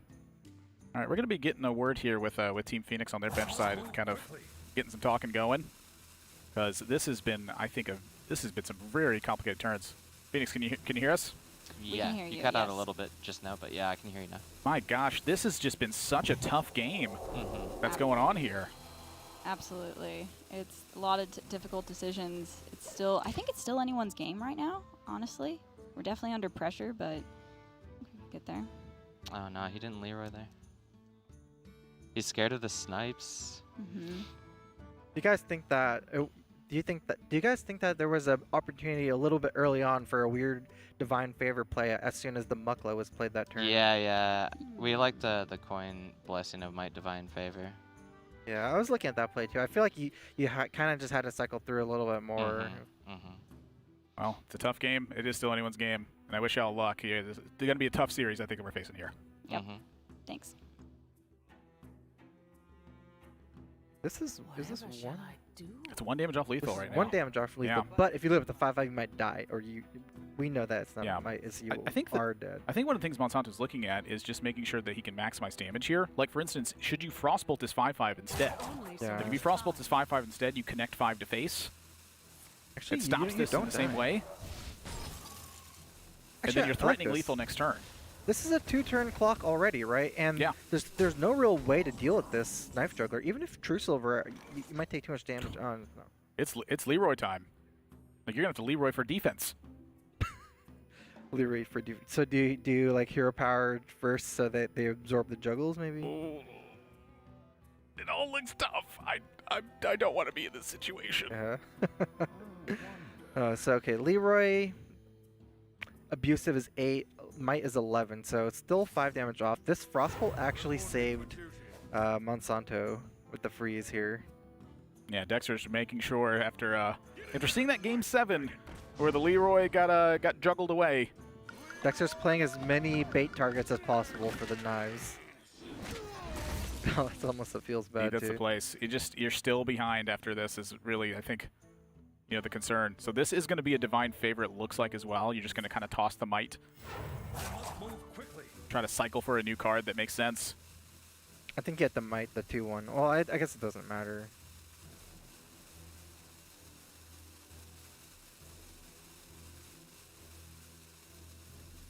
It's a tough trade here, right? But can you really leave up a Knife Juggler in this situation? Oh, jeez. So the play here from Dexter's side is to try to find anything that can deliver a counter punch for lethal, and you just take the risk that your opponent doesn't have the burn. And in this situation, Monsanto just has the burn. So the option was to attempt to stay alive versus a potential burn spell, which I don't think he yielded a win ever, or take the risk here. And I honestly, when I kind of look at the risk, it makes some sense, because how on earth are you going to recover from this spot? Like, that mage hero power continues to check your hero power the entire time. If they're a minion ahead, they're a minion ahead the whole time. Yeah, that's true. I actually think that the mage actually does have the bigger mana curve here. So I actually do like Dexter's play, just to all in that at that point. Yeah. I would like to see him pull the trigger a couple turns earlier with the Leroy, just to get the Divine Favor out of his hand so he can cycle it. I think he could have gotten 2 cards at one point. At the turn he played Muckle, he could have gotten 2 cards from the Divine Favor. Yeah, just a really tough spot to be in. Like, at every single situation, you know, the context was calling for an all-in spot or a wait. It's just very drastically different paths. And it's kind of tough to evaluate which one's going to be the strongest. But now we are 1 game in. Kraken is up a game. The mage has been taken out of the situation now, and Kraken's rogue is banned away here. So what that means is it's a warlock, paladin, druid, and warrior left. The Zoo Warlock on Team Kraken's side.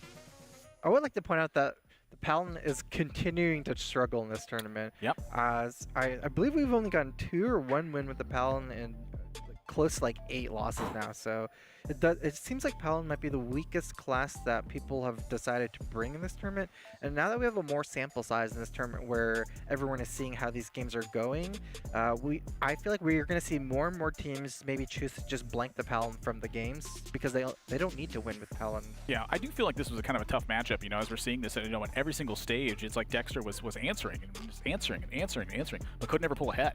You know, it kind of demonstrates the importance of that tempo and what that means. All this damage eventually added up, and Monsanto's able to convert this removal into just straight up end the game. It's very difficult to defeat that sort of situation if the mage is ahead the entire time. So, you know, if I'm going to go back and evaluate that matchup, it's always look back at the previous turns and say, should you have taken a risk somewhere to try to establish a better momentum swing? Right. And that's a very difficult thing to justify when you're staring down a 3/3 mana worm. Yeah, it would have to be like that trigger pulled earlier on the Leroy, right? So it's always really awkward to play a Leroy when you're not killing them. Just kind of play for like a board kind of minion. It's definitely a much weaker thing. You're like converting a minion into 2 1/1s instead, and you're like, this isn't necessarily stronger. It just means I'm not dying this turn. Yeah. It's always kind of what it feels like for this one. Players getting set up for game number 2 here. Monsanto pulling a win with the mage. You know, Monsanto has certainly had some struggles here as well. When you go and look across the board, it's been a lot of sit downs and play the game and hope some things work out. But this mage deck, you know, it hasn't necessarily performed strong either. Right. We see the paladin versus mage as the first game that takes place here. You know, in a conquest lineup, a lot of times playing your weakest deck first can kind of give you that confidence momentum edge, and just hopefully, you know, maybe give you some sort of like mental advantage that's taking place there. Yeah, this tournament is actually a little different, because you can just not play your weakest classes at the end. You can just not play it and have your other 4 classes win. Yeah. You know, there's 6 decks in this tournament, 1 ban, and then there's actually just 1 class you never have to win with. So get to omit. Yeah, I almost feel like they should just almost play, like, I feel like the strategy now should be just to play your strongest decks first, and then just not play your weakest deck ever at some point. We're gonna have Ali Straza on deck. She's gonna be queuing up with Warlock. Taking a look at that one. As we look down, this is it's different from the rest of the handlock decks that we see in this event. You know, you look at this top end, and it is way different, Stripe Crow. Yeah, this is a version with Malagos. Most of the handlocks that we've seen here are versions with Leroy combo, Leroy, Faceless Manipulator. This one is actually omitting that kind of stuff and just running the Malagos. I'm personally not too I actually prefer the other version more. I do feel like Faceless is a good overall card in the matchup, and it kind of doubles up as a combo piece, because you can actually Faceless any unanswered giant or something like a Twilight Drake as well. Yeah, it does give you some interesting outcomes though in this one. You know, like Malagos Mortal Coil in the longer matchups, it's certainly not something to ignore.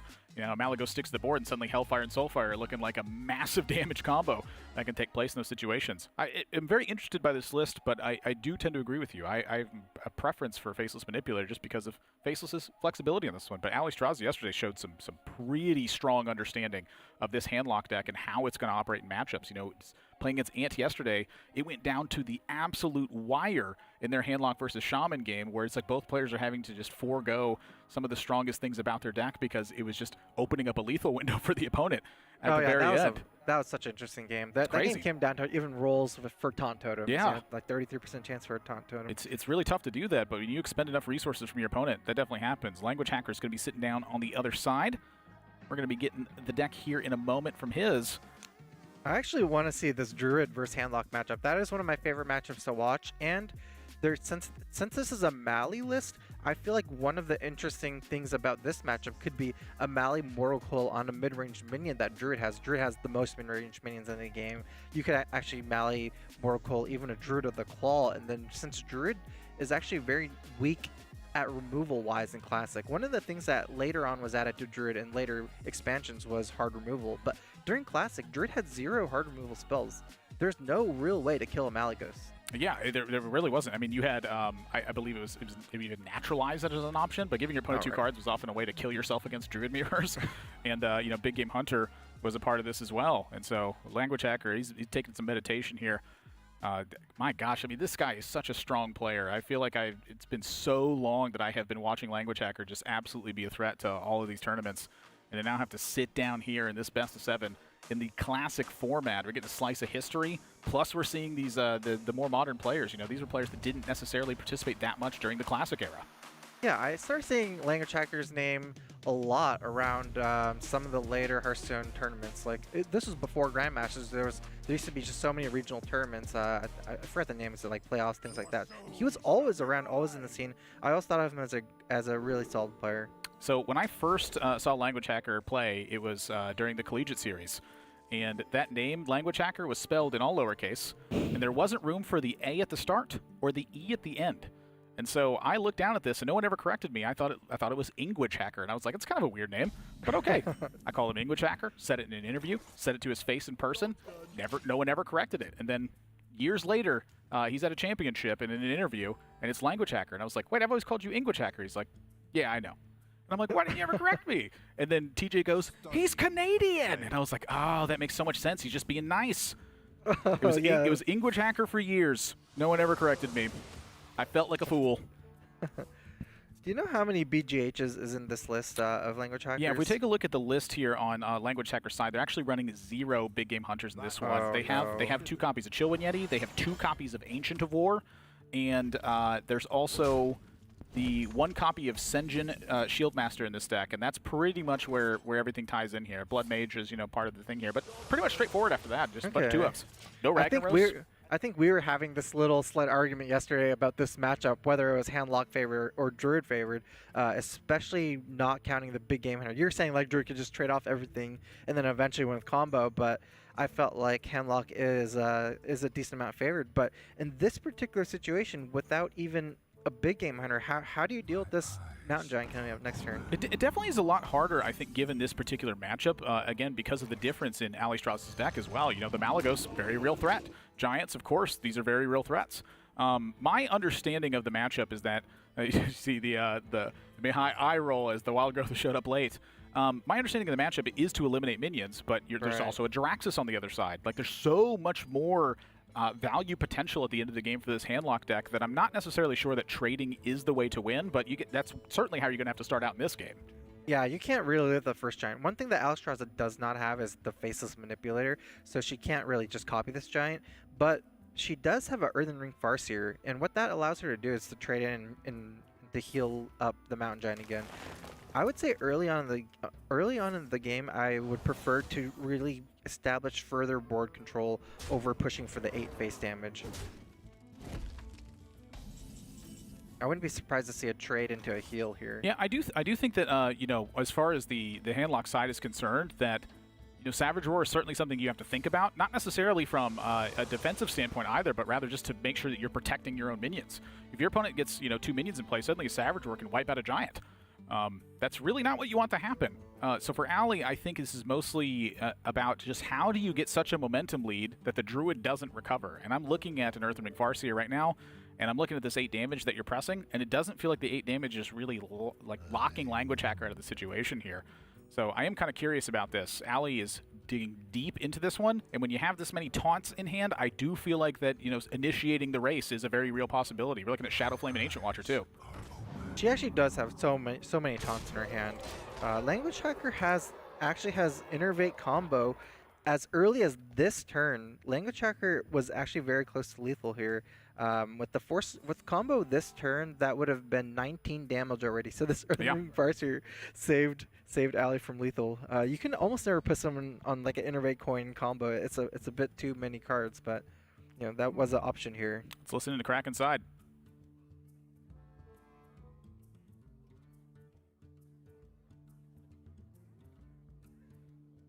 We're missing crack inside here. All right, well. Oh, okay. Hello. Here. Hi. Hi. Yeah. That took a while, but sure. Yeah.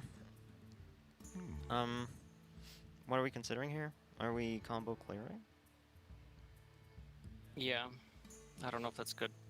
By combo, you mean like the full Vade and everything? Yeah. It sets up it for Ancient of War next turn. Okay. And you have another Go fill. for it. Yep. Am I pushing 5 face? Yep. Go. I have time. I'm pushing 5 face. Or maybe 7? Okay. So yeah, so stop. Okay.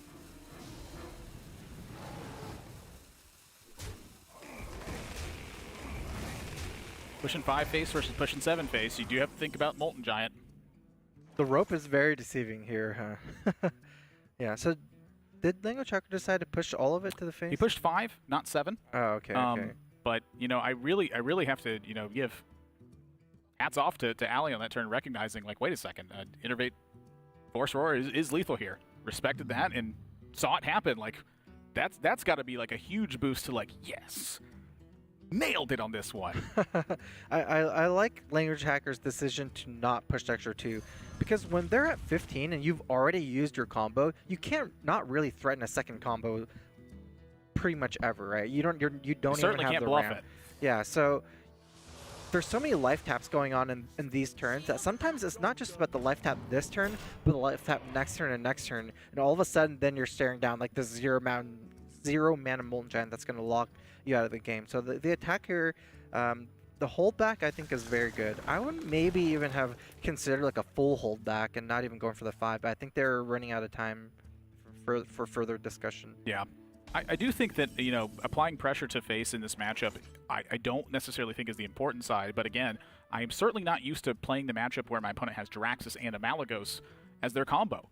And so when that's the case, maybe having that little bit of pressure is strong, maybe it's important. It's kind of tough to say. What I do know here is that Ali's turn is looking pretty solid in this spot.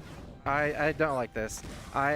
I feel like the Hellfire here is way too good. Because you're in a situation where you really want to activate the Molten Giant, and Hellfire is actually not a very good card in this matchup. You can go ahead and use it here.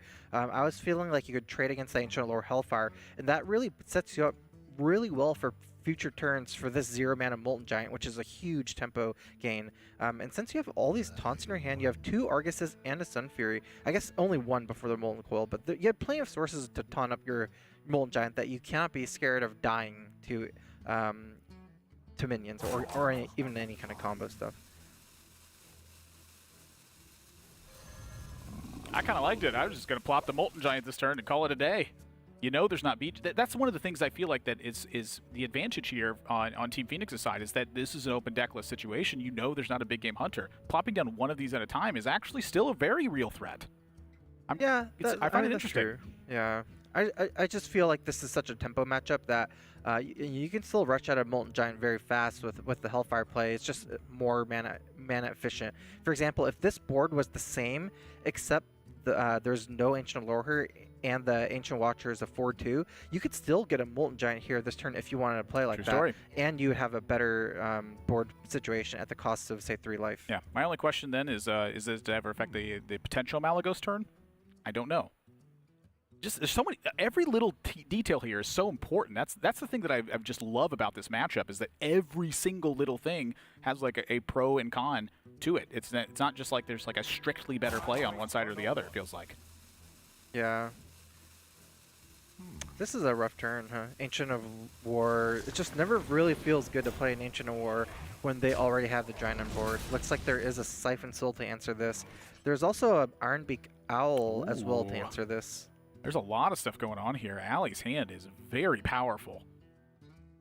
You know, Sun Fury Protector plus Sylvanas is actually a very interesting play. I don't think it'll ever happen this turn, but in the future, if you can taunt up with Sylvanas, it creates the most awkward kind of roadblock, right? Not only do you have to kill this to get through to the face, but then it'll steal one of your minions after. Yeah, this is a really, really tough spot here. Like, how do you maximize this turn? I do feel like Ali has got a pretty significant advantage after seeing this. Yeah, I think this is just the Siphon Soul plus Sun Fury. Since she has so many sources of taunts, I do believe it's just good to play the most mana efficient here as possible. She has too many cards to life tap in this situation as well. Allie here, she's showing the idea of trading here, really respecting the Force Nature Savage Roar idea, if that's the case.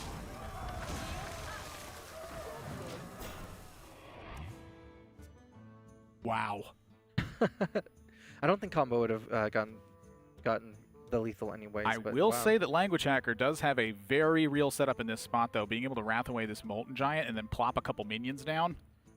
The play that you're talking about is very good, because by going wide on this board and you having the second combo in your hand, you have a very high chance of getting lethal next turn. Usually, if you already have played one combo, it's very hard for your opponent to put you on a second one. That basically means that you would have had to draw all 4 combo cards in your top, like say 15 cards of your deck. It's actually very hard to have that. Allie has demonstrated that respect, though. Yeah. I'm curious to see how that's going to continue to be affected in this spot.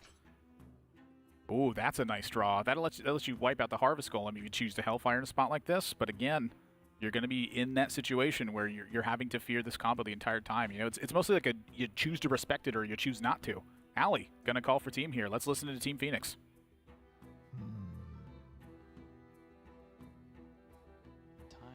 We need time. Yeah. Hey. Ayo. Okay, so do we like Jirax's trade? No. No? Yeah, always Hellfire Malagas? or Shadow Flaming. I think the play is to Hellfire Coil and then see what's up. Yep. Okay, go face, obviously. Yep. Yeah, face, Hellfire Coil.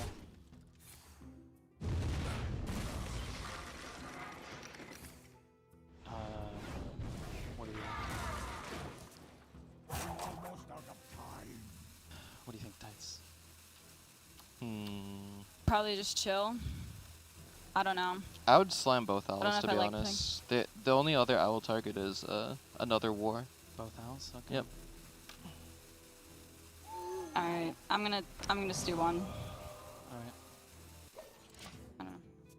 Oh, I love Tides of Time's plays here. I feel like he's really good at making the best out of bad situations. This is such an awkward situation. Her hand is gigantic, right? She has like 50 mana worth of stuff in her hand. Like, I feel like she just has to play stuff at this point. You cannot just like play hand lock and just kind of do nothing with the giant hand. Just yeah. To be exact, it's 37 mana worth of stuff. Okay. But when you take into account the 9s are effectively 10s because it leaves you with nothing left. Right. You know, that's 39 all of a sudden. And for the entire game here, because Language Hacker has this Force Roar in hand that we can see, it really changes the entire outcome of the game from his perspective. All he has to do is get a minion in play. Get a minion in play. Every single turn, get a minion in play. That's one of the things that makes this matchup so tough, is if on Allie Strauss' side, if she can't get the edge somewhere in this game, it's really difficult to get it back at some point. Yeah, this Sylvanas is actually going to be coming clutch here, right? Because Sylvanas Argus is a way that... Is that lethal? I mean, there is a combo in hand, but I don't know if it will come down to some RNG with the steal. I think it will be impossible to actually get through the Sylvanas Argus play if she decides to do that.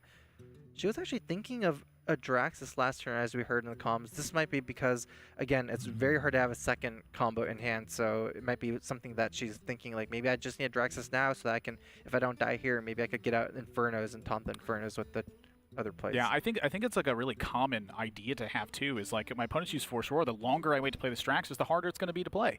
So I don't necessarily disagree with it. It's just, I feel like if you're tracking the hand here and you're really kind of watching everything and thinking about it, there probably is some indication that there's, likely a combo in hand, and I think that's where the concern is.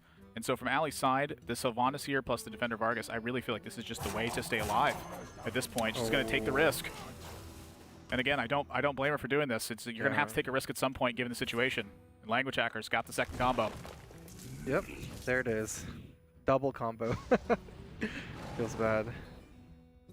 A really tough spot to be in. Again, you have to seize that early potential, and if it continues to go back and forth, that's what Druid's best at. Yeah, I think the turning point was when she didn't decide to Hellfire. Again, I feel like at that point, if you can trade your health for tempo, that's what you need to do. You cannot just like drag out and not take your maximum tempo plays, especially if those plays don't put you in range of dying to combo. So some of those, I think that was a key turn where she could have taken a stronger line and she didn't for tempo-wise. Tough spot to be in. 2-0 lead now for Team Kraken. And Phoenix is going to have to go back to the drawing board and get this figured out right now. My gosh, these matches just, you know, despite the fact that we've seen all the series kind of be very decisive, aside from the one we saw previous today, all the games have felt like they're pretty darn close. Oh, that's true. Even overall in this tournament, you know, there's been so many 4-0s, but there's all the games in that 4-0 have been close games. Right there. Yeah. That's Classic too. It's like a lot of the games feel just close. And one thing I really liked about Classic is that because so many games were so close, I almost felt like you could win if you played a little bit better, if you made a little bit better decisions. So in this one, we saw the Language Hacker early combo to wipe the board. Very common use, I'd say, of this first one in the matchup. And then the question of how much damage do you push in that situation? And then this was the situation where we started to see things get a little bit dicey. You notice that trade onto a 5-1. It looks a little bit tough. And so that put Ali Straza in a situation where eventually she had to take the risk of tempo. And Language Hacker able to capitalize with that second Force Roar. Yeah, it looks like you were right when you were talking about the situation with just Druid trading off for everything and eventually just winning with combo. That's actually exactly what happened. It wasn't even just trading off for everything. It was using a combo to clear the first giant. That was actually what killed the first giant, was the combo. Yeah, and a lot of times it's like these matchups were so different because of the way that you're building too. You know, building for ladder and building for tournament, very different situations. And so when you look at this this build for Team Kraken, I kind of agree with the fact that there's no big game hunter in here because you're only queuing into matchups that matters like maybe once or twice. And one of the matchups is Warrior, and that's a matchup you don't really need BGH in. Druid's pretty favored in the Warrior matchup. Oh, yeah, you don't. And so against Handlock is really the only concern. I think that understanding the matchup dynamic very well gives you the edge anyway from the Druid side of things. You just need to not have a poor opening hand. You know, that's what we saw from yesterday when Druids were losing to Handlock, was just the opening hands were just atrocious. As you look at this, you're like, it doesn't matter what deck you're playing against, you're going to lose with this hand. Yeah, that was it. Kind of like one of the tech choices that kind of ended up mattering a lot was the fact that Ali Straza's Warlock didn't have Faceless Manipulator. That's one of the scariest cards where if they don't kill your giant immediately, if you can Faceless thing and get 2 8/8s. The weak turn that she had, one of the weak turns was turn 5, where she had no second giant, no Twilight Drakes, right? Ended up just like a life tap and Earthen Ring Farseer. That was kind of a weak turn 5 from a handlock perspective, especially when you have 10 cards in your hand. You don't want to just play Earthen Ring Farseer, right? Yeah, there's no doubt about that. I mean, that is something, again, with the open deck list part, too. If your opponent knows that you don't have Faceless Manipulator, they can take their time and set up to kill a giant, rather than just, you know, be like, maybe I need to weaken this right now so that way the Faceless Manipulator is smaller if it hits play. So a lot of little tiny meticulous details that can be used to an advantage in a spot like this. But it looks like we are getting lined up for who is going to be on deck next. So trying to look back to claw back from this this 0-2 deficit right now. On Phoenix side, we're taking a look at Dexter right now. Looks like everybody's been like pretty deep in the think tank here as well. I feel like everyone has had their game faces on for the most part in this tournament. It's like the $50,000, right? It's a pretty big prize pool, so they're taking this pretty seriously, which I like. We've seen handlock again from Ali Straza's side, trying to cash in on this one, and we saw Trump moving down to the table there. Is that happening? Are we gonna get the dream matchup? Ali Straza versus Trump for the Zoo versus handlock matchup. That would be cool to see. Very interesting. It's the matchup that she wanted to play the most, right? Yeah, you mentioned that in the when we caught up with them in the interview process, talking about how Trump was one of the players that he looked up. Pretty much everyone looked up to Trump back in that day. He was just such a dedicated player to the game, and just had so many core concepts that just kind of, you know, eventually they bled out into the right spots, and, you know, some of them got taken over, where, you know, you started to understand the difference between value and between tempo, and why they're so important in each of their roles. Yeah, Trump played a lot of Arena back then, especially, and I know that since Hearthstone was, like, Arena is the most accessible format for Hearthstone, right? You don't really need to have a card collection. All you need to do is have 100 gold or even a free ticket that they sometimes give you. So everyone kind of starts out playing Arena, and then who do you see when you want to go watch an Arena stream? It's Trump. Yeah, here we go. This was the matchup, Strife Crow. We're seeing Zoo versus Handlock take place here. And this was the matchup that that Ant had completely wiped me out in that Road to BlizzCon thing and killed me on turn 3. Now, granted, that was when Nax Ramus had been out as well, so Power Overwhelming got introduced to the deck because it was such a strong combination with your Death Rattle minions. In this one, we are looking much more so at the just early game, get the board, and value trade your opponent to death, and then have such a big board that you just wipe him out in a couple turns. But here, for Trump's side, it's like make sure you don't get wiped so easily that you can't ever recover the situation. But I feel like Zoo is at a slight disadvantage in this one, just due to the fact that you don't have a ton of from-hand reach in this matchup, so a big taunt becomes a big problem. Yeah, I agree with that. I actually think that Handlock is a little bit favored in this matchup. I feel like if you looked at like ladder stats, it'd probably not be true with you seeing Zoo favored, but I do feel like at higher levels of play, Handlock has more options in this matchup. I feel like there are ways that you can... It's just you can put them in awkward spots, right, where they don't want to trade, they don't want to attack you, and they don't want to not attack at all. It's just everything is awkward. Yeah. I would like to see Trump keep a very aggressive hand. One thing that makes a lot of sense in this matchup is to keep a lot of high damage, low health minions, because none of the minions that you play are going to be big enough to survive the Hellfire anyways.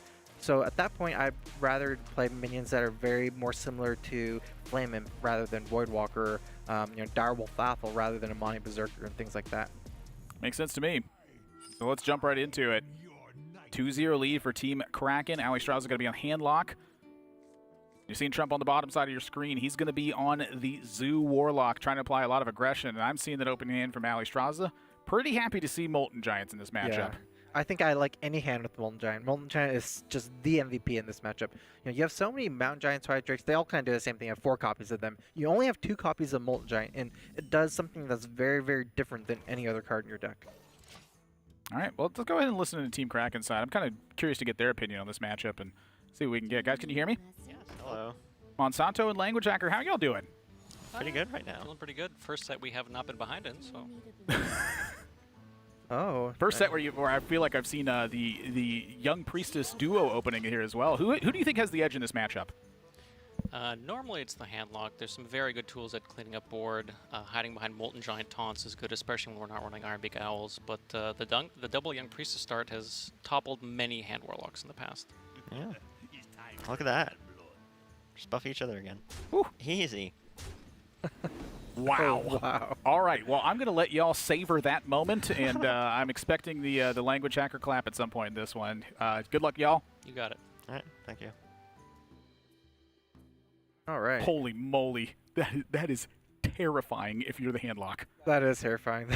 These are 1-mana 2/1s, right? That have already turned into 2/3s, and they have a potential of growing as well. Yeah, they're going to keep going.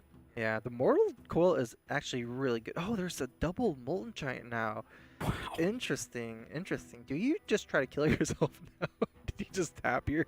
I don't know. I mean, I think you obviously start with a draw and then go from there. But the first thing I'm thinking of is that now immediately, how can I set up a situation to get these Molten Giants down? Hellfire would be my favorite card to see here because you can clear the board and hurt yourself a little bit more. Twilight Drake shows up. Another interesting spot here for Trump. Honestly, this is like a pretty heavy damage calculation situation that feels like it's taking place here. Like, like trading with the Amani Berserker and then Shattersun Clericing the Young Priestess feels like that. I mean, suddenly Hellfire's not looking so strong anymore when you do that. I think Trump is thinking, yeah, so the thoughts here is which minion do you trade here, right? If you trade the Amani Berserker, the Young Priestess has no chance to buff itself. There might be a situation where Trump's thinking, like, if he gets the right buff, he can actually play outside of range of Hellfire. Well, the Young Priestess can never buff itself. Yeah, that's what I mean. You trade the Priestess in for the other one, yeah. Goes for the Mortal Coil and the Life Tap here. So it says, that, you know what, this is enough damage for now, and I feel like this is taking into account the idea of Molten Giant and how it's going to function, but I feel like this Twilight Drake is going to be fighting back for board here. Yeah, I don't like this at all. The problem here is that by not forcing a Hellfire and going more aggressive by playing more minions like Shattersun Cleric, by like trading and life tapping, you're effectively allowing them to play the Twilight Drake here, and then this puts you in the awkward situation because remember earlier I was talking about this awkward situation where you don't want to go face, you don't want to trade, and you don't want to not attack. That's exactly the situation that you've now found yourself in by not making a faster play. I just feel like this was a hard game in general when you kind of look at it from the top-down perspective. You know, we can see both hands, and it's tough for me to figure out what to do. Imagine when you're staring down a hand that's face down at that point. Like, this is a very difficult game. Like, yeah, I feel like I've been like critical of a lot of situations that involve handlock, but that's just because I've just personally so much experience with this deck. Oh, You know, yeah. so like both playing it against it and for it, and playing this deck, and handlock is one of the decks that's like the most hardest to navigate, and decisions matter a lot when you're playing it against this deck and when you're playing this deck in particular. So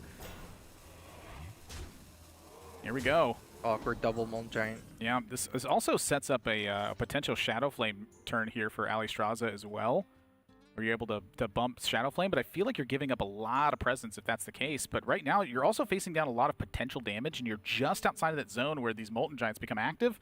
Like, this is a pretty awkward turn that Trump has spotted here. And so, you know, kind of going back and looking at that critical notion, like, can you create a more awkward turn for your opponent? Like, that's what this matchup feels like to me at every single stage. It feels like you're just always right on the verge of having this perfect turn, and you can't quite get it. Yeah, this is... unfortunately for Alistraza, she doesn't have any taunts to give the Molten Giants, so everything here is a bit awkward. Even if with taunts, right, it wouldn't be the most simple turn this turn, but like later on, she could just double Molten and win the game. I kind of feel like she has to go for a Shadow Flame here. It's a full board clear. Like a Doomguard on 5 would obviously put her below 10, so that would be an awkward turn 5 play for Trump as well. When I'm looking at a 5-card hand that's going to go to 6, I'm not expecting Doomguard. I'm just expecting a refill, and that's kind of my concern with this situation. Is I do think this is the strongest play that Ali has available, but I feel like you're going to be in the same spot. Yeah, if Ali can life tap double Molten Giant next turn, but that's assuming that you don't die, right? If you're at 12 health. And a Soulfire gets drawn here as well. Yeah. My gosh, this is just an absolutely massive couple of turns that are going to be facing here. Like, the tension is just insane for both sides. Yeah, she needs a way to clear the board while damaging herself to set up for the Molten Giants and then taunt next turn or something like that. I think Trump just wants to get a lot of power here, right? The more attack damage, the better. So Shattered Sun? Yeah, Shattered Sun. I like Shattered Sun over the much better than the Harvest Golem. You're already playing around Hellfire by playing Shattered Sun anyways.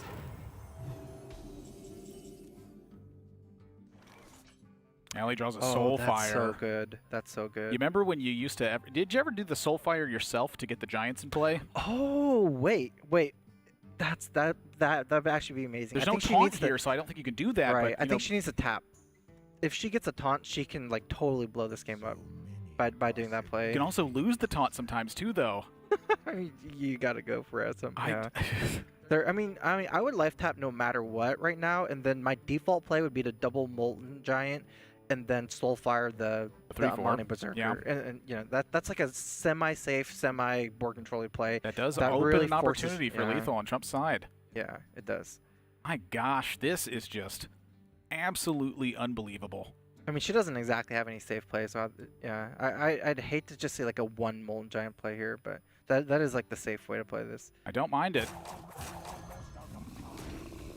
I'm not sure about the Ancient Watcher here.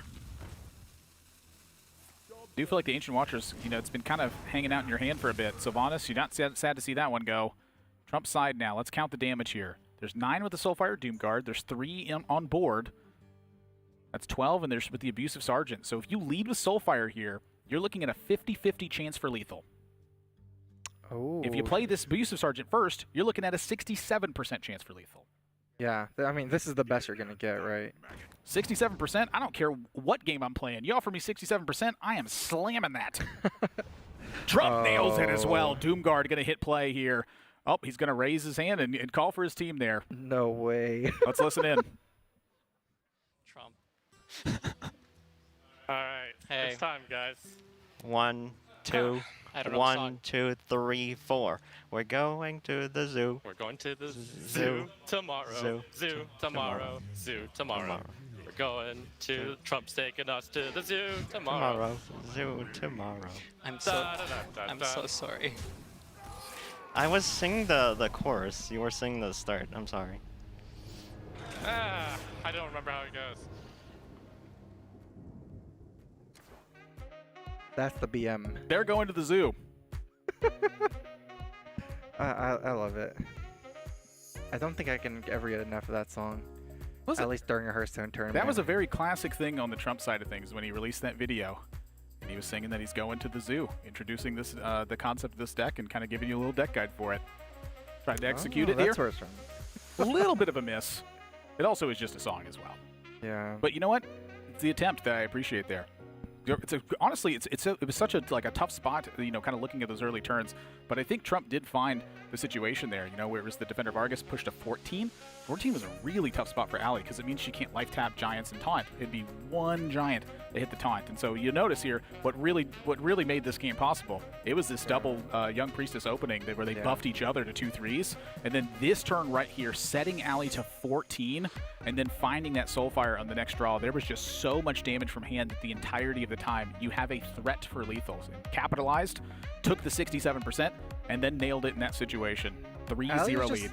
Ali was just missing some pieces, right? Like She had double Molten Giant, which are the best cards in the deck. Usually it's hard to find these cards, but usually it's pretty easy to find Argus and Sunfury because you have 4 copies of them. She was just missing like the easy cards to have. She had no sources of taunts, and she also didn't have the Hellfire. Like those are like the 2 things that she was missing. Yeah, there's like, in my opinion, there's like 2 ways to fight this board on the opener. It's to have the Hellfire, or it's to have the Ancient Watcher plus the Iron Beak Owl and start fighting for that board to buy you the time. The other side of it is the Molten Giants. It's get the Molten Giants down and taunt them. Those are really the ways that this matchup is favored, I'd say, on the handlock side. But like you said, missing that taunt option, and suddenly you're looking at somewhere around like a 70% chance to win, and it almost feels like it's 0 at that point. Yeah, I mean, Molten Giants don't do anything unless they have taunt. You can't just you can't just play them and expect them to intimidate your opponent to death, right? You got to turn them into the just rocks, shaking the his walls. fist. He's like, "Ah!" Yeah, you youngins. Back in my day, we had 8/8s for free. 3-0 lead here for Team Kraken. My gosh, this is going to be a tough one for Phoenix. They need to pull 4 straight wins from this one to find themselves in the finals. This is an elimination match. The team that wins is going to the finals to compete against Team Griffin in this one. $50,000 is the total prize pool that we have here for this weekend. Thank y'all for joining us very much. We really appreciate seeing you here. This has been a very fun event so far, Strife Crow. It's wow, what a nostalgic blast this has been, kind of seeing all these classic decks compete against each other. Yeah, definitely a blast in the past. Back to 2014 Classic Hearthstone. It looks like Team Kraken has Paladin and Warrior left. So as we get closer to the finish for these matches, it becomes easier and easier to predict some of the matchups left, with only 2 decks left. So yeah, I wonder what we'll see next. Paladin has been kind of the weakest deck of the tournament by far, I would say. So it might be a deck that a lot of teams are trying to skip out on. That would just leave the Warrior left for the final victory. Yeah, the Paladin has been queued up a lot, and it has been demonstrating its potential weakness, which is drawing some of the ridiculous stuff here. But this is where the kicker comes in on my side. Tides of Time is getting to pilot Miracle Rogue here. This is the 2nd time now that Phoenix has not banned... I'm sorry, that Kraken has not banned Miracle Rogue in this situation, and now Tides is getting to sit down and pilot this deck, Strife Crow. Yeah, wow, I'm just looking at this deck list. He's actually only using 1 Azure Drake. That's an insane surprise to me, because I just feel like Azure Drake is one of the cornerstone 2-0s in this deck. It kind of does everything that this deck wants. A little bit of spell power, a little bit of card draw, kind of big minions. So that's surprising to see a Faceless here instead. I do remember that 1 Azure Drake was not necessarily uncommon in this matchup. Same for Blade Flurry, because you only had 1 way to buff a weapon. 1 Conceal is the thing that stands out to me. Like that Conceal was a busted card. Like, one of the ways I remember with this matchup winning so much was that you just cold blooded the first minion that could check your opponent, and you concealed it. Yeah. Suddenly you got 2 hits out of a cold blood. That was very rare to get. But Conceal was what enabled that to happen. Like, I remember the first time I queued into Firebat on ladder, and he coined a dagger, and I went, what on earth? He went, Sousey, cold blood, prep a Conceal after you attacked me. I was like, I'm dead. That's true, especially your Druid, where then turn 3 after Conceal, you might want to Hero Power. Yeah. Do you really want to Hero Power the 6-1? You're already dead by this point. But yeah, another thing about having 1 Conceal is it's just such an important card to have when you play your Auctioneer, right? So if you only have 1, if that Conceals towards the bottom of your deck, you might not have it in time to combo with the Auctioneer. The Concealed Auctioneer is basically the classic way to win with this deck. Yeah, Language Hacker is going to be queuing up the Warrior in this matchup. This is a Control Warrior deck. However, there's a couple of interesting notes in this one. We have a copy of Inner Rage. There's a copy of Blood Mage to kind of fuel those Whirlwinds or perhaps that Inner Rage at some point. And 2 copies of Kor'kron Elite to match those Azure Drakes in there. So a lot of mid-game pressure that's available from Language Hacker's side. Yeah, so when I was casting with Kibler, we also casted a Miracle Rogue versus Warrior game, and that where we were casting, it was a much slower Warrior. It had like, you know, Karin, Sylvanas, Baron Geddon, things like that. I feel like Language Hacker's Warrior is actually much better suited to beat Miracle Rogue. One thing that it has that the other Warrior didn't have is Alexstrasza. If you can Alexstrasza someone to 15, you can almost immediately start threatening lethal. This also runs Grom, Inner Rage, as well as Kor'kron. So once the game develops past the point of Alexstrasza, the whole dynamic can change, where the Warrior can be threatening lethal at a lot of different points of the game. Yeah, a couple things I like about Kor'kron Elite is that number one, it can certainly punish an animal companion that you know can hit play. Like sometimes you get a value trait as the Leok, it answers Amisha. You know, a lot of little cool things with that. But it also delivers that chip damage. It can answer Azure Drake when you're in these situations where you know you have like a Fiery Oryx and a Whirlwind in hand. Kor'kron Elite helps you answer it when you know you lose a little card net negative. But you don't take 4 damage from smacking an Azure Drake and having to use another card, which is effectively going to be in the same situation. So Kor'kron Elite, I just feel like fits very naturally in the deck. And I have to say that from Language Hacker's perspective, the advantage in the matchup, I think, is that there's only 1 copy of Conceal. However, we find that 1 copy of Conceal very early on from Tides of Time's side, and he chose to keep some minions in this one. You know, a lot of times this matchup you mulliganed for Gadget and Auctioneer, and instead he chose to keep Edwin and chose to keep Azure Drake. Yeah, he also only has 1 copy of the Drake, which he drew as well. This might be his nod to like maybe these cards being important in this matchup, but him only having 1 copy of them. I would like to know, like, Edwin is a much better card to keep on the coin than off coin. Oh yeah, coin is that's Edwin's best friend. And for Language Hacker here, you saw the turn 2 armor up, and this is one of the importance of Shield Slam, is that when you're in a situation like this, you can just Shield Slam this Edwin and call it a day. Easy Shield Slam here. It's just the perfect answer. If there's no Shield Slam here, you're gonna be taking so much damage from this Edwin Van Cleave. So coin is gone, but you see Tides immediately reaching for the minion. Let's get the minions in play. And this was where the introduction of tempo, I think, really started to happen, was when you realized, wait a second, sometimes I can just play SI7 Agent and play Earthen Ring Farseer. I don't have to have these activations on these to be useful. And in this matchup in particular, just making sure you have a minion in play was a very, very real threat. Yeah, Language Hacker has the perfect response here. This Slam is coming in clutch here with the combo. Big deal. Tides of Time, both threats checked, coin used early, and does not have a Gadget and Auctioneer at this point. Sap completely not welcome right now. Yeah, it looks like he might, Tides of Time might just have to clear this minion out with the Deadly Poison. Chooses to just maybe clear it out over 2 turns with the normal dagger, or even trade. I actually like this. This allows Tides to cycle his Blood Mage, and because Warrior actually has a hard time dealing 1 damage, and like specifically 1 damage on targets that don't really matter, not necessarily like Whirlwind. Exactly. So this is actually probably gonna get traded off on. I do find this like a pretty interesting spot here, where I think that Language Hacker has a lot of, like, pretty much every option except Brawl is possible here. Like, take Brawl out of the hand real quick. Yeah. Every single one of these cards, I think, has a merit to being played this turn. You know, yeah, you're right. I mean, I couldn't technically see a very aggressive Warrior curve here, because if you want to do something like Acolyte of Pain, Cruel Taskmaster, your Acolyte of Pain, and then even use your Inner Rage so that you chip in 2 more damage here, and you force the dagger to clear out your 2-1, you can actually just play like a very tempo Warrior. I think this is the more like normal way, you know, not to go crazy with your tempo, but I could definitely see the lines where Language Hacker went crazy here. I feel like one of the most important aspects from the Warrior side is just to make sure that you have the board. If you have just any significant amount of damage that can actually take place, Tides of Time has to be concerned with that. He's shown that, you know, the board presence means a lot to him. So as the Warrior side of this, trying to take that away and keep a little bit of counter pressure going. Doesn't have to be a ton. If Language Hacker has to use all of his resources here, that is not good news for him. And as you can see here, Tides' hand is just not panning out well at this point. This is a swing with dagger, re-equip. And from Tides' side, he does have to be a little bit concerned about the other side of things, I believe. No, he does not. There is no weapon destruction on the Team Kraken side that's in this deck. So the Deadly Poisons here are being saved for the A, the surprise factor, and then B, when do you actually want to use them. Language Hacker has a very he has a very smooth hand. He can basically just play minions forever with this hand, right? The Azure Drake cycle. He also got one of his minions sapped, so he can replay that. So I feel like this Miracle Rogue does not want to just remove every minion and not get your own tempo back. You kind of have to use Rogue strengths to get board control as you're removing the minions. So Tides of Time is very much so on a Auctioneer draw now. Without an Auctioneer, this hand is just awful. It's looking really rough. You've pretty much drawn every utility card that you can ask for.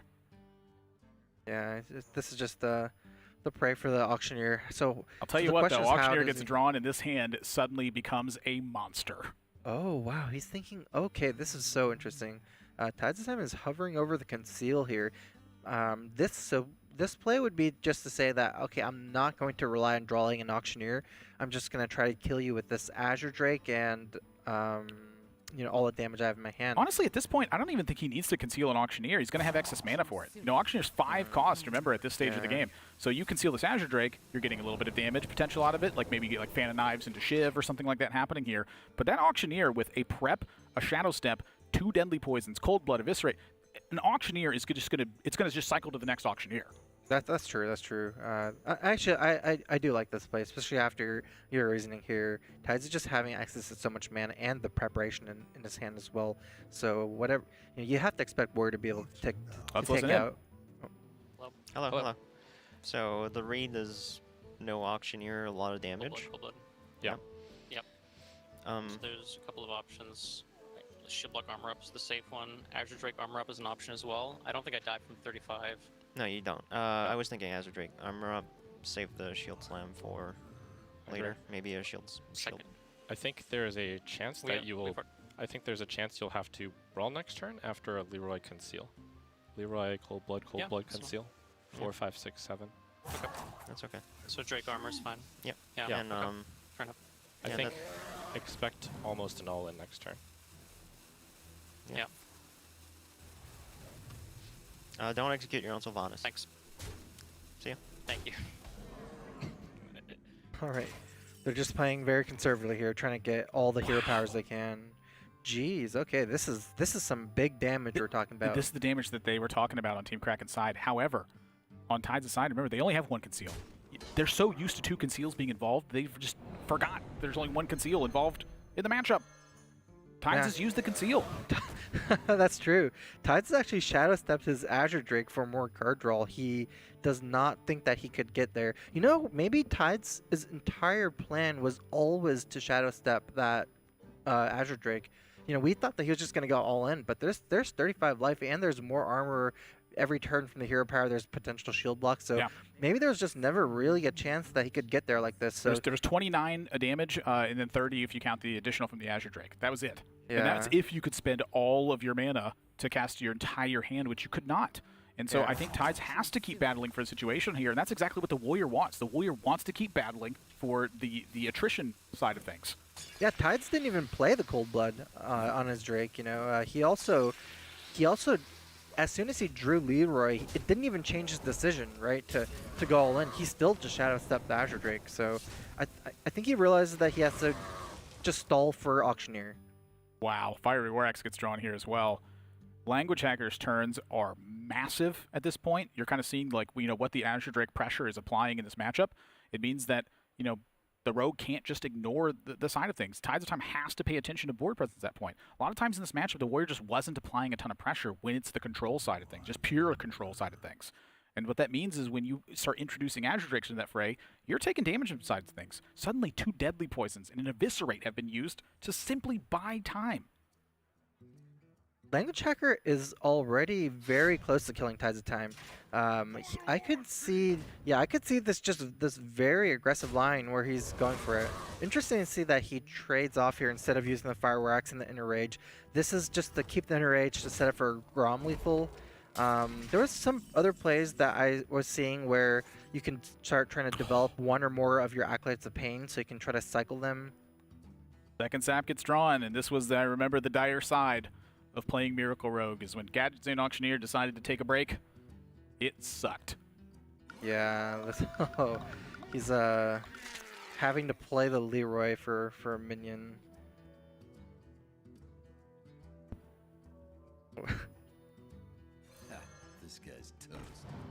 sapping one of these, and you're hoping that this damage gets through. Or are you not sapping one of them? Wow. Ooh. Oh wow. I don't even know what to say. This is gnarly. Oh, no. I think this is the acceptance of the situation. Yeah. Not even using the cold blood. You gotta have something to fuel auctioneer draw. You're right. For language hacker here now, it's just go over all the options and make sure you're not missing something. Not very hard to deal with this board. Has the slam. So even without the brawl, he's attacking slam, right? I mean, I'm using a brawl here. I don't have any cards left. Yeah, I swear you can play some minions if you use the cheaper removal. But language hacker is just really trying to maximize his own health here. Auctioneer gets drawn. Oh. Can this provide a recovery? Looks like it won't.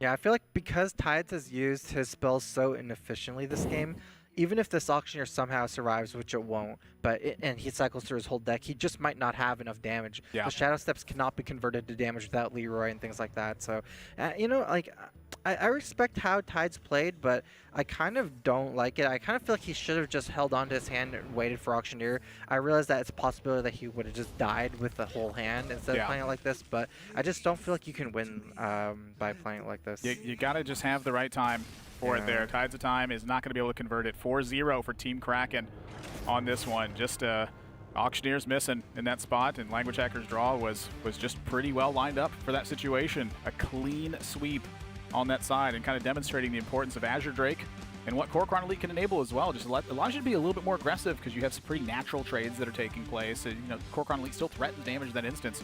Just one of those wins where Auctioneer didn't show up. Yeah, it's a flexibility of Core Chrono Elite too, right? He didn't even use it for damage. He used it just to clear out that Azure Drake. Yeah. Just to trade more. So it looks like we're back on the 4-0 sweep menu after one long Game 7 series. Indeed. So Kraken now second win of the day. They're going to be moving on to the finals, and for Phoenix, that is the final match for this tournament. And we're going to have Language Hacker stepping up on deck. How's it going, my friend? It's going pretty good. 4-0 is a very welcome sight after the 1-4 loss we took yesterday, and coming off of the win from the lower semis, it's the momentum is building. It certainly is building. Taking a look at the match and the order that it took place here in this one. This is twice now that Rogue has not been banned from Team Kraken side on this one, and I'm looking at a clean sweep here. Just felt like every single one of these matchups had some really tough spots over on Phoenix's side, where at every single turn they had to be worried about some lethal pressure that could take place. Yeah, absolutely. I mean, in Classic, a lot of these decks that we have chosen for the tournament here have that sort of pressure. Yeah, how do you feel like you all have prepared for this one? Do you feel like you've had to put in a lot of effort for this one? I know that like preparing for a tournament like this and preparing for Grandmasters, for instance, has to just be like a tremendously different kind of scenario because, you know, you're using 7-year-old cards at this point instead of preparing with all these new cards that are being introduced and trying to break that meta. How has the preparation felt for you in this event? It was tough.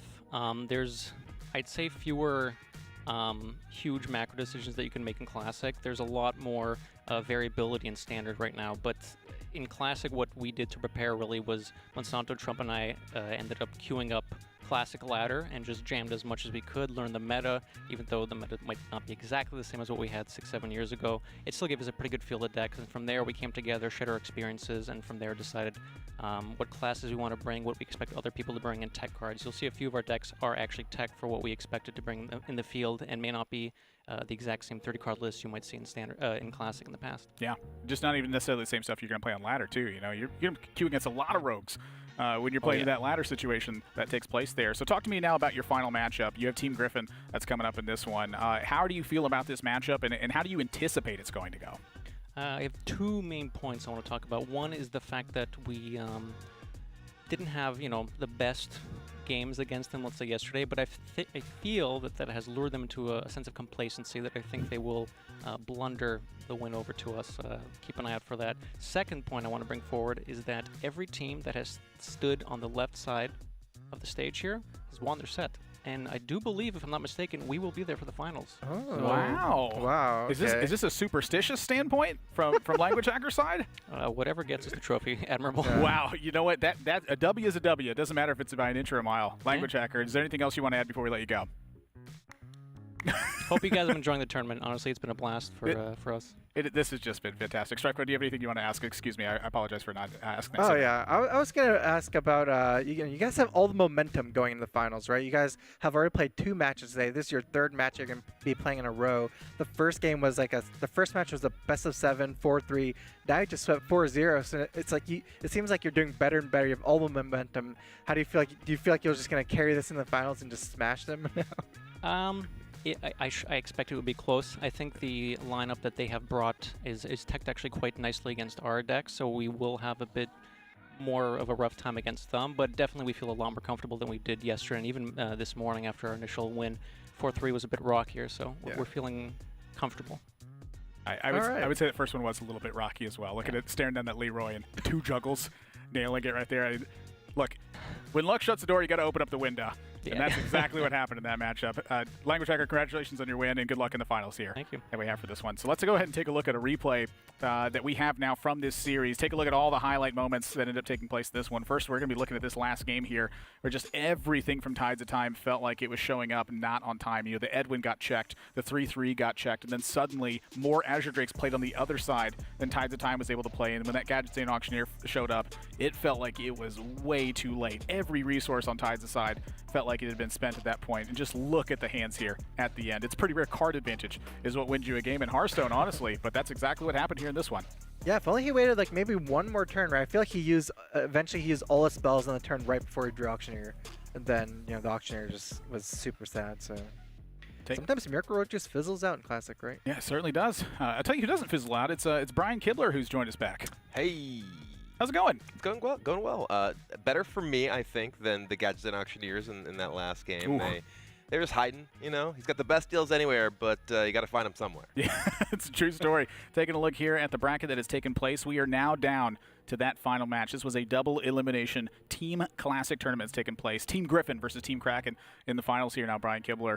And with a 4-0 coming off the back of a 4-3, that was a nail biter at the end of that one. I feel like the momentum has got to be on Kraken's side here. At the same time, Griffin's just been able to hang out and relax all day, right? You know, while there's obviously not the physical exertion of, say, a traditional sports event, the fact that, you know, you're sitting on stage, you're under pressure, and in fact, in that first match, a lot of pressure, as you're mentioning, came down to the Leroy versus Knife Juggler, and dagger through the heart for Leroy for that one. But you know, Griffin's just been able to hang out and watch and relax all day, and you know that got to do a lot for your mental state going into this final. Did you have any words with Griffin before you know, coming over to the spot? Like they pretty much just sit down and joke around. It feels like the entire time. Like the personalities for the three of them, they just meld perfectly all together. Were you able to have any words with them?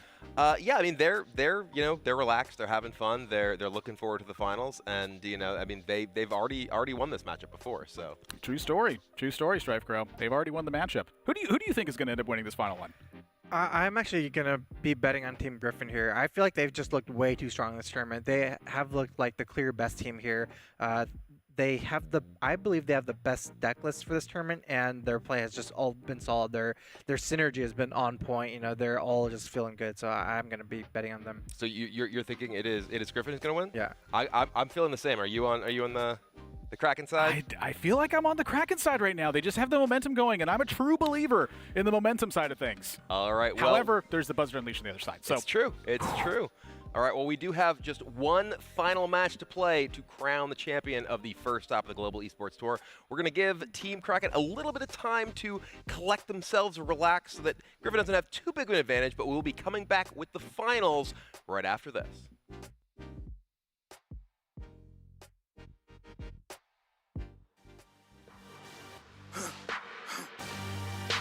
For the victory lap, though. Whoa, whoa, they ain't never seen nothing like this before. Lit the room when I came through the front door. Ask me if I should overcome, what for? Train under trees, please pardon my sycamore. Touch burning sands, cross lands, and stormy shore seasons in the year, finals, yeah. Ain't no challenge for champions and chain no fear. Yup, the champ is here. Switch gears, we keeping haters in the rear. At the blood, sweat, and tears, and my goal so near. I see my victory so clear. I see my victory so clear. And today, we break through. And today, we break through. And today, we break through. And today, we break through. And today, we break through. And today, we break through. And today, we break through. I know it's lonely at the top, but that's not by speculation. But the position that I got, I climb too high to fall, way too hard to drop. Stop clocks on the speed bag. Every day under pressure, no jet lag.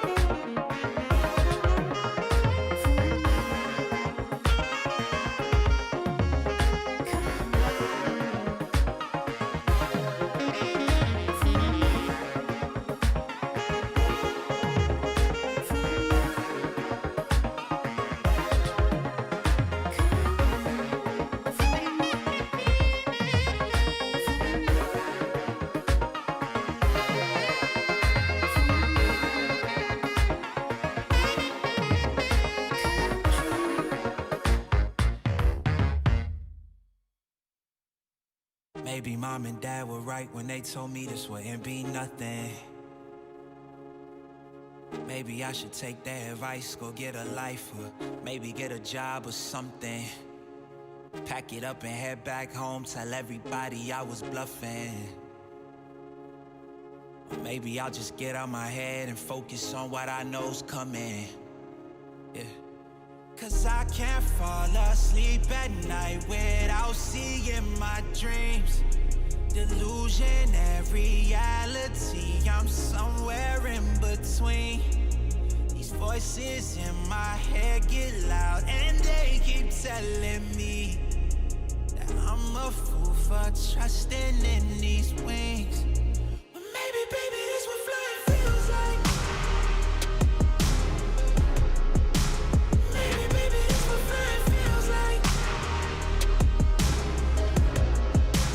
Maybe, baby, this what flying feels like. Maybe, baby, this what flying feels like. Yeah. Maybe all my exes just drinking themselves crazy tonight. Maybe I should call and say, told you I'd be right. Wondering how long it was before you realized the biggest mistake of your life, and now you're paying the price. Oh, is it confidence or confusion? Either way, I feel like I ain't never losing. Your opinion of how you know just what I'm choosing. I gotta do this, cause I can't fall asleep at night without seeing my dreams. Delusion and reality, I'm somewhere in between. These voices in my head get loud and they keep telling me that I'm a fool for trusting in these wings. But maybe, baby, this what flying feels like. Maybe, baby, this what flying feels like. Maybe, baby, this what flying feels like. Maybe, baby, this what flying feels like.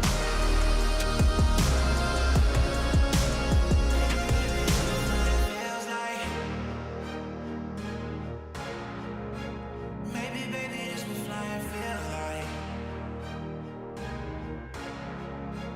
Maybe, baby, this what flying feels like. Maybe, baby, this what flying feels like.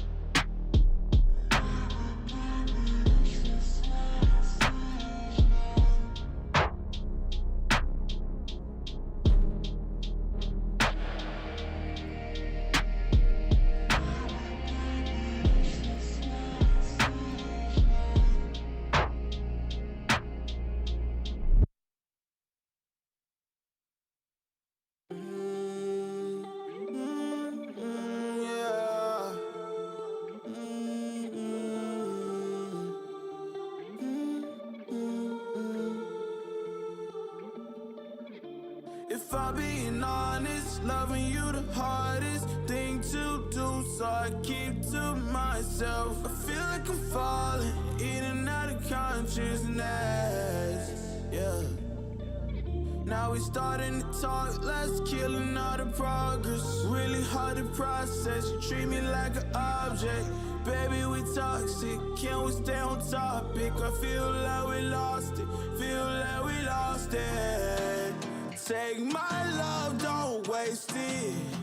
Even though I don't mind waiting. Late test, my mind racing. What else I have to do, girl, to brace me? Want you, I only want you, yeah. I only want you,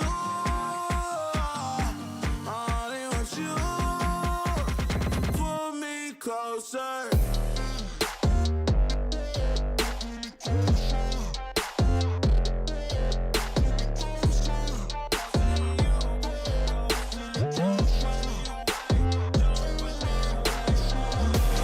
Closer to you.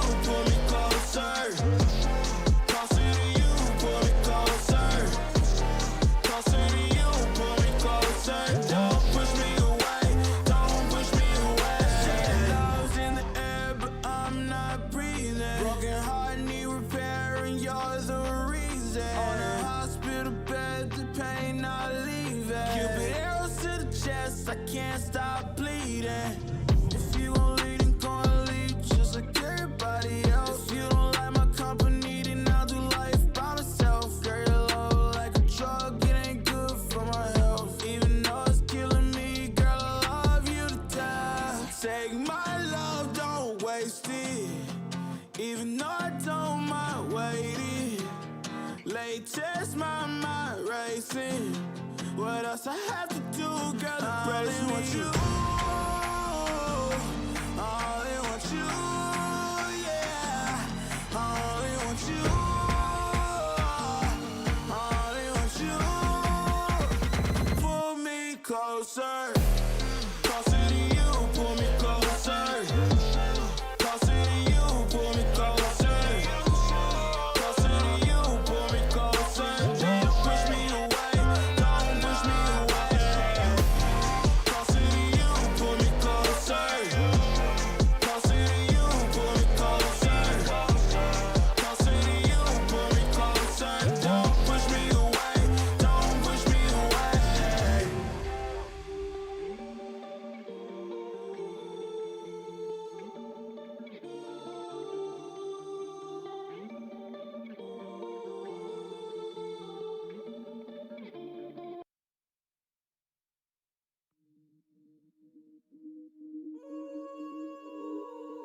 Yeah. Yeah, yeah. God always. Mike LV.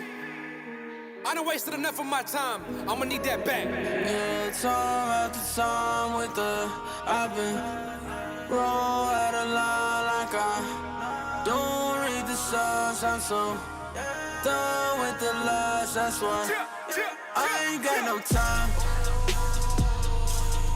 I ain't got no time. I ain't got no time. I ain't got no time. I ain't got no. Boy ain't looking at the clock. Stepped up in the game like rock. Ball boy with the hook, can't stop. Like the dread on my head, stay locked. Look, always no island. Stay fly, no pilot. All beef, no diet.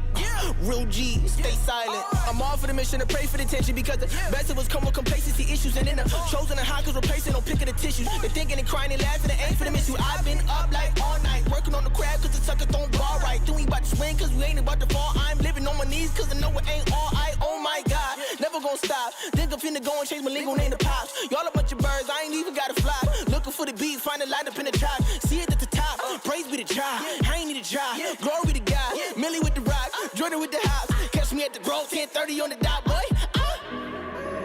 Yeah, time after time with the I've been roll out of line like I don't read the signs. I'm so done with the lies. That's why I ain't got no time. I ain't got no time. I ain't got no time. I ain't got no time. I ain't got no. Grown man, how I'm moving with the rock. Y'all swine, how you moving with the ops. Self-made, how I be up in the shop. Stay paid, I don't care about the props. Praise God, change ways. Never been just about a payday. Glow up, then it turn into a melee. Coming down, so they hollering out, Mayday. Yeah. If you doing this for dollar signs, odds you are out of line. Yeah. Pay attention to the product line before that is modified. Yeah. Eyes up on the bottom line before you are out of time. Yeah. Out of body, moving me so out of mind. I can see through all their jealousy. Can't compare to all the pedigree. They saying it's sinning, but all I see is jokes. They never wanting to smoke, they feeling it in their throat. Only a matter of time, we gonna see them all choke. Unravel the sun rattles, the intimate folk. Oh no, we know that's rain and so. The internet trolls, the intimate know, the feeling is gone. Yeah. Yeah, time after time with the I've been roll out of line like I don't read the signs. I'm so done with the lies. That's why I ain't got no time. I'ma need every minute y'all took from me. I ain't got no time. It's my time now. I ain't got no time.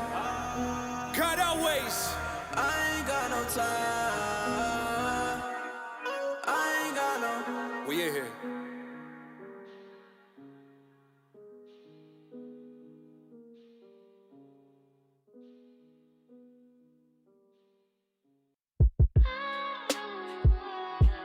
Yeah.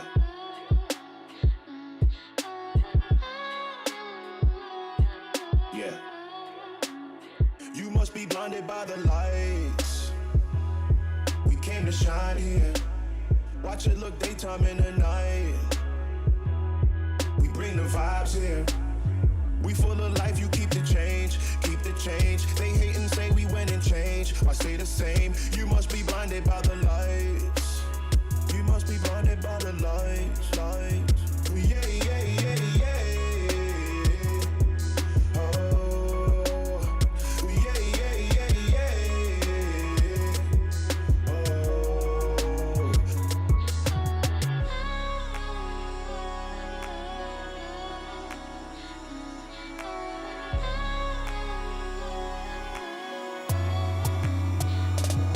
We put the nets up in the lines, now we high, high, high. Kaleidoscope of colors beaming from our eyes.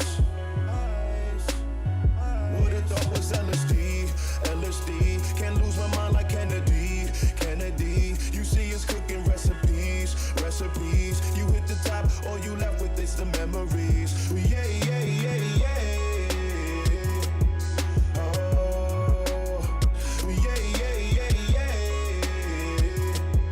Oh, go hard to have it is your purpose.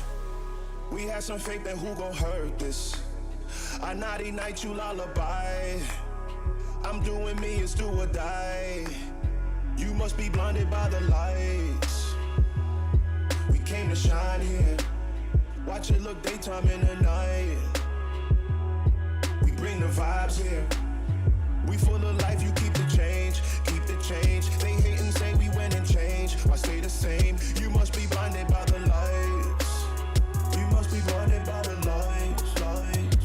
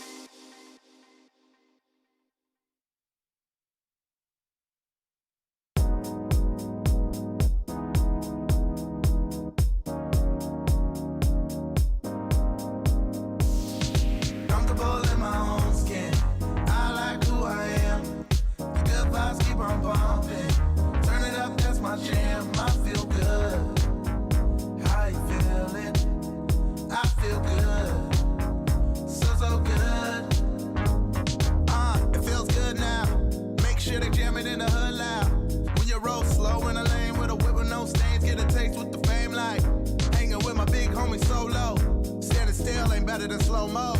Favor ain't fair, we live a blessed life. Talking all that trash on the best style, what they wanna say now? Hate if you wanna hate, but y'all can't kill my vibe.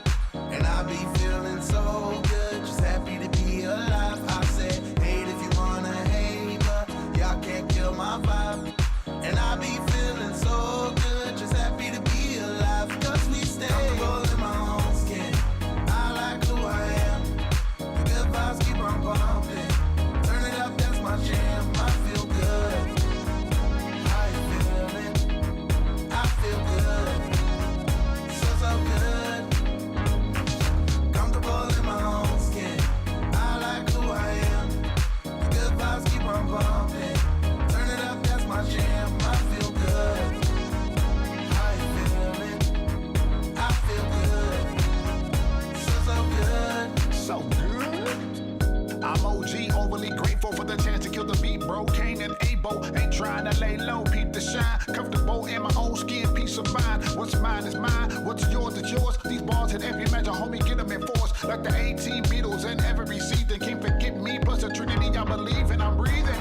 Eating it Sunday morning, my reason. Everything that the Lord did, he got it right the first time. Yeah, you see, with both your eyes, this right here is me. Unapologetically, jet black and free. I ain't trying to be what they want me to be. Scared of the wind, following all the trends. Over backwards, that ain't the way I've been gone. Comfortable in my own skin.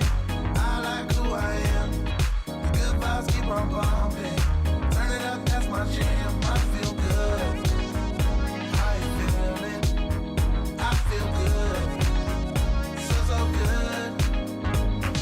Comfortable in my own skin. I like who I am. The good vibes keep on bumping. Turn it up, that's my jam. I feel good. How you feeling? I feel good.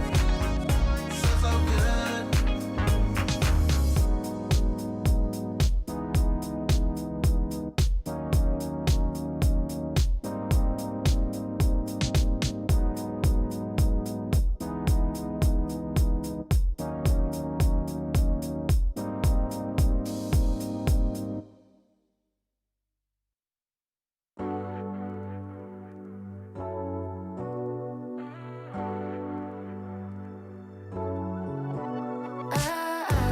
Got me upside down, spinning around you. Wanna taste the clouds, dance with the moon. Take a trip around your body. Boy, I love the way you got me. Starry-eyed, got me starry-eyed.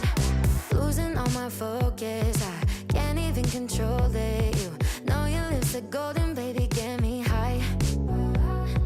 Touching me like lightning, yeah, keeping it exciting. You know exactly what to do to blow my mind.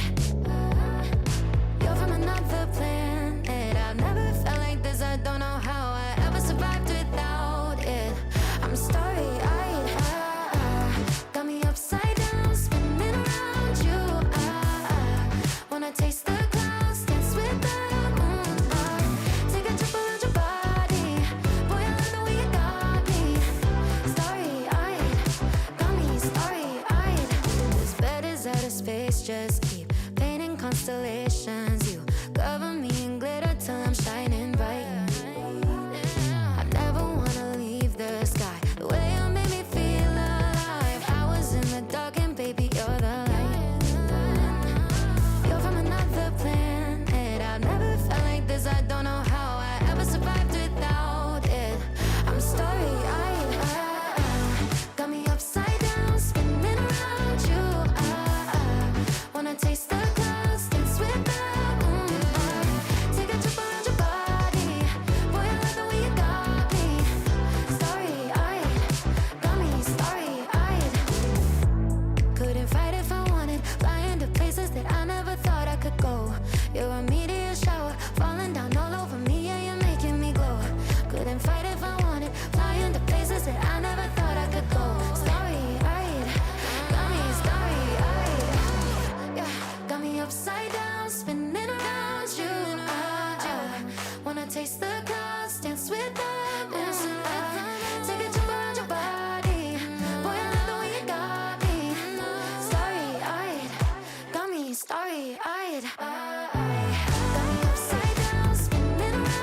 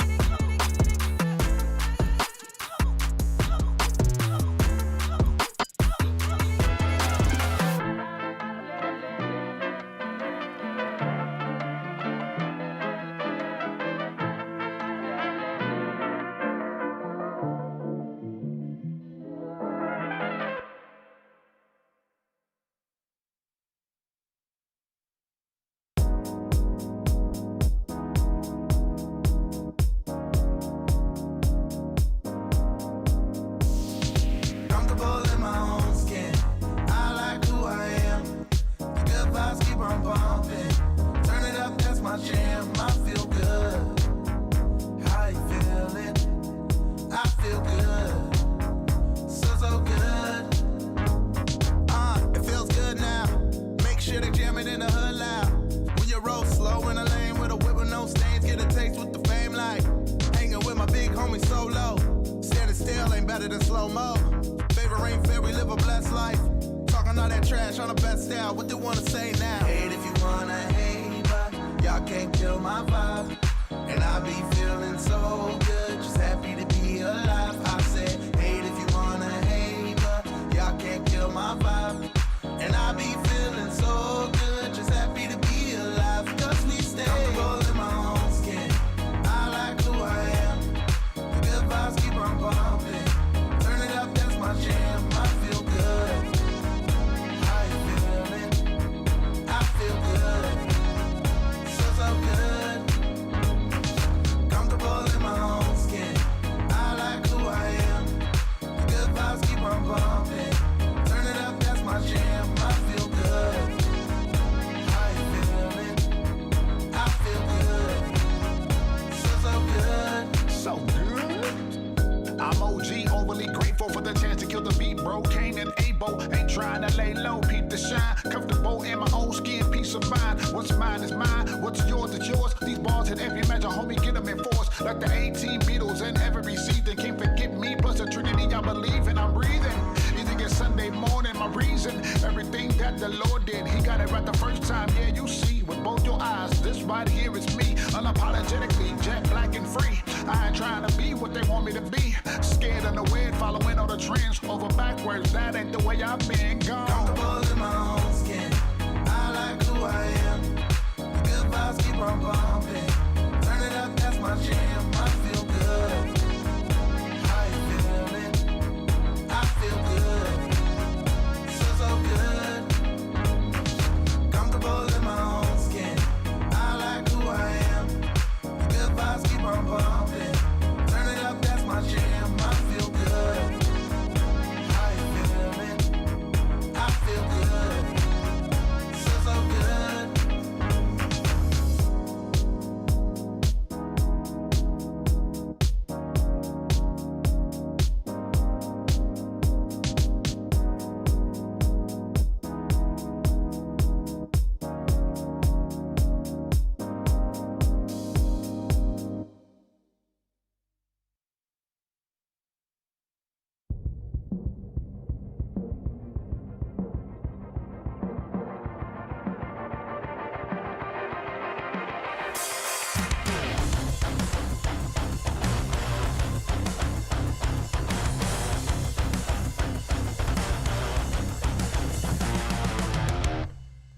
I did it to myself. I have no explanation. Twisted games and tricks, all tangled up and wasted. Double down in the bus, sucked in the faking patience. Haunted dreams awake, still I love to be so hated. I did it to myself. I did it to myself.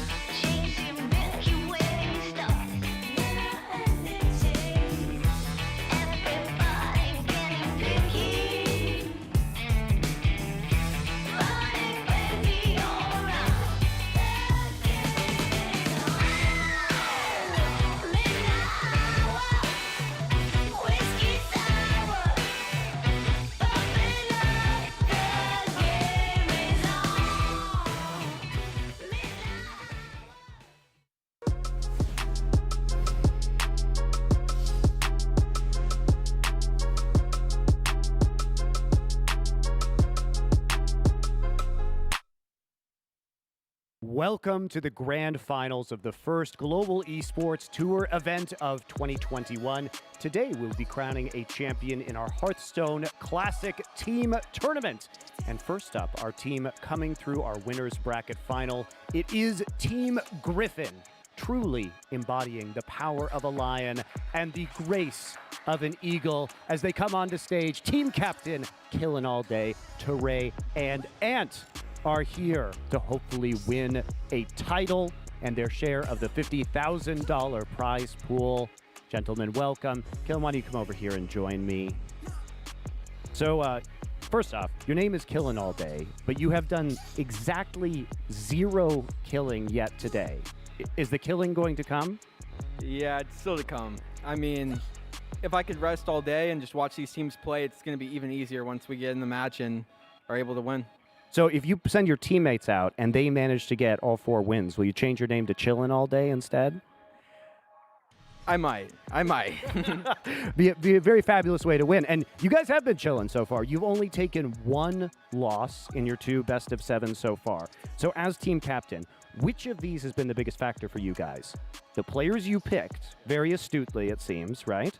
The decks you prepared, or the preparation with those decks that you did, the practice, which has contributed to your success thus far?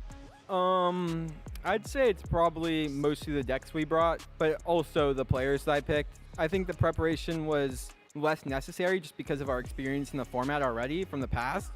So it was mostly just the decks we brought and the good players that I have on my team. Very good. Let's talk to some of those players quickly. I'm going to come over here with you guys.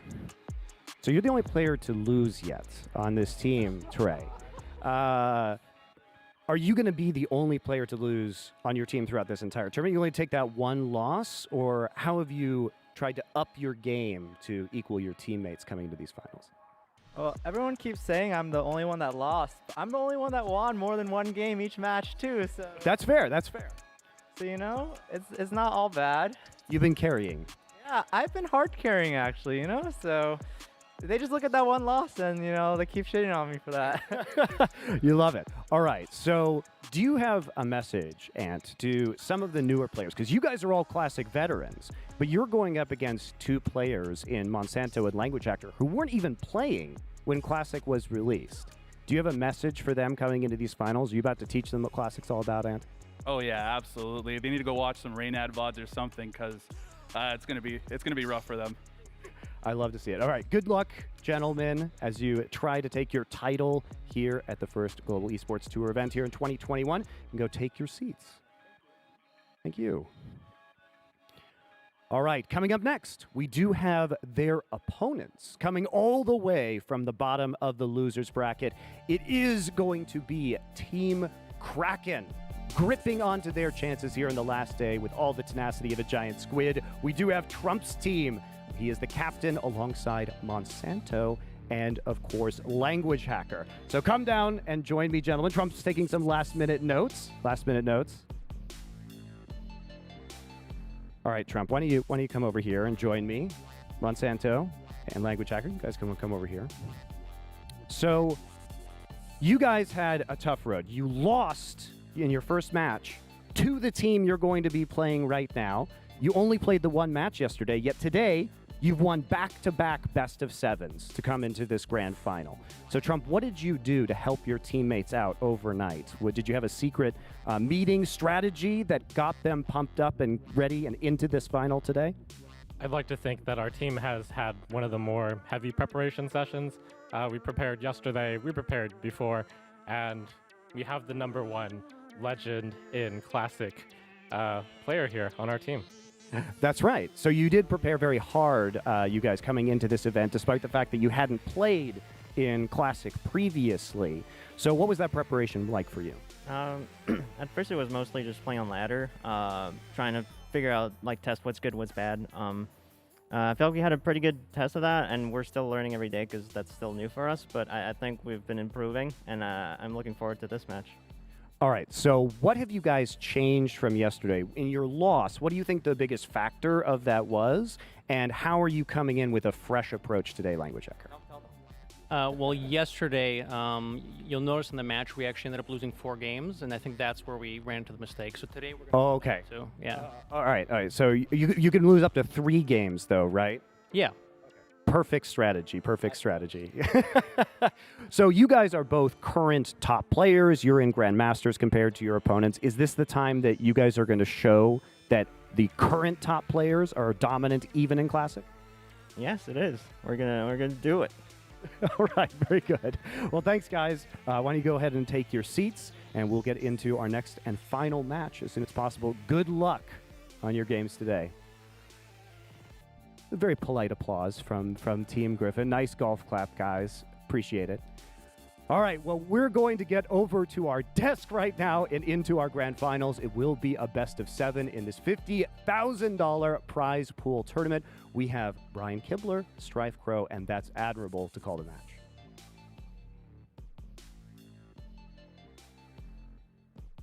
Monte Cristo for the introductions, and we have been watching these teams play throughout the weekend, some a bit more than others, as we saw Team Kraken needed to climb from the depths of the ocean of the losers bracket to reach the heights that Griffin had soared to on the first day, but now it is all down to one final match.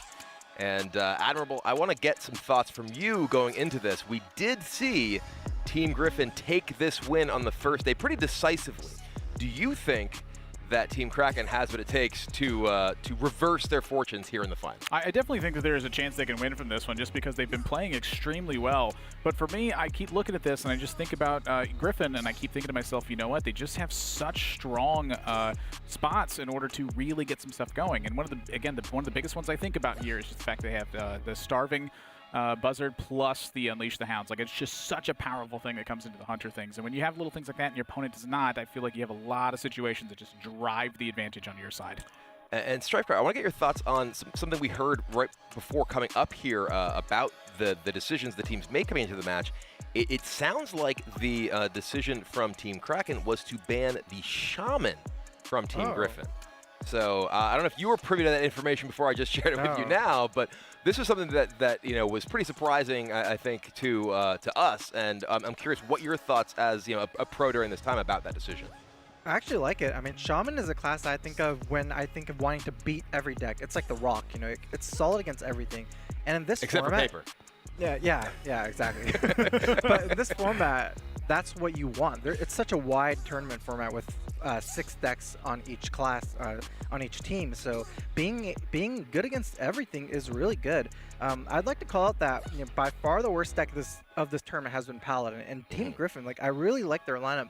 They have Shaman instead of Paladin, right? I feel like they're the only team to bring Shaman, and the Shaman is even bringing a ban. That means that they're just so far ahead in the metagame that I feel like they easily have the best decks and the best tournament decks of this tournament. Yeah, the Shaman, we did see just yesterday the very narrow victory of that Shaman deck that Ant piloted over Ali Straza's Handlock, and despite the fact that it did struggle a little bit with resources with the Mana Tide totems being destroyed, it just managed to pull it out in the end. So I want to talk a little bit about the Miracle Rogue, because that does mean that Miracle Rogue has once again gone unbanned in this match, and we saw Tides of Time just have a pretty poor draw in the last match, and Team Kraken was able to really punish that deck.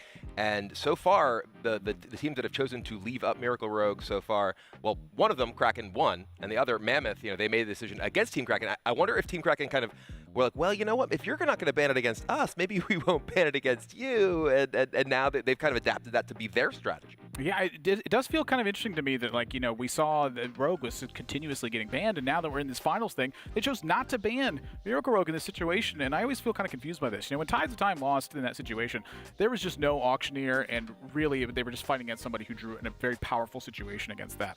I feel like it's not correct to not ban Rogue in this situation. I feel like that banning Shaman, I can understand why you would ban that, but it feels like the Rogue is a more powerful one here, and frankly, I feel like that's just another edge that Griffin's going to have in this situation. You have the Hunter that has the Starving Buzzard plus the Unleash the Hounds, and you have Miracle Rogue in this one. That feels like such a big difference to me. Well, Griffin does have the edge that they made it all the way through in the upper bracket, so they just got to relax today, and we got to hear their thoughts yesterday on making it all the way to the final.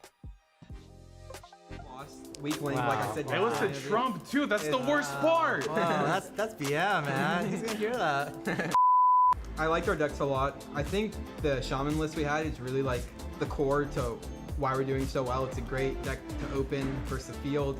Since Shaman's a good start, you know, and then you get a good win in thin early, and it narrows down the field because like there's the whole aspect of like a deck you don't play. So for us, we have like the Druid deck, and everyone thinks like Druid is the most like OP deck, and yeah, it is. But in this format, we had to play so many decks, and a lot of the classes that aren't as good usually shine because they're good versus Druid.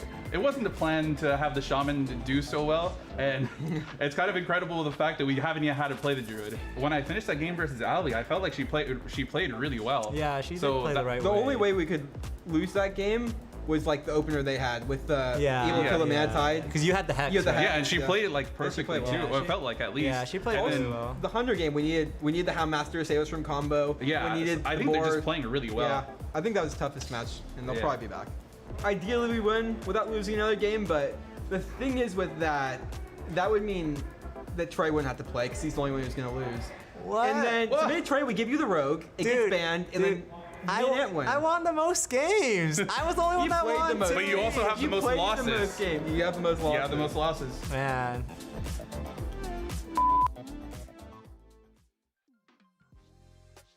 I have to say, I really love the sort of atmosphere there. You know, they're just clearly having an absolute blast, giving each other, you know, a hard time. Teray, it's like, I the other lost. He's like, I won every game too. Come on, guys, come on. But we have gotten word it will be Teray who is opening for his team with the Hunter deck. And I wonder if, you know, Team Kraken got some insight into the thoughts that Team Griffin had about the strength of their Shaman deck, because they did end up banning that away. As they mentioned, this is really the cornerstone of our lineup. They don't have access to it, but they do have this mid-range Hunter Strife Crow. Yeah, this is a really cool deck. This is Admirable, my favorite deck of the tournament. It's the only Hunter that actually has the combo pieces to combo with the Unleash the Hounds. It has Knife Juggler as well as Starving Buzzard. Those are some of the strongest things. We did see this deck take on Druid with just like the double high main on 6 and 7, and basically that carried them to the victory. So this is a very overall solid deck, and it's also one of the very like classic old school Hunters as well. All right, well, let's talk a little bit about their opponents. You know, we talked a bit now about Team Griffin and their dominating run through on the first day. Their opponents, Team Kraken, they had the hardest road you really could have getting here. They lost their first match, in fact, against their current opponents, and had to battle back all 3 matches today. You know, they won 2 so far. You are a big fan of momentum, a big supporter of the idea. You know, they won a really close first match. They smashed their opponents in the second match. Yeah.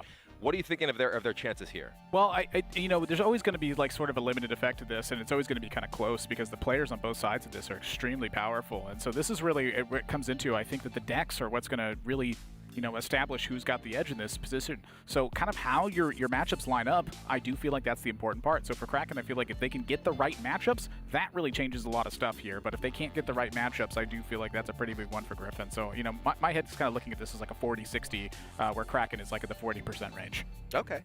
And you know, you did talk a little bit about, you know, how you felt the Paladin deck had really not looked particularly good, and the fact that Griffin does not have that in their lineup. Strife Crow, what do you think about, you know, how that particular deck lines up in this matchup against the specific deck lineup that Griffin has?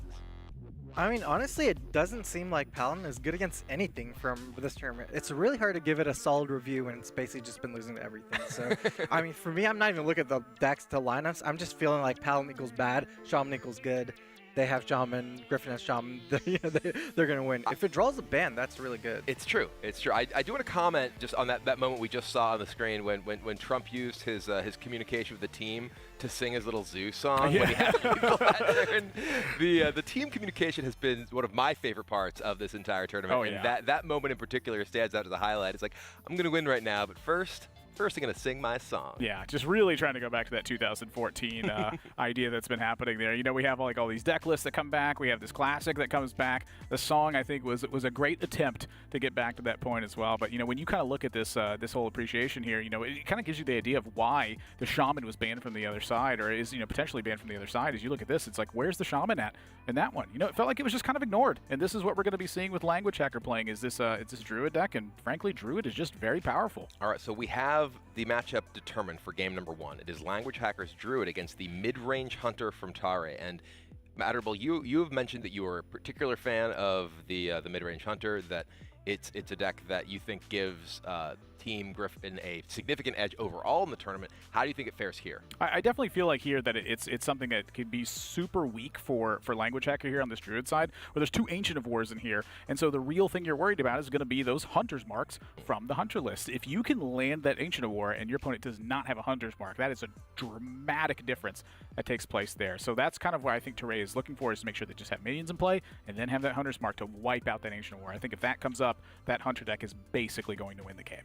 And Striker, you sort of had a reputation as a Druid expert back in the Classic days. What do you think about the specific build of Language Hacker's deck? He goes and even has the classic Chillwind Yetis in this list. Yeah, I'm looking at it back with all the knowledge I know now. I don't think I would use Chillwind Yeti building a Classic Druid. Overall, I think this list is good. There's not a lot of too much variation on Druids. They all have, every card has a different purpose. I do know that this matchup should be pretty hard for a Druid. The mid-range Hunter has generally just big minions that they're starting lethal much more than you. Even though you're a combo deck, they don't really need a combo. They just need to kind of hit you in the face a little bit and just kill command you once and you're kind of dead. So you have a very little leeway in this matchup to take damage and to not allow them to snowball. And they have a little bit of an easier time snowballing than you do. All right, well, the stage is set. We heard from the teams themselves. We heard the analyst thoughts. I do want to get one final thought from each of you. Who do you think's taking the match? Golly, my heart says Kraken because they just have the 2 wins in a row. My head is saying Griffin in this one, and again, it's the Starving Buzzard. You got to pick one. Plus it's the Starving Buzzard plus the Unleash, and I have to respect that more. Plus, they're going to have Miracle Rogue in this one. I just have to go with the Miracle Rogue in this one. I'm going Griffin. I'm going Griffin as well. I just like their synergy. I feel like their decks are good. They're good players, so definitely Team Griffin for me. All right, well, you heard it here. We are ready for game number 1 of the Grand Finals. Let's get right into it.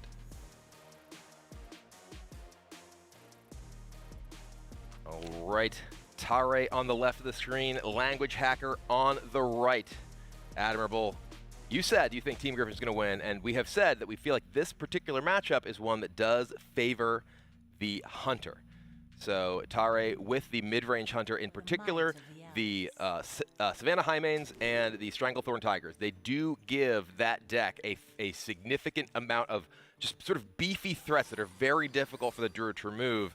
And we see Language Hacker kind of shaking his head. No copies of Innervate or Wild Growth. Though, there it is. Wild Growth picked up off the top right away. Big aggressive mulligan here. And on Tare's side, the hand's looking pretty good as well. And with that coin, that means you have that turn 5 Savannah Highmane is a possibility, and that Starving Buzzard shows up as well. So looking at Language Hacker's spot here, this is a pretty powerful opener that's happening here. Like this Knife Juggler suddenly can become a very just like useless thing here. This opens up the Keeper of the Grove. So I think that Language Hacker has a good opportunity here. And nice 5-drop that's happening here. This is going to be an intense game, Brian. Yeah, we got the emote banter going back and forth. Tare does have Animal Companion. Is it? Wow. It is Misha here.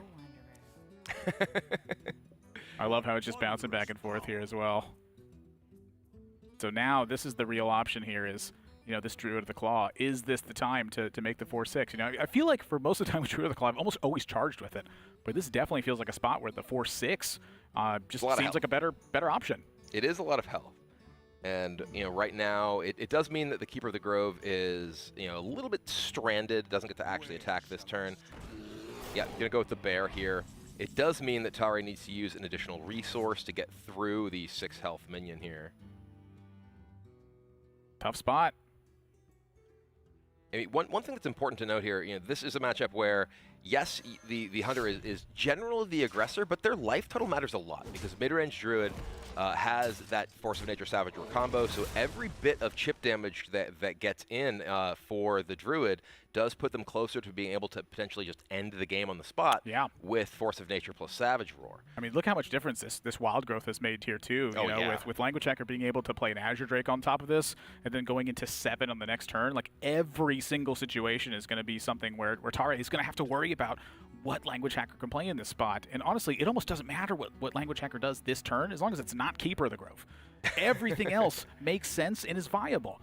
And so I feel like right now Language Hacker has the advantage, but both of these players have strong hands right now. Can Tare come back and find a way to absolutely fight back against this? Yeah, the mana advantage from that Wild Growth has put Language Hacker in a fairly commanding position. It looks like he is going to go ahead and drop the Savannah Highmane here. There is the option for Keeper of the Grove for Language Hacker, so you can go ahead and silence away the Death Rattle if he so chooses. I feel like this is face and plop some stuff down. Like you have a Keeper for, It's true. like if Houndmaster shows up or whatever he has, and he's gonna raise hand. Yeah, he's going to go ahead and check with the rest of Team Kraken on what they think he should do this turn. Hello. Two plays: Drake Coin, Keeper, Silence, face, or Keeper, Hero Power, Innervator, Farseer. We're thinking Drake, Yeti. Yeah, I was just thinking Drake, Yeti, and then face. Oh, okay. Yeah. I can get behind that. Cool. How are you using, by the way? Haven't seen you in like 5 minutes. Yeah, pretty good. I like what you've been Play doing the so Drake far. so we can see what we draw. Yeah. The draw might matter. I wasn't sure about the Wild Growth on 2, but Alright. I would still like to do the play. Yes. So, yeah, just random things to think about is that 4 minions on the board is a lot, but I think it's acceptable right now. Yep, I would agree. So, bait? Yeah, and Yeti. Bait Yeti still? Yes. Okay. Positive. Positive. Yeah. Yes. Just don't miss your attacks. or anything. Okay. No. We have plenty of Yeah. time. All right. Good luck for the rest. Good luck. Catch you later. Thank you. I like that little check-in. I miss you guys. It's been a few minutes. Yeah. Yeah, Tare is going to have a tough one here. He does find the Houndmaster. There is the Keeper in the hand, and Tare like a little bit of input from his team. Yeah. Can you guys hear me? Yeah. Dude, I thought he was a warrior because of his portrait. What? Are you serious? That's why I kept the bow. No, it's not. Doesn't it look like a warrior? It does. That's exactly what I said when you queued it up. No. Dude, oh my god. It's alright. The bow was fine. Okay, but what did you? You're What washed, do bro. you? You're What'd you washed. call in for? What'd you call in for? Let us know the bad news. Yeah, what did I do? Oh. Yeah, but Oh. what did I do? Outmaster, I guess? Huh. It's gotta be like Houndmaster Explosive, kill a Drake or something. Yeah, I think so. Yeah. You need a top deck Unleash anyways. Alright. The Explosive Yeah. will set them up, give you the bow charge. Yeah. Alright, sounds good. Yeah, alright, got it. Thanks, guys. Yeah, no Yeah. problem. It's a bad look. We're fine. We're gonna be okay. Love you. Thanks.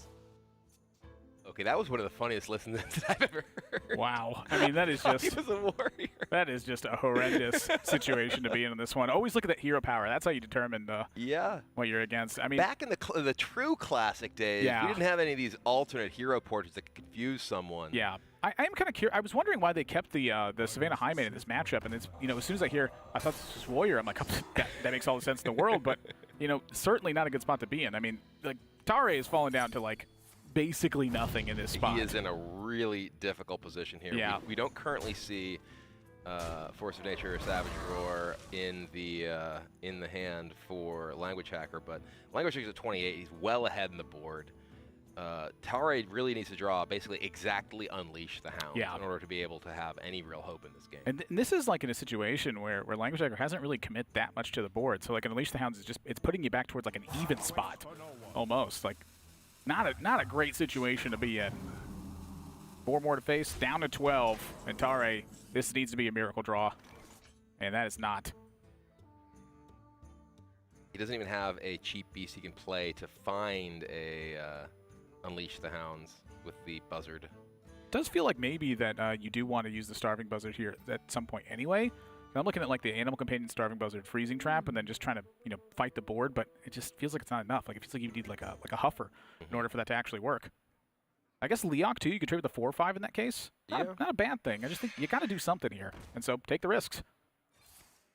Wrong 3-cost spell here, and it is in fact a Leok. Hunter's Mark would have been fantastic if that was Unleash. Just you have to fight for the board. Down to 12, I mean, you can't disrespect the situation here.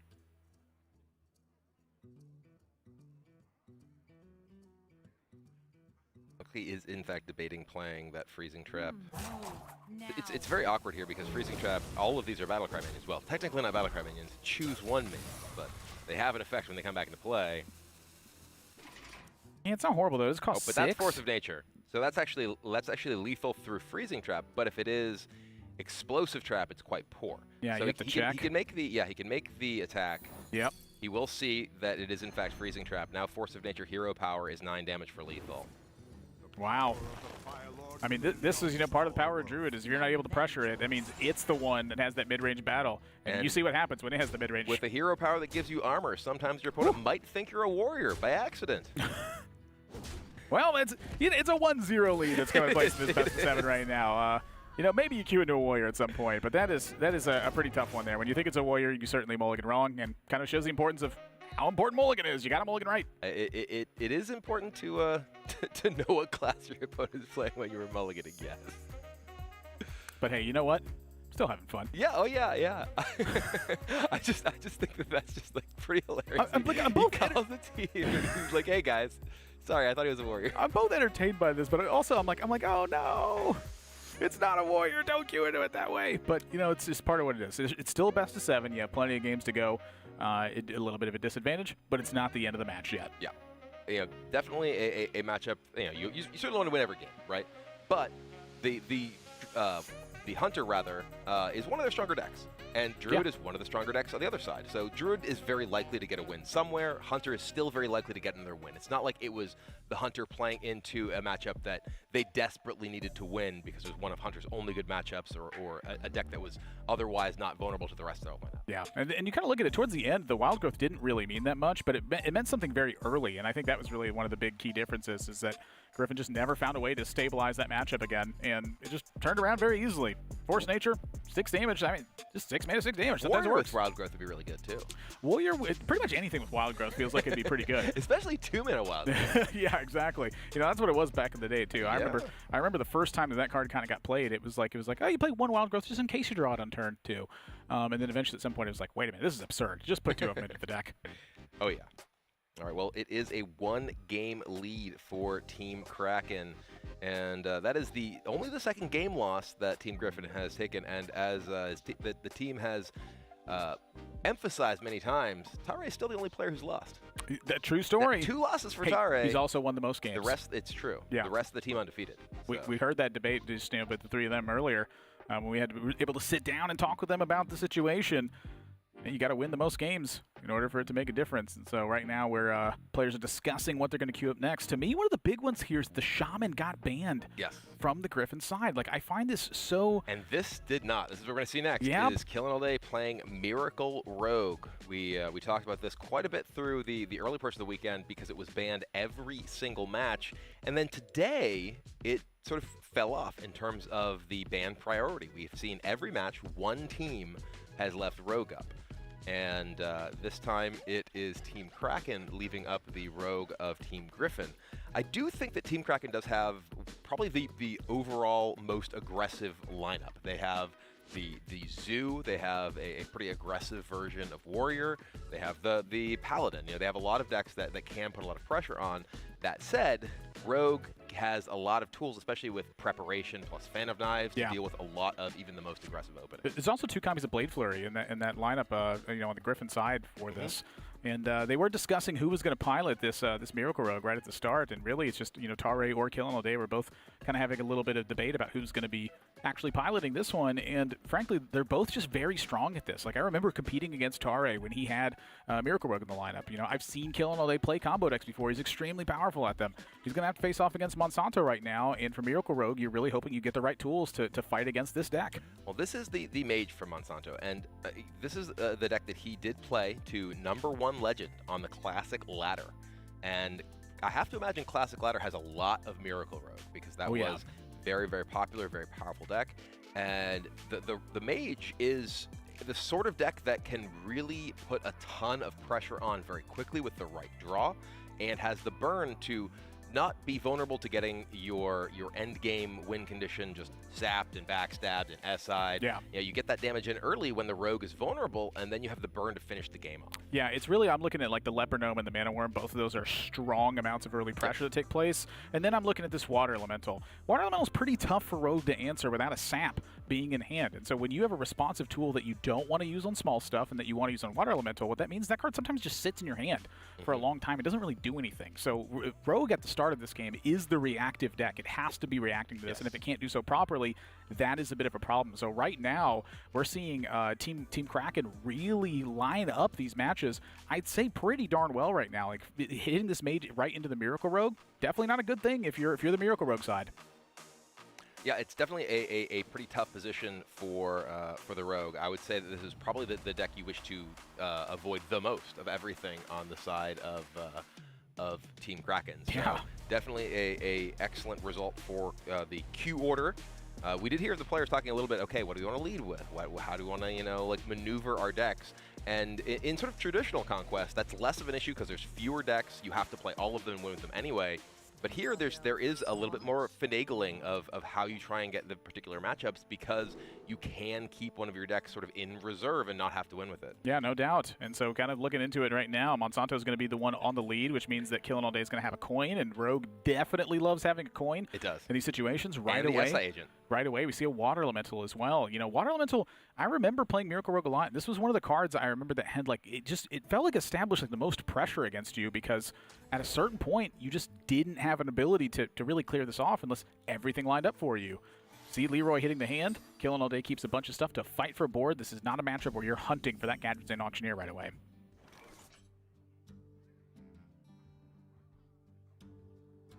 All right, Monsanto does have, well, hey, Team Griffin, can you hear me? Yep, we can hear you. Hello. First of all, I just want to ask Tare, about the last game. Do you feel like it's unfair that this classic tournament uses alternate skins that didn't exist then that could confuse you into what class your opponent was playing? Yeah, it was a little unfortunate, but it ended up not mattering that much because I think the bow I kept for the matchup was still pretty good. So it was just a little funny, I guess. we were definitely amused hearing your sort of call to your team, and that was what you opened with. As far as this particular game, I'm just curious on your thoughts on this matchup. Is this a matchup you're hoping to avoid with the Rogue, or do you feel good about it? It's definitely a matchup we prefer to avoid, but I would still say it's like probably winnable with like a maybe 40-60 win rate in their favor. So I mean, hopefully we'll be fine. All right, well, good luck in the rest, guys. Thanks for your thoughts. Thank you.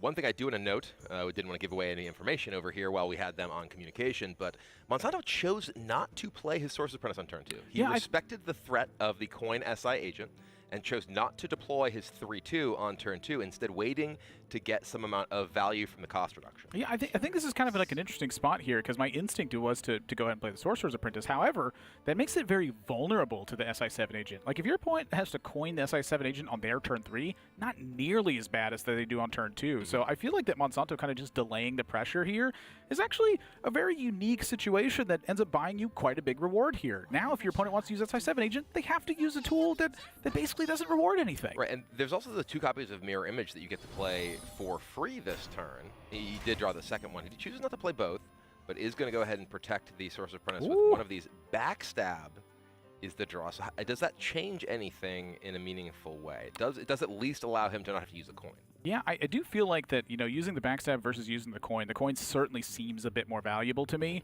and you're getting an SI in play and starting to work against these 0-2s. You start maybe providing a little bit of counter pressure here. And this is the only spot where I feel like Monsanto actually took a bigger liability. This was quite literally exactly backstab in this situation. Because now you're seeing a 3-3 versus and a 0-2 taunt versus a 3-3 in that spot. Suddenly your Water Elemental isn't looking, quite as busted in that situation. So pretty unique spot here, and Killing All Day finding the right card. Yep. So backstab SI going to provide some tempo here to Killing All Day. Yeah, you see Monsanto's face to that one, like, oh my gosh, actually do the backstab. Honestly, that was such a strong call from Monsanto. That is like a very unique situation where you have to give credit to just how powerful that is to recognize that little tiny difference changes the game entirely. And specifically, he also chose to hold on to one of the mirror images. One of the reasons to do that is it is one of your ways to protect yourself from, say, Leroy burst later on. Ooh, Yeah. But speaking of things that you want protection from, that is Edwin Van Cleef. There is the opportunity to coin Sap Edwin. Yeah. Get rid of the water elemental and get a big ol' Edwin Van Cleef into play. And this is something that if he'd had to use the coin the previous turn, if he hadn't drawn that backstab, this play would not be available to him here. Yeah, pretty insane how powerful this is. 6/6 Edwin, and that needs to be threatened with a fireball, and suddenly Monsanto is behind. And these doesn't seem like much, but this 3/3 over and over again, being able to connect with face, completely changes how this matchup is going to work. It goes from being something even to suddenly not, but now Sorcerer's Apprentice gets drawn, and some different options are available now. That is an interesting draw, because that means that you can play Sorcerer's Apprentice, perhaps double Frostbolt Mirror Image, or double Frostbolt. He could fire off the Arcane Missiles, see where they land. One thing that is worth noting is that Team Griffin's version of Miracle Rogue does have 2 copies of Blade Flurry. Yeah. So that is something that Monsanto needs to be very aware of in terms of how exactly he chooses to deploy his minions and how conservative or aggressive he wants to be in the use of those threats. Yeah, usually if your opponent's going to sap Water Element right here, it means that they have some sort of idea behind it. However, I do feel like that with the mirror image here, you are kind of defending against it. So Monsanto's kind of inviting like a Blade Flurry here in terms of aggression, but right now Killenday wants to know what's going on here, so I feel like we're going to be listening in. Is there ever a Leroy on that? Okay. What do you guys think? What do you guys think this turn? You guys think Edwin heal that one? That's kind of what I was thinking. What do you think, Tourette? Okay. Like poison? You're right. That's definitely the play. Yeah. Poison, trade, heal. Yep. You're right. Wait, but let's talk macro. What's what do I want to be doing in this matchup?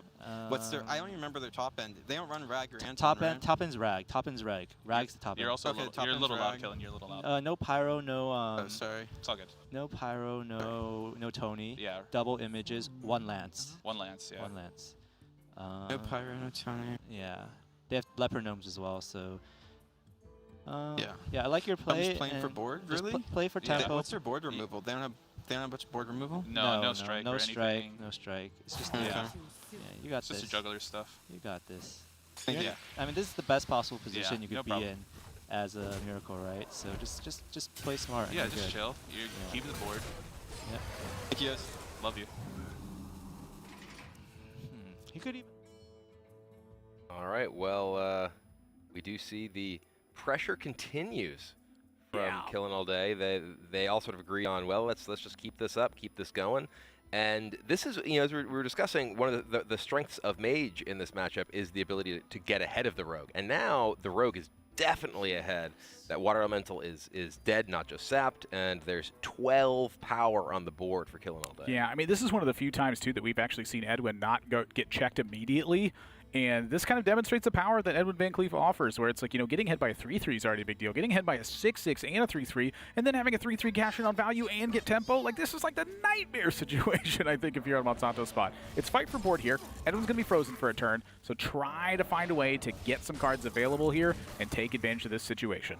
Go ahead and fire off the Arcane Missiles. And, wow, nice. Edwin is the declared enemy of that Arcane Missiles there. I do feel like Monsanto is in a bit of a tough spot here, though, because if this Sorcerer's Apprentice gets checked, which right now it's challenged by that dagger, you're still going to have to kill this Edwin at some point. So this is probably going to hit you for 6 at some stage, and then you hope you can nail it with something else. Keep that's both Frostbolts, too. There's... Ooh. That feels like an interesting draw that's coming up here as well. I mean, Killen's about to have some pretty serious turns here. Leroy Blade Flurry? I think so, yeah. Yeah, I like Leroy Blade Flurry here. Just get the 6 power minion in play, kill the whelps, get the damage in. It looks like that's what he's going for. Killen is kind of just looking over as well to his left. He's trying to eye and see, what's the reaction here if I reach for this right now. When you have this card in your hand the entire time as a rogue player, it's pretty easy to make some sort of read on it.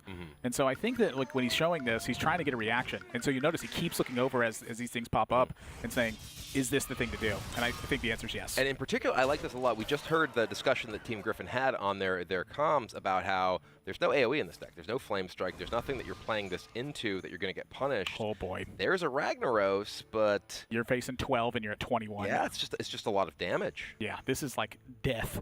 You're staring down on the other side, and it's so close to being able to answer this. You just don't have it. Monsanto, raise in hand. All right, Monsanto wants to hear what Team Kraken has to say. Actually, Pinger Acolyte. I think Entity's too slow. Hello. They'll just ignore. Hey. Hey. It's tough. We're thinking Acolyte. Okay. Ping is an option. I didn't know for sure. He's probably Acolyte. I mean, yeah, I don't think I'm pinging. Yeah, I agree. Entity doesn't do much. They just ignore go face. Yeah. So, Acolyte? I think. What were your thoughts? We have time. We can talk about it. We do have time. I don't know. I just thought that this was the last time I had a decision in this game, so I called. I was thinking Acolyte. Yeah, I would agree. That's fair. And I'm thinking that we're hoping for missiles. Maybe. AI into missiles. Sure. Good luck. Yep. Thank you. I like the thought process. I think this is the last time I'm going to have a decision in this game. Oh my gosh. Oh, look at that. Boy. That is ridiculous. That's actually pretty insane because it gives an immediate Gadget Zan preparation, dagger up, deadly, to say nothing of the possible draws. I mean, Monsanto said this is probably the last decision he had, but I don't think he meant because he was dying this turn, but this is effectively what's happening.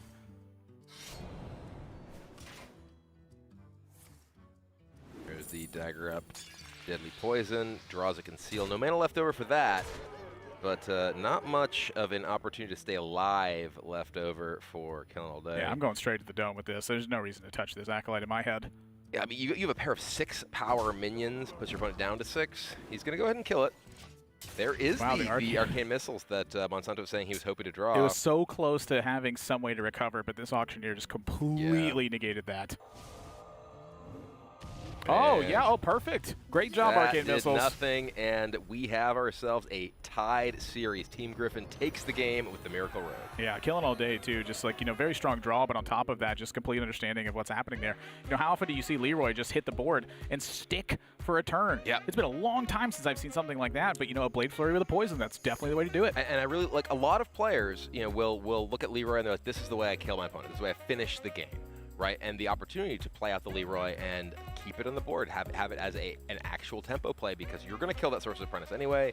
You might as well get the damage in from the Leroy and force your opponents to deal with it, especially when they're in a position and with a deck that doesn't really have a great ability to clear your existing threats on the board. Yeah, it was just too much like a actual threat that's being developed on Killing All Day's side, and that's largely due to that Edwin. We saw Monsanto delay the Sorcerer's Apprentice. I thought that was a brilliant play to really try and dig deep and affect that SI7 agent coming into play. But then that backstab got drawn, and that left the coin in play, so that way the Edwin could also hit play after the sap. Like, that was a monstrous change in the game simply because of that backstab draw. Oh, absolutely. Absolutely. It was very, very huge. Allowed him to like you said, get the Edwin into play. Yeah. And, this decision to tempo out the Earthring Farseer, get the kill on the Water Elemental with the Edwin that just continued to be a threat because Monsanto never found the Fireball to deal with it cleanly and had to use his Frostbolt on other threats. Ooh, God. Watching a Leroy hit play where your opponent doesn't have anything in play, it's just like, oh, geez, that's not good. Like, a 6-2 just being in play at that point is kind of scary, let alone a 6-2 that's actually hitting you in the face that turn and then saying go in a situation like that. So tied up at 1 apiece now. And Rogue being out of the way on the side of Team Griffin. This is such a big deal because, again, I feel like Rogue is just so powerful that even in a matchup where I think you could even consider the possibility that it's a negative matchup, they're able to win pretty cleanly in that situation. And suddenly, where does this mage actually fit in for a favorable matchup? Yeah, I mean, right now for Team Kraken, the mage does still have the potential of going up, obviously, in the mirror. It does have a strong matchup into Handlock, potentially, although obviously it really depends on how the draws come together. Mage kind of has the rogue syndrome sometimes, where you draw the wrong portion of it, and it just doesn't do enough. Yeah, just looks like it's garbage at a certain point after that. So it looks like Taray's coming up on deck. And getting a look at the deck here, it's Handlock time, and Taray has certainly demonstrated a very strong understanding of this matchup, I'd say. Yeah, and this particular deck from Taray is the, I would say, most traditional version of Handlock that we do see in Classic right now. It does have the Faceless Manipulator plus Leroy or Arcane Golem and Power Overwhelming combo to give you burst potential in late game situations. But most crucially, this is a turn 4 deck. This is a Mountain Giant deck. This is a Twilight Drake deck. You're looking to play a big minion into your early turns and then use the Sunfear Protector and Defender of Argus to get that big minion to keep you alive while it kills your opponent. Yeah, or have a Faceless Manipulator. You know, there's just a lot of powerful things this deck could do. Yeah, it does big stuff. If it's got the right stuff in the right order, my gosh, is this deck a monster. Oh, yeah. And sitting at 1-1 apiece right now, I do feel like this is a very crucial game that's going to be taking place in this series, because whoever takes this 2-1 lead, I think, is just suddenly is going to have a pretty massive advantage. Looking over at the other side, I can't wait for this one, but you know what? I always love seeing those smiles that are on their face. This group of players right here, they've just been working together for a long time. They've always been friends, and it's just always a pleasure to hear them talk and watch them play. I mean, it seems like everyone's had a great time over the course of this entire tournament. You know, we've seen laughs and smiles from not only Team Griffin, but the Zoo song from Trump when he called his team in one of the previous matchups. And it sounds like we are, in fact, going back to the Zoo with Trump in this match, as well as he will be playing Warlock.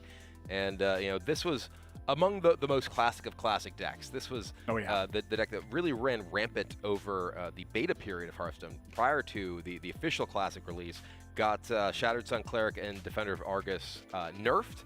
And ultimately, you know, we saw Soulfire nerfed, we saw Doomguard Hall of Famed, we saw a lot of these cards no longer welcome to play in Standard, but this isn't Standard, this is Classic. Yeah, Knife Juggler got nerfed as well. I got moved to a 2-2. You know, something we really haven't seen this entire event so far is we haven't seen Flame Imp on turn 1. Yeah, we haven't.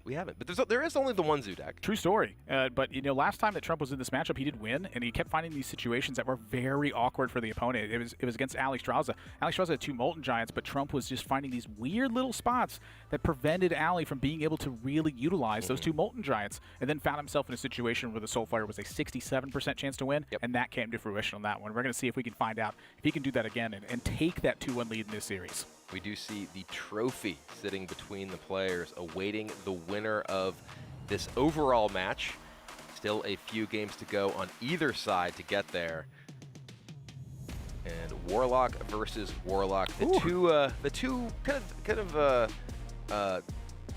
opposites of the way that people built the deck, right? Yeah. You have the control version with the handlock, and then the all-out aggression with a Flame Imp on turn 1 for Trump. The classic complain about it, and then it shows up. But look at Tare's hand. That's a Mountain Giant, and that is perhaps more importantly in this matchup in particular, there's a Hellfire. Yeah, it's a lot tougher, I think, just tap for Mountain Giant in this one. However, what I do recall in this matchup was a lot of times when that was your opening and you didn't have like Molten Giant or something, you kind of just had to take the risk. It was tap, it was get the Giant in play, you use the Hellfire to clear it out, and just hope that you can race them with this 8 damage. And when you have the Sunfear Protector plus the Leroy in hand, I do feel like that gets a little bit more spelled out. However, you're playing against the greatest bot lane known to mankind. It's the Flame Imp as the attack, and then a little bit of an Argent Squire here to support this. And if Tare does decide to go with one of the options there is just playing Sunfear Protector on turn 2. It is entirely an available option for the matchup to try to actually answer this prior to the Hellfire point, especially when you don't have coin. There would be the Voidwalker to check that. That's where you were going with the plus Voidwalker. I could tell. Thanks for calling me out on that one, Brian. And then the Argent Squire came down. I was like, wait, no. The Voidwalker is the real support. The Argent Squire is the jungler. Okay, he's the jungler. He just gets in there and helps out. The Voidwalker was warding everywhere. He finally stepped in here. This is a really bad spot. He's roaming early. This is a really bad spot here for Tare, where now he has to really try to figure out what this simulation is looking like here. Because when you Hellfire, 2 minions are sticking to board. So if Trump has like a Defender of Argus after that Hellfire, that is not a good spot for that Mountain Giant to be racing your opponent. So how do you fight this situation? And he just picked up this Mortal Coil, and the Mortal Coil can take off a Divine Shield. Right now, it's not particularly appealing.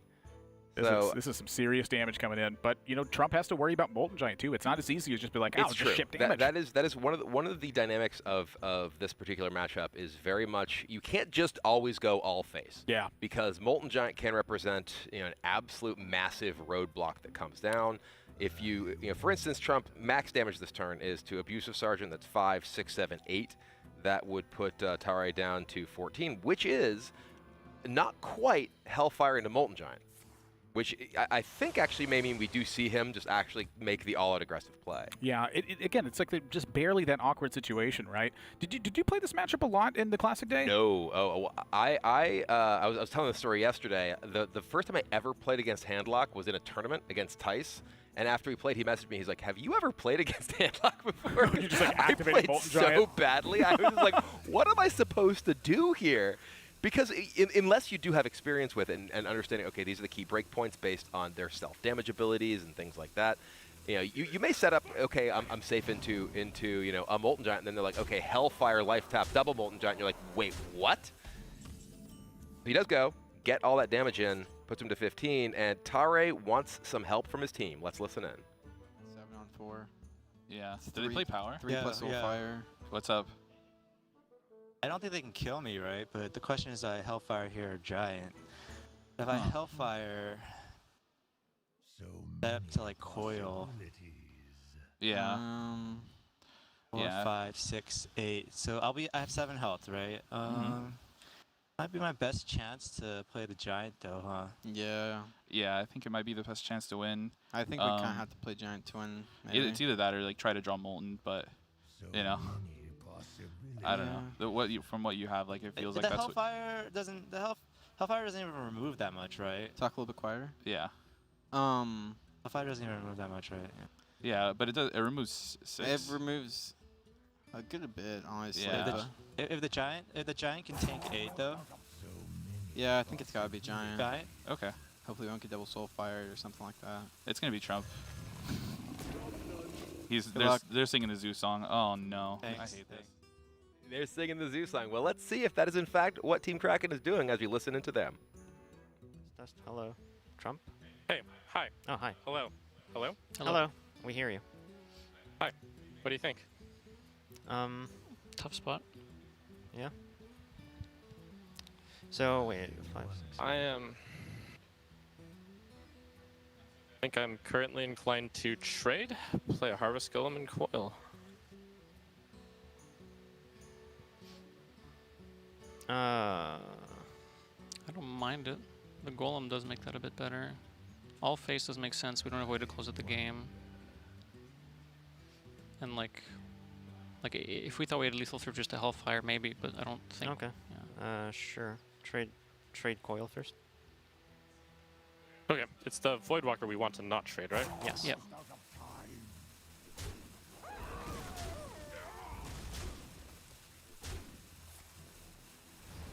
Sure, on base.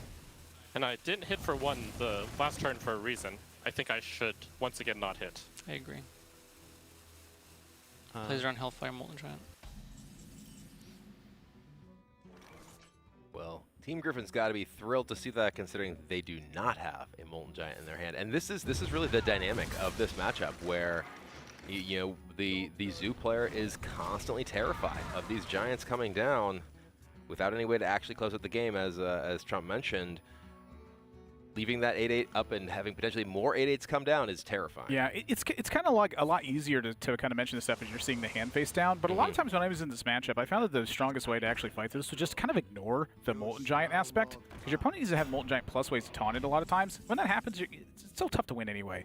So kind of the way that I saw this was just play for your 4 outs here, which is the Soulfire and for the Doomguard. I personally would have shipped all face and just hoped it worked out.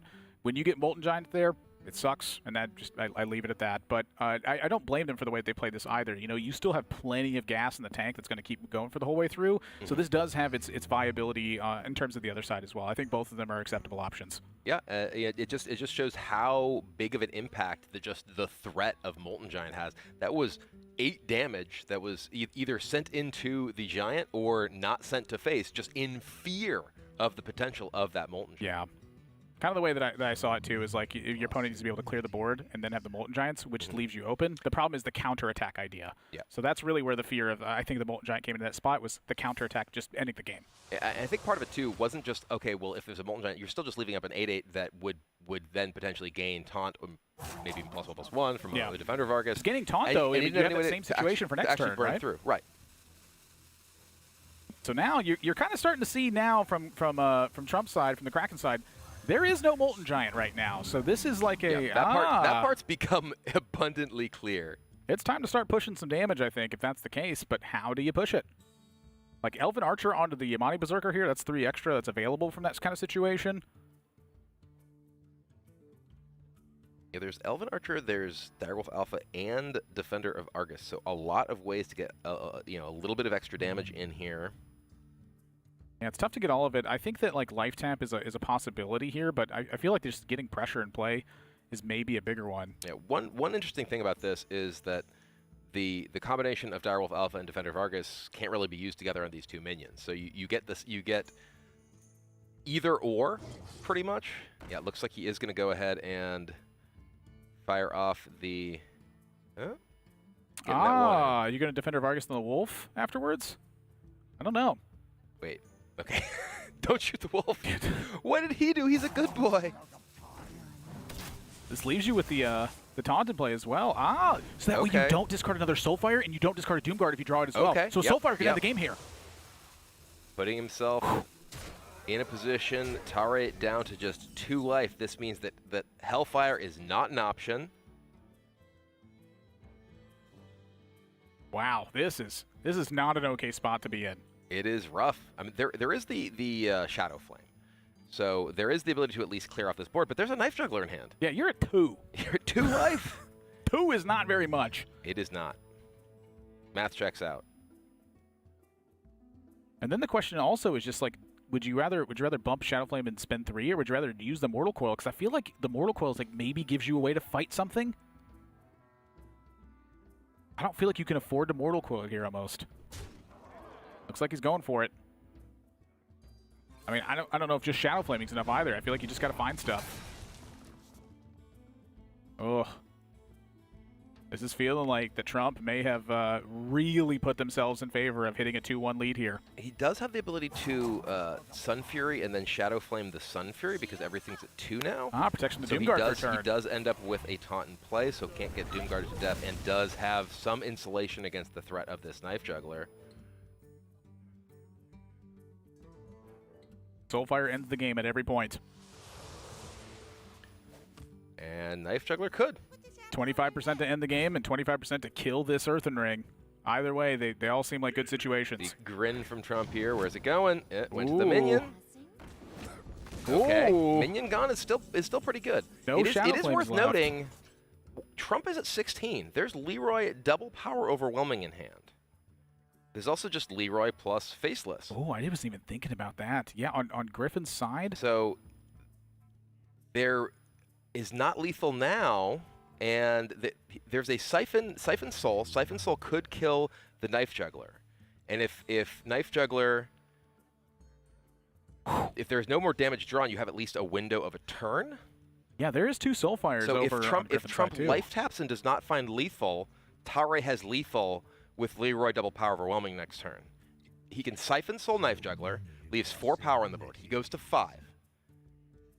You play Ancient Watcher in that case? That way you can silence it? Yeah, that's also an option as well. Oh my even gosh, if he didn't life tap. This is a Siphon Soul. Siphon Soul the Knife Juggler, play your Ancient Watcher. You go to 5 life. You are out of lethal range. He's going over every single option here too. My gosh, this is crazy how tight this one is. So now Trump, 1 damage wins the game. That's Doomguard. That's damage. That's the one right there. The Doomguard never shows up and late. look at Trump, so excited with that win. That game was way closer than it looked as we were discussing in that last turn. I mean, just the fact that a lethal was set up on the following turn, it forced Trump to draw damage in that situation. Now, granted, there's a ton of damage that's in the deck. Like I want to kind of go over that as well. You know, when you look at this Warlock deck, we're talking an Abusive Sergeant, a Soulfire. There is another Direwolf Alpha. There is a Shattered Sun Cleric, which I guess wasn't enough. That was 1 point short. Dark Iron Dwarf, Defender of Argus, and Doomguard. So there's a lot of cards in there that won the game from that situation, but he needed them right there, or otherwise that game was going to get out of control. Yeah, that was, and that was a game where Trump traded so much damage into that Mountain Giant in fear of the Molten Giant, right? And that's a situation where, if you lose that game, you may go back and be like, was there anything else I could have done slightly differently? And he did, well, not miss, but skip 2 damage to the face, even outside of that, simply to play around the threat of the Hellfire into Molten Giant previously. And you kind of see the situation there too, where it's like missing that damage doesn't necessarily cost you the game. You know, like both of these opening hands were very strong. You know, Tare elected to go with the Mountain Giant situation here, and because of the threat of Molten Giant, this Mountain Giant kind of naturally had Taunt attached to it. Very big deal in this one, but it shows you why players have tended to opt to play around the Molten Giant aspect, is you can still win when you respect that. And that's exactly what happened here for Trump on this side. Found themselves in a situation where for multiple turns, you had outs to end the game, and it showed up just in time. Yeah, it may not actually be 2014, but we're still top decking Doom Guards for lethal, just like it is 2021 Classic Hearthstone here. And, you know, Trump SC still taking W's. Now his team leads 2-1 against Team Griffin, who came into the day undefeated. Yeah, it's a very true story, but you know the momentum here that Kraken has had. Team Kraken has come off of 2 wins back-to-back. They won their first match 4-3, they won their second match 4-0, and now they're at 2-1 on this one. And so I feel like if you're on Griffin's side here, that was a pretty tough loss to take, because you were 1 turn off of counter pressuring and delivering that lethal from hand, and showing you why that Leroy is in the deck, why those power overwhelmings matter, is because as soon as you get 1 threat to stick, it's like a bootleg version of Force of Nature Savage Roar that takes place out of that handlock side of things. Yeah, and so now we are getting down to kind of the nitty-gritty here. 2 wins remaining for Team Kraken. Team Griffin needs to pull 3 together here. As we see, they do have their Shaman banned, and they do still need to win with that Warlock, which we just saw, and they won with their Rogue. So quite a few decks still available. What are you thinking that, given what Kraken has remaining, what are you thinking that Team Griffin may be looking to? Well, it's kind of an interesting spot here. You know, you're kind of going through the options and seeing if you could narrow it down to, you know, if it reaches like that game 7 point, like, do you have a matchup that's just strong against all the options here? But if you do that, can your opponent predict that and then just queue up the counter potential for it? So you are trying to have to like find ways to kind of balance that out and hedge it. You know, Conquest, it's a lot harder to do when you have this many decks than it was when you had fewer of them. As we get to look at that trophy, that's really what you're in here battling for, is to find yourself with this title and say, you know what, it's 7 years after the fact, but I'm still the best.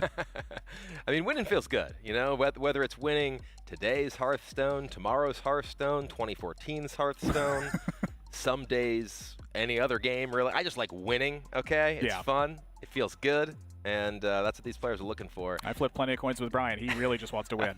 That's what Killing All Day is looking to do with Druid in this next game. So this is the Violet Teacher version of Druid. We haven't actually seen this version really kind of pop off just yet. Most of the versions that we've seen have tended to be more conservative, either taunt-based or Chill and Yeti versions. But this is more of a kind of a token-ish version of Druid with the Power of the Wilds and the Violet Teachers. What do you think about this compared to the other versions of Druid we're seeing in this tournament? It's a little bit different because it's not quite as defensive. Like I think it's a little bit harder to kind of claw into games in situations like this. You don't have like Harvest Golem try to fight for board and stuff like that. You have Mind Control Tech. You have the Violet Teachers. You have Stranglethorn Tiger. This deck does a lot better of a job of setting up like a Savage return, but it does a much weaker of a job, I think, of just fighting back for the board. So really the question is, can you get ahead? Because if this deck gets ahead, it's really hard to claw back against this particular one. However, that same iteration is on the reverse side of things. If you can't get ahead, it's a little bit harder to claw back as well. It is, yeah, and you do have the very, very explosive possibility of, especially the Violet Teacher plus Power of the Wild. Oh, yeah. And you can use Power of the Wild just as a 3-2, right? On turn 2. It gives you a little bit more flexibility with your early turns of the game. But that Druid will need to battle through Monsanto and his Mage deck.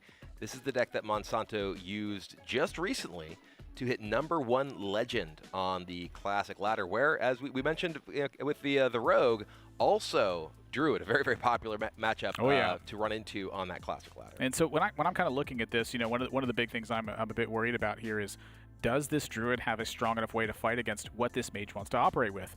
again, when you have a 3-2 instead of a Harvest Golem, it's really tough to, I think, to battle against, just the 0-2s buying time for your Sorcerer to Praetor, your Knife Juggler to connect. And at the same time, it makes you a lot more vulnerable to just removal in general. Arcane Missiles, Frostbolt, and being able to clear that 3-2 can make a big difference here. So it really, I think what this one always boils down to here is whether or not Monsanto can get ahead and then have like one key momentum turn where you eliminate your opponent's ability to fight back and just keep the pressure going. I think if that happens, Monsanto's got an easy win. I think if that doesn't happen, it's going to require him to draw a lot of that burn damage at the end. And this is one of the matchups where the Kirin Tor plus Mirror Entity is just absolutely worth its weight in gold. Oh, yeah.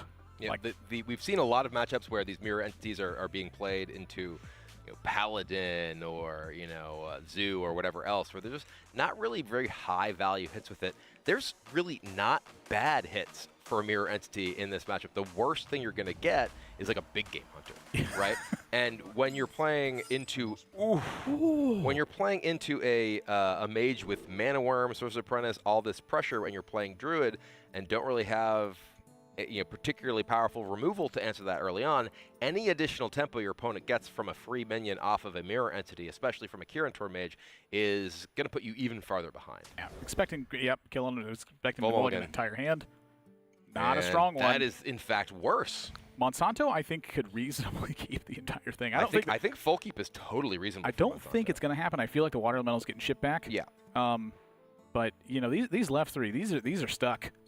Like, holy moly, this is not good for killing. Yeah, I do think that if you are, you want to find, like, say, an Arcane Intellect to help fuel the Mana Worm. Oh, Sorcerers goes back. Interesting. Interesting.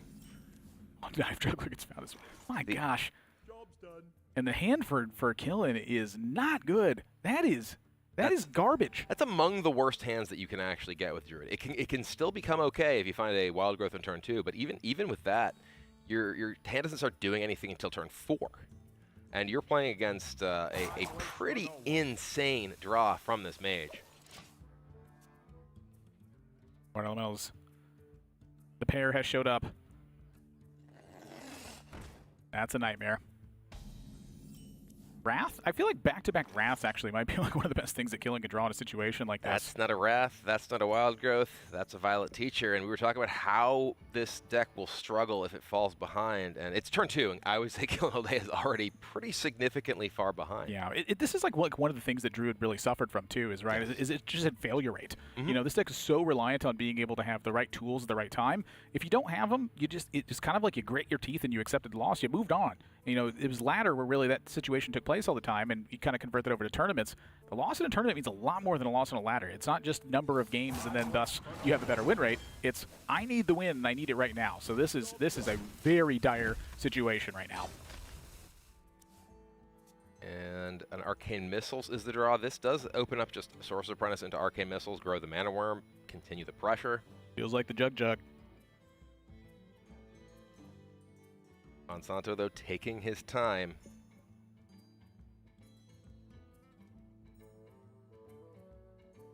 Calculating which one of these yields more damage right now. It is important, I think, to say that the Arcane Missiles is yielding, effectively 4 damage in this spot and potentially 5 if the Mana Worm gets a second attack. Only so much time. Issue is the Apprentice really isn't doing much else in that situation. But yeah, I like the Juggler here. You didn't see a Wrath, so you know it's not there. You didn't see Innervate Keeper. And a 7-drop. Welp. Only 34 mana in hand on turn 3. That's a lot. It's a lot. I mean, and you like you're saying, this is one of the things that can just happen to these Druid decks. I have played many a Druid game where, this is what my hand looked like, and you're just like, yep, okay, all right.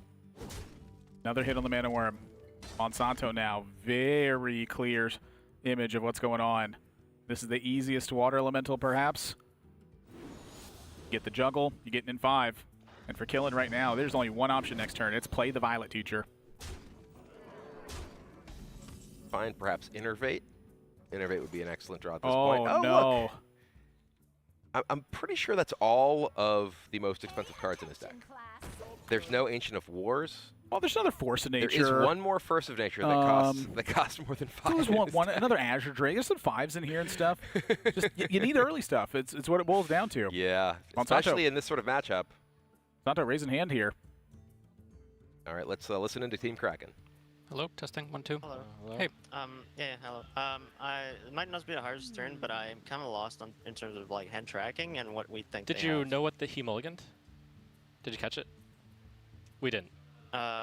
He kept 2 cards. He kept 2 cards. Wow. I think, but I don't know which ones they were. I kind of lost track of everything. Okay.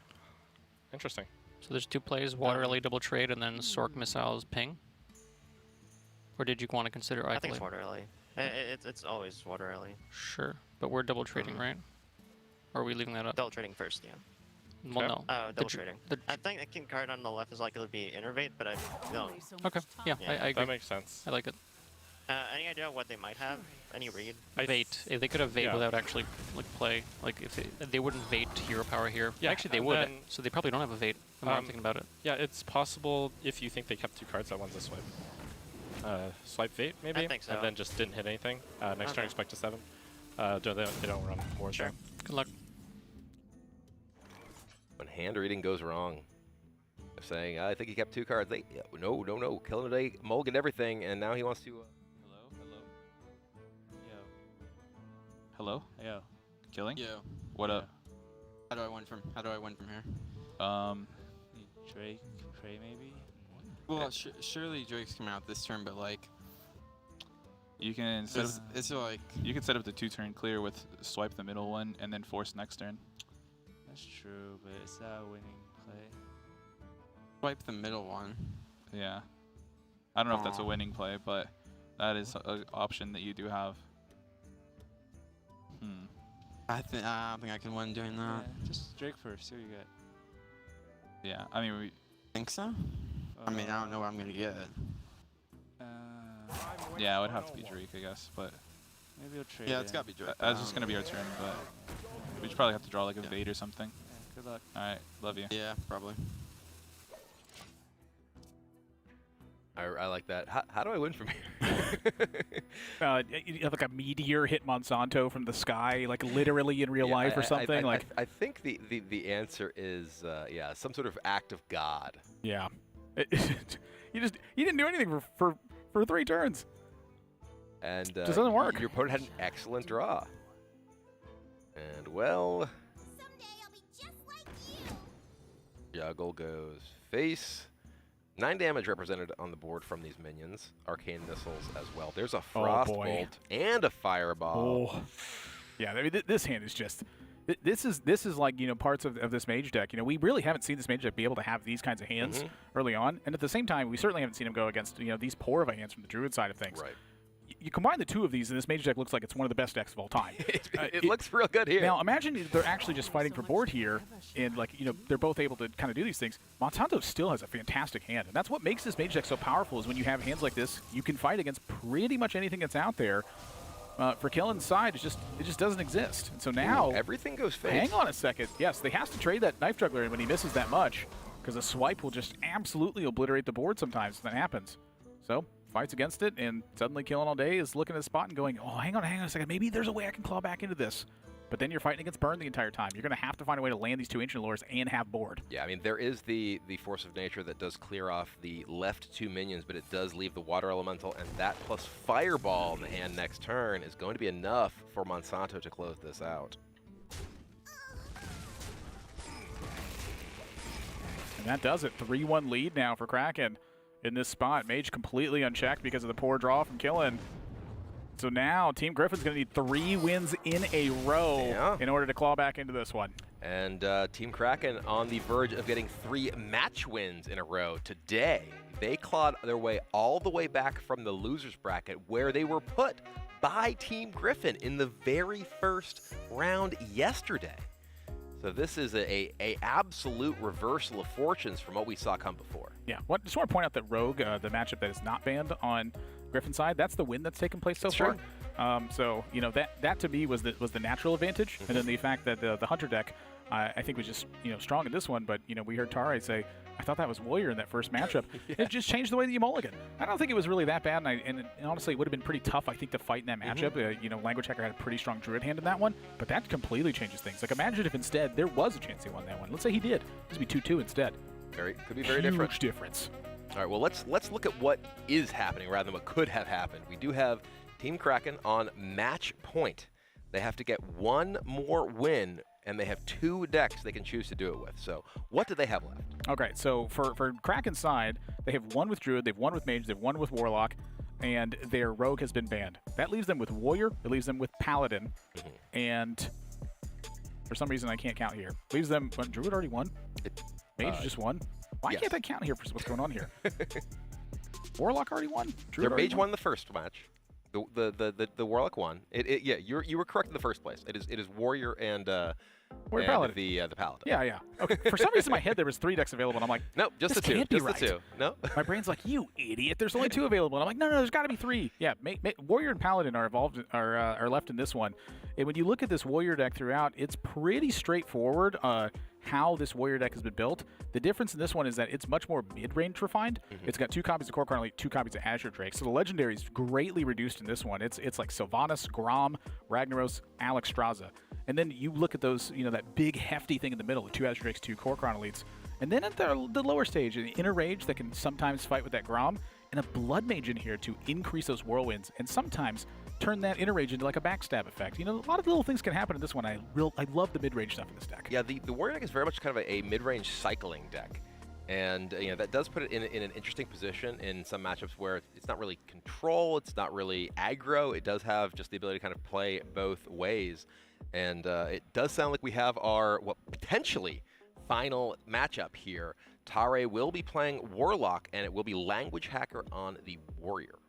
Yeah, and so for Language Hacker here, we saw it just kind of consistently applies pressure, and that really makes it powerful. Take a look at Tare and the Warlock that's going to be coming up first, though. I will say that Warrior tended to have a pretty strong matchup in this one. However, with the Core Crown Elites and with the Azure Drakes, it is certainly a lot more difficult than when you have the big game Hunter. It's a pretty different matchup, I think, of Warrior versus Warlock, because this is the combo version of Handlock rather than, say, a Jiraxis version of Handlock, right? You don't have the ultimate grind tool in those late stages of the game, although that was something that I think the Inner Rage actually would give the Warrior deck played by Team Kraken maybe even an edge against, because they even have the Inner Rage. They can Cruel Taskmaster Grom Inner Rage and get that extra damage in to kill the Jiraxis. Can land that 14. Yeah, but it will be the Giants going up against the Execute. So this is definitely a matchup where it's not just, oh, I played a Giant, you can't possibly kill it.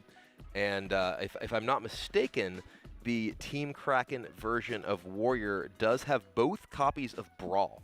So a lot of ways to deal with those big potential boards. So this will be, I think, one of the first matchups we've seen where the burst combo from the Warlock is likely to be a major component in how it looks to win. Yeah, I do recall like this becoming a very popular version of this Warrior deck towards the end, just because there was such a variety of decks, and decks were so fine-tuned that it was just difficult to keep playing Legendaries. The Control Warrior aspect sort of waned out at the end of that one. And so looking at this again, I'm trying to highlight it very specifically because this is super important. 2 Core Crown Elite, 2 Azure Drake. You're very much a mid-range style of deck in this regard. This is tougher against Handlocks specifically because you needed the big stuff to really be a difference. Imagine having Sylvanas instead of having Azure Drake against a Handlock deck. It's a lot different in that scenario. Yeah, absolutely. And I think that this matchup, if it were like traditional Warrior, traditional Control Warrior, I would definitely give the edge to the Handlock. But the fact that you do have the additional burst, the additional ability to pressure them alongside your removal for their big stuff, rather than just trying to grind all of that out, I do think that Language Hacker and Team Kraken are in a good position to take this down right now. Yeah, you do have like ways to take it out. I think I disagree with you though. I think that this actually is a bit of a liability for Language Hacker's side. Sure. Because your minions they tend to be a little bit more weak. They're more consistent, but they're a little bit weaker. Like it's tough to play turn 4 Core Crown Elite against this lineup because a lot of times they're just going to Hellfire your Acolyte or something in that spot. And I wonder if maybe if this was the Frothing Berserker version, maybe it's a little bit more stable, but like a little bit not quite as heavy hitting. Yeah. But we will find out. This could be the final game of the first installment of the Global Esports Tour here. Tare, it does have an opening hand with none of the really big heavy hitters, while Language Hacker himself has a very reactive hand as well. Yeah, so I love the Language Hacker keeping this spot too, just kind of very heavily respecting the idea of early giants.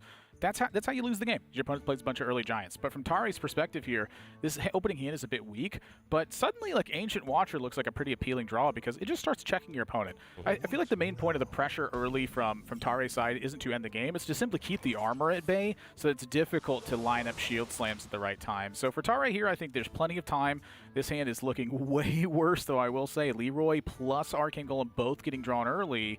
And for Language Hacker here, because there's no pressure involved with this one, we're looking at a long game that's going to take place here. All right, well, I do want to get a chance to talk with Team Griffin's bench here to see what their thoughts are. So, Killen, Ant, you guys are in a rough spot. How are you thinking about this matchup? Oh, we are not in a rough spot. Yeah, we're not. We're no, we're not worried at all. Well, See, we're here for give me some insight into why you think that is. We're here for storylines. We're here for some good comeback. Exactly, a good comeback. Who doesn't love a good comeback story? You know. Yeah. Like especially with Tare. Okay, so tell me the story. What's the story? What's going to happen next? Okay, so because Tare quietly, Tare might have played a little off. Okay. Yeah. And Heel's up here. Heel's a little sad.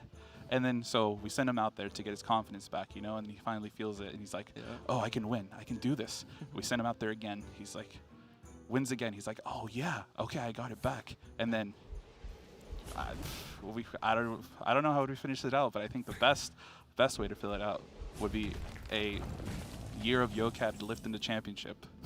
All right. Well, it is a redemption arc beginning now. Thank you guys very much for your thoughts, and good luck. Thank you. Thank you. Love you. I love you too. I do appreciate every single listener. Yeah, it's so fantastic. Love you. What's great too is that's just the way they've always acted. He's a lovable guy. Like, he really is. Even like the most serious of tournaments imaginable. Like Ant was like at the World Championship and still kind of acting this way. Even like in situations where he's losing to Prince Keliseth draws and him drawing patches and his opponent not drawing patches. All of his attitude's just always been positive, and it's just been fantastic to hear. Language Hacker looking at the coin here. This looks like it might be Quinn Sylvanas, and there is a Faceless in hand for Tare, along with Power Overwhelming. Yeah, this is kind of like a dangerous spot here. I think the difference here, though, is that using Power Overwhelming in this spot can be a little bit tough. There's a second one too. But you are taking a Sylvanas in this spot if you choose to do that. It was a very common play in these situations where you're trying to grind for attrition battles. But Tare needs some assistance here. Yeah, let's hear what Team Griffin has to say. Yeah, it's 10. Yeah. All right, so I got 24 in hand for 10 mana, right? Okay, do you guys like Hellfire? 24. Okay. Shit. Do you guys like Hellfire here to clear it, or just Outlet and Earthen? What are the other owl targets here in this matchup? I think this is the best one. Does he have taunts? Do you guys know if he has taunts? No, no, it's super light. Yeah, I think it would be like an owl, or not an owl. It'd be Acolyte. Owl Earthen also gets rid of 2 cards in my hand with some. So you can start tapping. Right? Yeah. Or Owl Earthen. Or Owl Defender. Owl Defender's better. Owl Defender. Okay, Sure, I can go. sure. I'm down with that. Yeah. Yeah, I like that. Yeah, that's good. Yeah. You're so smart, Tare. Love you. Thanks. Get the love you in under the wire before the comms closed. That's the most important part. And that was that I think I was just saying, oh, maybe you Power Overwhelming and steal the steal the Sylvanas, and he was looking, he's like, no, I got Leroy, I got double Power Overwhelming, I can do a ton of damage with this Leroy Faceless and Power Overwhelming, so I am focused on not getting any sort of value here, stealing this. I want to win the game. Yeah, and I do think that this is kind of the difference between having a Draxus and not. If you have a Draxus in this deck, stealing the Sylvanas looks like a very real possibility. Without a Draxus here, though, you need all this damage. And so that Faceless, that Leroy, and those 2 Power Overwhelmings, they're pretty locked at this point. Although the Arcane Golem is in a pretty similar situation as well. So the Leroy can be used for defense. So you'll notice here, Language Hacker pushes through this damage and sets. It ignores the fact that they're fighting for board and decides to deal this damage. I think the Owl Defender was absolutely the play on the previous mark, especially if you're going to hold these powers. But now you're going to have to figure out a way to fight back because you're running out of threats from this board. I do think that Tare has the edge given the circumstance here. Yeah, there's the there are the 2 Hellfires in hand he can use. He can trade into Hellfire here. The real problem for Tare is his life total's under significant threat as well. We saw Language Hacker choose to take this damage to the face. He has Grom in hand. He's got this weapon in play. Grom Whirlwind, is a pretty big threat when Tare is reducing his own life total with life tap and these Hellfires. Yeah, it's going to be, I think, at 22 again here. It looks like Earthring Farseer is kind of the play. He's trying to find a lot of different situations here, though. Like, there's so many little things that can happen with a hand like this, but I think you just need to be respectful of the idea that you don't want to fall to, like, 15. I think 15 is, like, the worst spot to be in for Tare here. So paying respect to that, I think, is super valuable in this spot. There's a Korokron. It's getting closer to 15.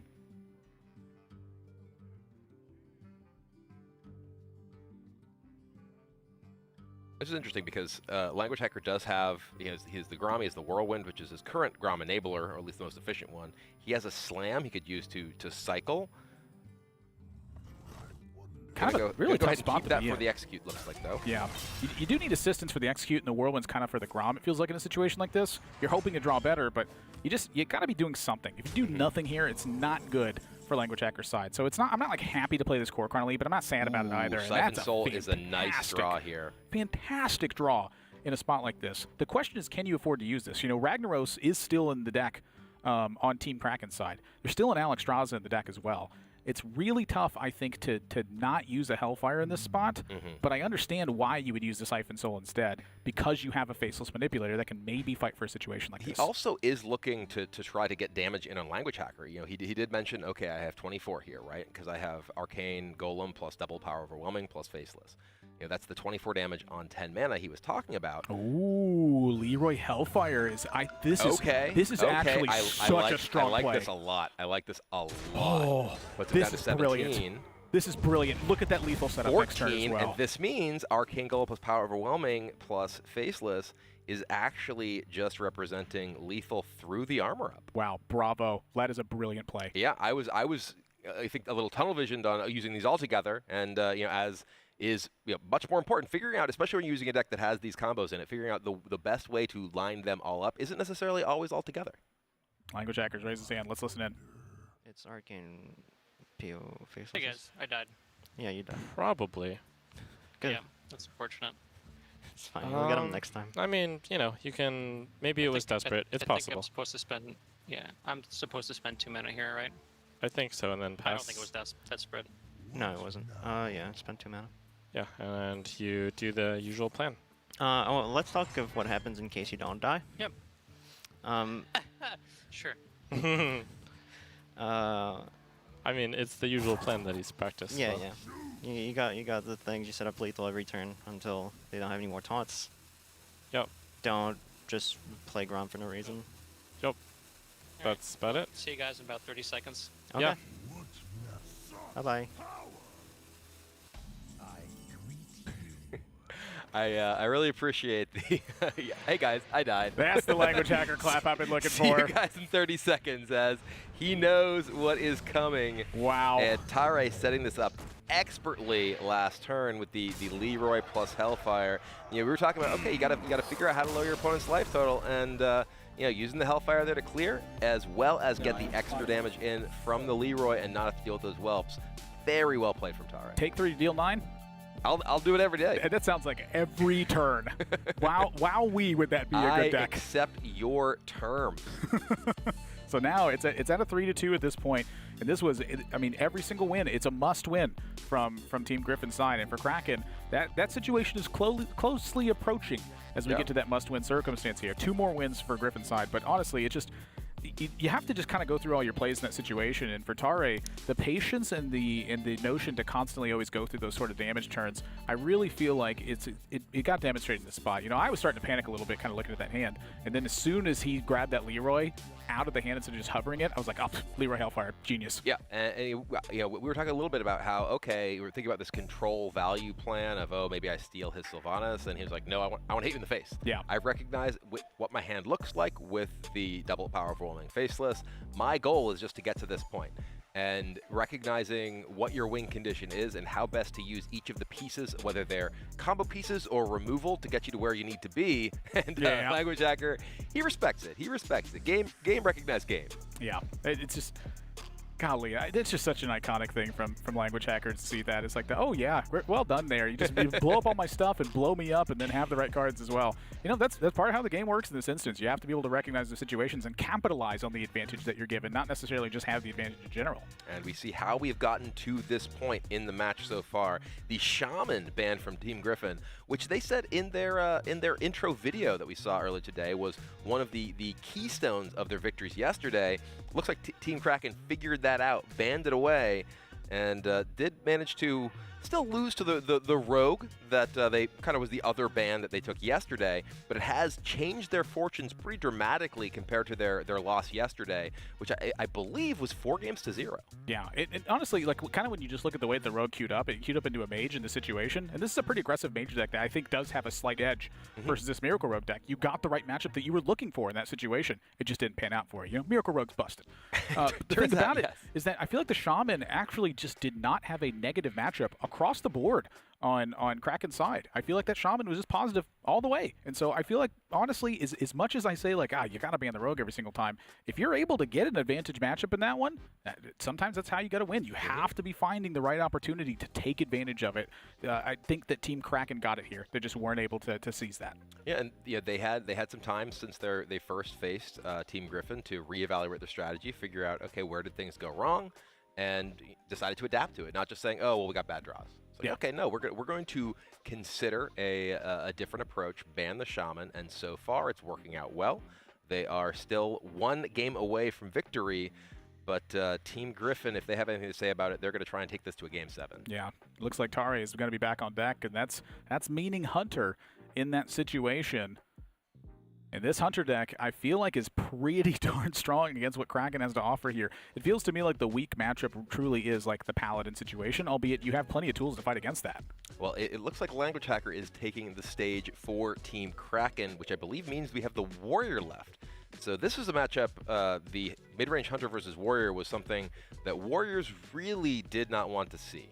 Specifically, Savannah Highmane is just such a nightmare card for any deck trying to win via attrition. That said, the version of Warrior that Language Hacker is playing, as we mentioned before, is much more mid-range, much more proactive, does have those Korkons and those Azure Drakes, but even then, those don't really stand up to the Stranglethorn Tigers, the Savannah Highmanes, the Hound Masters that just pummel you over and over with damage and value, and to say nothing of the threat of the Starving Buzzard, not really unleash the Hounds so much in this particular matchup because you typically don't go wide on the board, but just Buzzard into Beast. You just draw a bunch of extra cards and get a massive, massive advantage over the deck full of removal. Yeah, the things I want to highlight here is that there are some big differences in why this Warrior deck became so popular back in the day.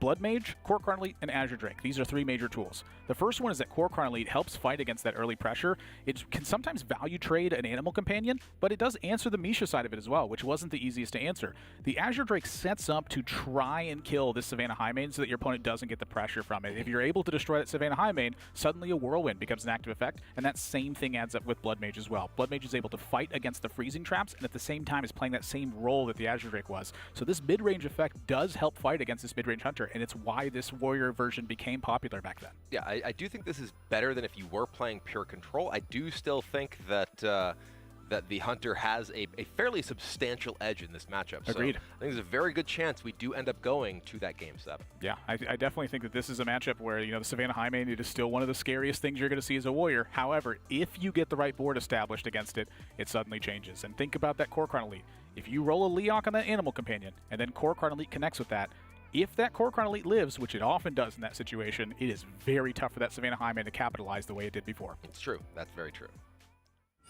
All right, well, we are getting into perhaps the penultimate game, perhaps the ultimate game of our tournament here. Team Kraken does have a 3-2 lead. A win for Language Hacker here would seal it for them, whereas Tare hanging on for Team Griffin's hopes in this tournament in a good spot matchup-wise, but does need to win this to stay alive. I do not recall necessarily how you're supposed to mulligan this Hunter side, because I didn't really play this Hunter variation very much. I pretty much only played Face Hunter. I just thought it was a stronger deck. I thought it was fine versus Warrior. Everyone always disagreed with me. Just seemed to work out. But Savannah Highmane just always felt like I got two of them in my hand and got sacked every time I played it. So in this spot, you see the Knife Juggler get kept here.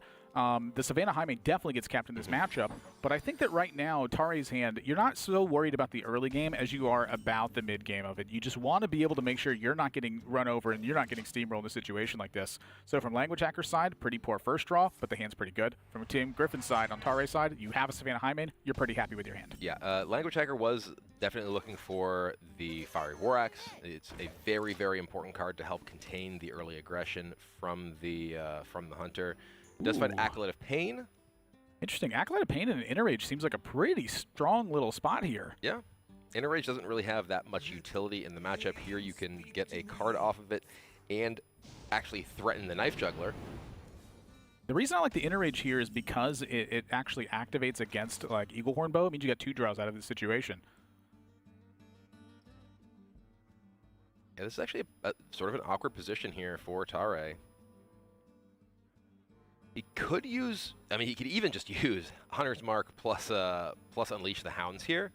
The Unleash will, at bare minimum, have the ability to attack into it and trade. I think Explosive Trap bluffs a Freezing Trap here. Yeah, there is also the Korokron Elite in hand, and you know that your opponent does play 2 of them. Yeah. I mean, I'm kind of okay with the idea of freezing a Korokron Elite too. You know. Yeah, I mean, it's interesting because the Unleash is pretty bad in the matchup, right? You're very rarely going to have multiple minions on the side of the Warrior. Pretty bad right here, though. I don't want to juggle this Acolyte. Well, but you can use Hunter's Mark. You could use Hunter's Mark and Unleash, and then at I see. bare minimum, you end up getting the trade. But you could potentially just juggle it. I had not considered that, honestly, Hunter's Mark isn't fantastic in the matchup either, but is there a better spot? I honestly feel like this secret here, because of how long it took to play, there is some thought here on Language Hacker's side that they're going to have to pay attention to. Like, getting Freezing Trapped right here can really be bad. So it is worth thinking about here. You can see him digging deep. I'm just watching Language Hacker's face here because he is digging deep trying to figure out what's going on. The Blood Mage Thanatos is actually an interesting draw because you do have Blood Mage Thanatos Whirlwind. If you really wanted to, you could Blood Mage Thanatos Whirlwind and guarantee the removal and a couple of card draws. I will say that if he decides to call this bluff, that this is insane how powerful it is. Yeah, I think you just the Korokron attack. Ooh, that's the issue here. Is if it is Explosive Trap, you're suddenly stuck with this in play. But that's not necessarily a negative thing. You're not looking to apply pressure. You're looking to answer Savannah Jaime. Right. So I think this worked out pretty well. Yeah. And Tare here doesn't really have any great answer himself. Yeah, the question is, do you want to stuff like one of the charges of Eaglehorn Bow with this attack? You do give up your board is kind of my issue with it. I prefer to keep my board here. Yeah, and worth noting that Team Kraken's version of Warrior has no copies of weapon removal. There's no Harrison Jones, there's no Acidic Swampoos, so the Axe is a big issue. And Tare is going to ask his teammates for a little bit of advice in this turn. Sequencing on this? Yeah. Talk quiet. Yeah. What? Hello? So I'm thinking probably freezing, right? I want to try and set up for a clean coin. How? Dude, correct. The only play here is freezing. Yeah. Yeah, you're fine. But you know explosives can proc first, right? I don't think Houndmaster is Houndmaster's terrible because he knows so it's you're explosive. He's just gonna trade. So you're saying you're saying the freezing will stay there for us, The freezing will right? stay. Yeah, Which the would be freezing's really good. Freezing's good. Okay. They're looking at us weird, bro. Yeah, just give Don't him. let them look at us like Okay. that. Don't let them look at us. In the coin Yeah. Jaime, in the What coin you doing, Jaime, Trump? in the coin Jaime. Yeah. Okay, Of course. Into something. Into 8 play. Yeah, just remember to. There's 8 play. Alright. Do they have any taunts? Just remember Leroy. No, I'm pretty sure they have no taunts in the deck. Remember Leroy unleashes a lot of damage. Yo, okay, you're like screaming. Oh yeah, good point. But yeah, okay. All right. Good luck, Trey. Alright, thanks. Love you. I mean, he's been playing this game well. Yeah. They look at us weird. Don't let them look like that. That's pretty great. It's always how I feel about Acolyte of Pain. Look at the way that guy's looking at you. He's rude. Very rude. But they did explain the interaction between Freezing Trap and Explosive Trap. The Explosive Trap in play first will trigger first. Because the Acolyte will die, it will not trigger the Freezing Trap. I do think this is a nice spot for Language Hacker to go ahead and trigger this as well, but he's going to call for an advantage here. Let's see what Team Kraken has to say. Let's see. So I think it's play Azure Drake, but I'm not entirely sure if you proc this thing. I kind of like playing Azure Drake and pass. I don't think we proc explosive procs freezing doesn't, right? That's correct. Yeah, I was thinking there's Azure Drake Pass is just reasonable. Yeah. I don't think you have to proc the explosive for a very long time. You have Alex, and you can just like save Yeah, your that was the board game to plan. trade in their stuff the whole time. Right, so the idea would be to proc with Elite, right? Yeah, you can Azure Drake and proc with the frothing on a minion maybe. Soon. And do what? Sorry. Like later, you proc the freezing on yeah, Korkron, yeah, with yeah. Korkron on a minion, possibly. I'm getting coin high mained. Yes, it's okay. You can do this. Yeah. Yeah, the Yeah, yeah. Falnos one's a good answer to coin high main. Okay.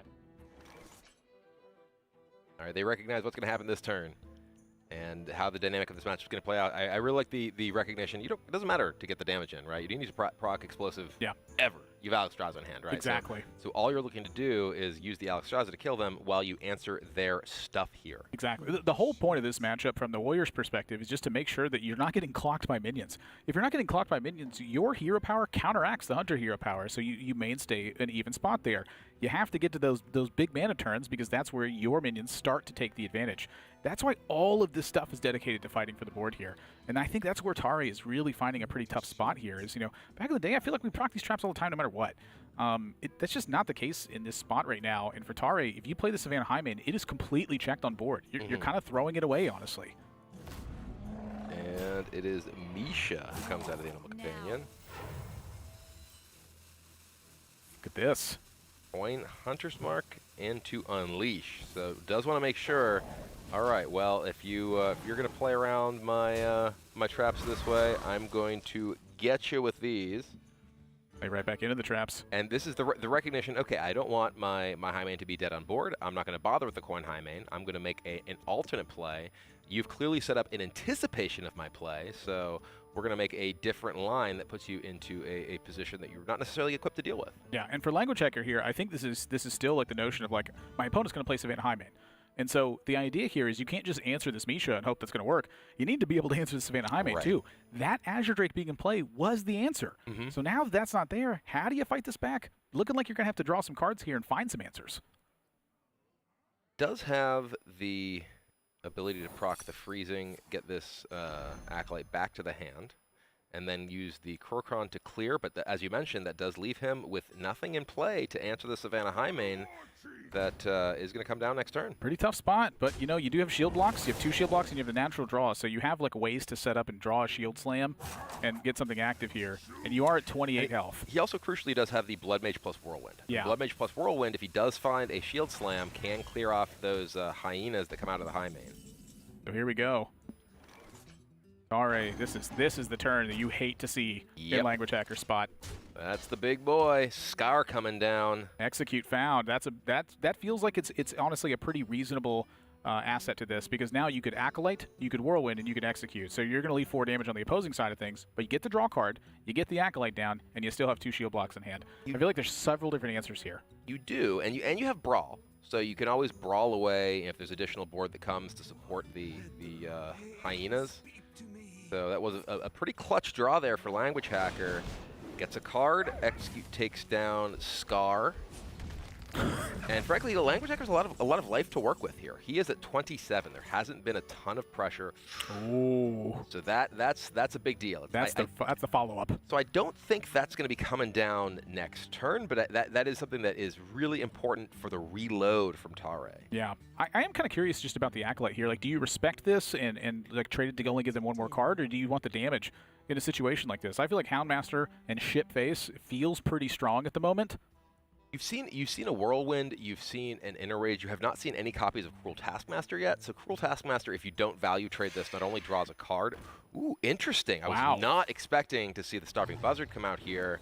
Leon gets found, so it's a couple points of damage. 1 card.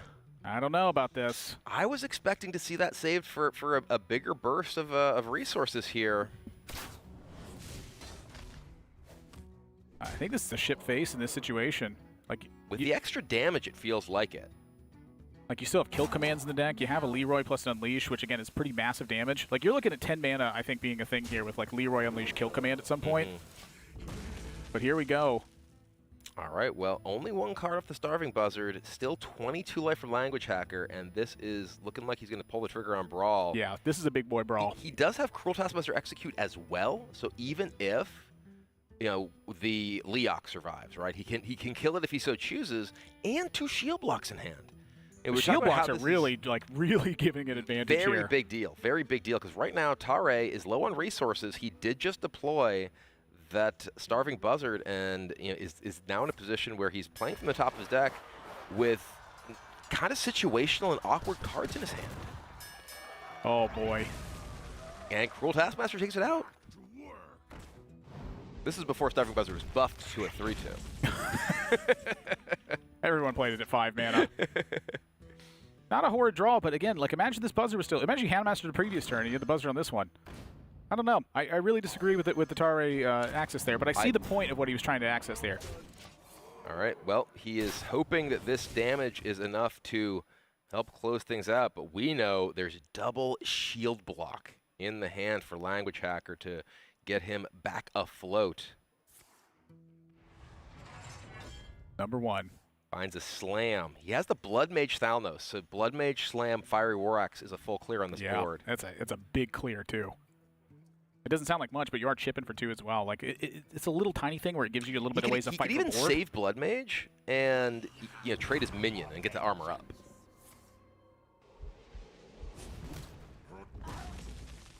Chooses to go with the Blood Mage, gets the removal in.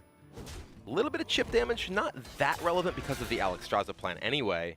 The Language Hacker at 19 life here. Oh, there's also still the Explosive Trap. Oh, yeah, I forgot. I had actually just completely blanked on the fact that there's an Explosive Trap in play this whole time. Another Stone Dust Boar. Oh, these boars are such weak draws without the benefit of Starving Buzzard drawing cards.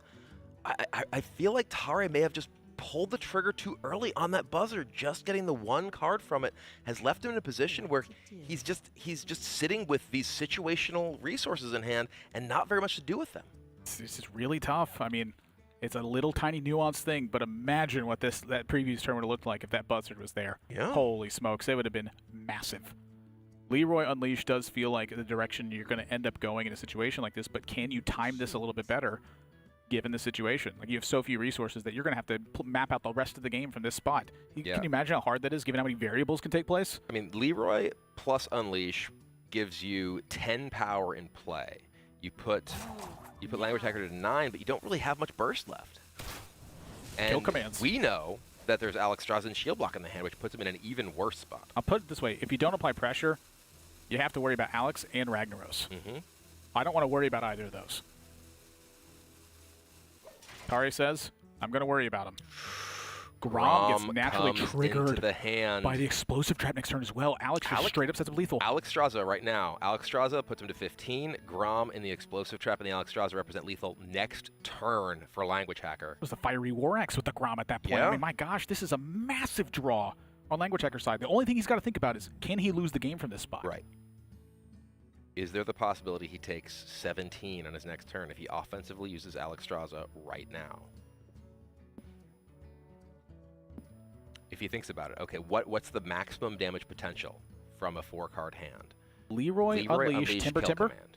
Leroy Unleashed Timberwolf is more damage than Kill Command at that point. 2 Timbers? Are there 2 Timbers in this deck? I believe there are. Yeah, there are. It's Leroy Unleashed Timber is the thing you got to worry about. Plus there's 2 more that's sitting there from the Explosive Trap at that spot. So it's proc first. Okay. Draw a card. Choosing the shield block as well because this Azure Drake got drawn, I think. Okay, and there's Ragnaros. So going to take the conservative route, trying to stay alive rather than set up lethal. We see a shake of the head from Language Hacker. He is not sure that was the best play he had available. That's a Timberwolf. There's no way this is happening. There is no way. Well, Language Hacker, given the line of play that he took, he gained 7 armor that turn, so he's now up to 22. So Leroy Unleash, even with the Timberwolves, and now those minions gone on the board, is much less threatening. And I expect that Language Hacker, given the state of the board, is likely to just play the Ragnaros next turn and not commit the Alexstrasza there either. Yeah, it's very possible the Alex is not getting played as a result of this. When you proc the Explosive Trap, you pretty much uncommit yourself from the Grom idea. Right. And so that tells me the Ragnaros is almost certainly the play. However, when you're able to connect an Azure Drake with the face, that certainly opens up the appeal of Alexstrasza a lot more. It does.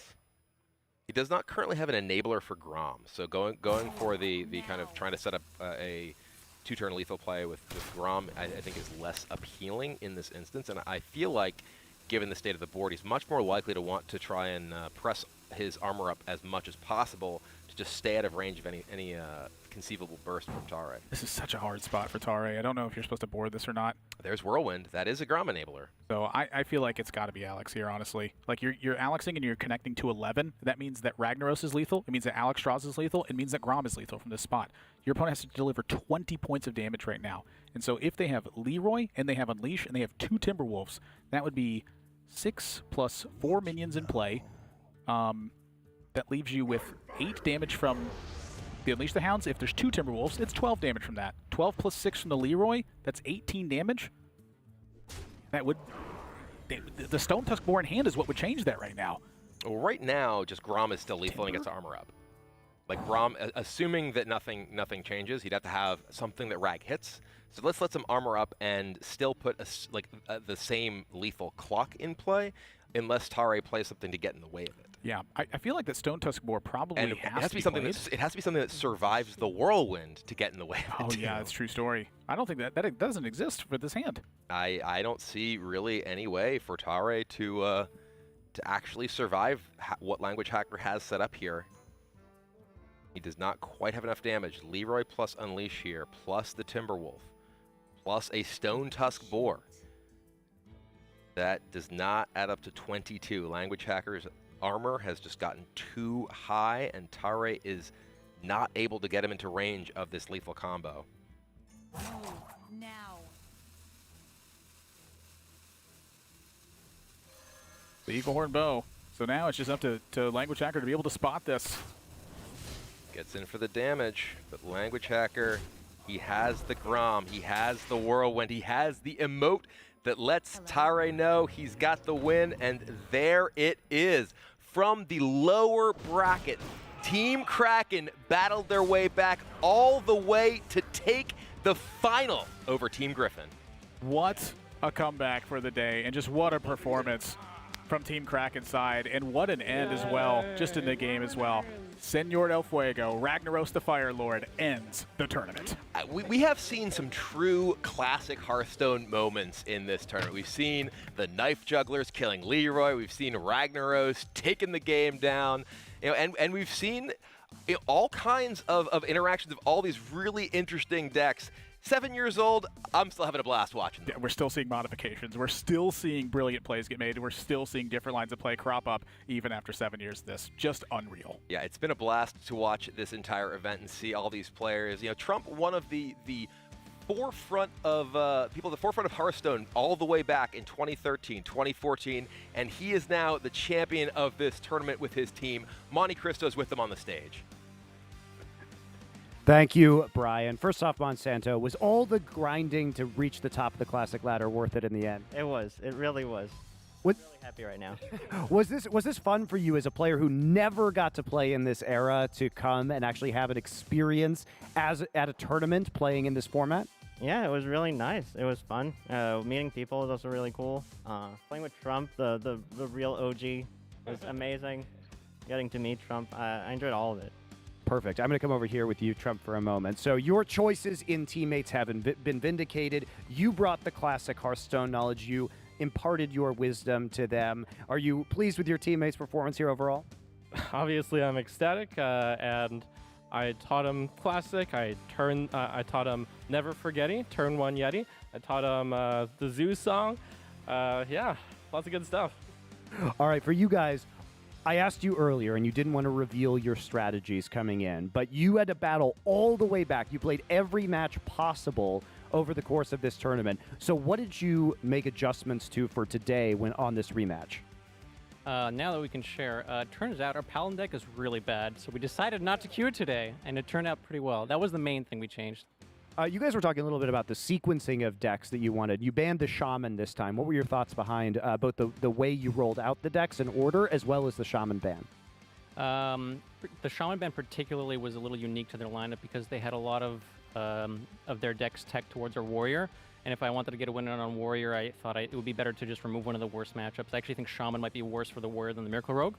And even though that's not what we went through, I think the Shaman Men did help that in some regard in a different reality. All right, and finally, Trump, what was it like for you returning to the Classic format? Was this something you thought might happen in the future, or is it a pleasant surprise? Well, I mean, when the Classic format got revealed, the first deck I jumped right into is Handlock, and, you know, here I am playing Zoo. It's really a blast from the past, and like I mentioned in the interviews, it's a little bit of the old mixed with a little bit of the new, because we used a lot of the newfangled technology into these old decks. I bet if we were running these decks back in 2014, we'd have won a lot more. Well, as somebody like me who's been watching Hearthstone since the very beginning, it's been a delight to see the Classic decks return. We've got a trophy presentation for you guys, so if Monsanto, if you could join your teammates over there, we will bring to the stage Paul Foster, the CEO of the Global Esports Federation, and Melita Moore from the Global Esports Board to go ahead and give you your trophy. But first, we're going to hear a little bit from Paul here about the first stop here on the Global Esports Tour and what's coming in the future. Thanks, Monty. On behalf of the Global Esports Federation, we're thrilled to have been in Los Angeles for the first ever stage of the Global Esports Tour. And from here at Face It, we head to Riyadh next month in October, and then we head on to Dubai in November before heading to the Global Esports Games in Singapore for the first ever Global Esports Games. So on behalf of everyone at the Global Esports Federation and Dr. Moore and all of our team, we want to congratulate the winners today, and we want to congratulate the whole Hearthstone community, and thank you, Los Angeles.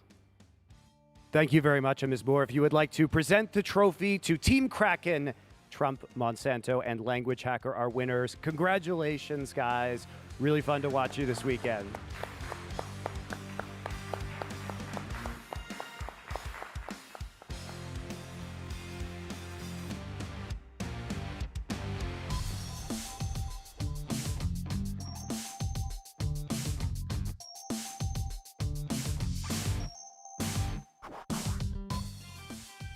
Now that you've joined us again, Strife Crow, you know we're on the sidelines for that match. I want to get your thoughts on how that played out and what really stood out to you. Yeah, what a cool comeback, right? They went all the way from the losers bracket, like the bottom of the losers bracket, had to win 3 matches today. It was just cool seeing them all make such a comeback. I like what Monsanto was saying, or Language Hacker, their adjustment was just to not play Paladin. That was my favorite part. You were talking about that yesterday. I was saying that the whole time, just don't play this deck. And Monsanto was like, this deck is so bad.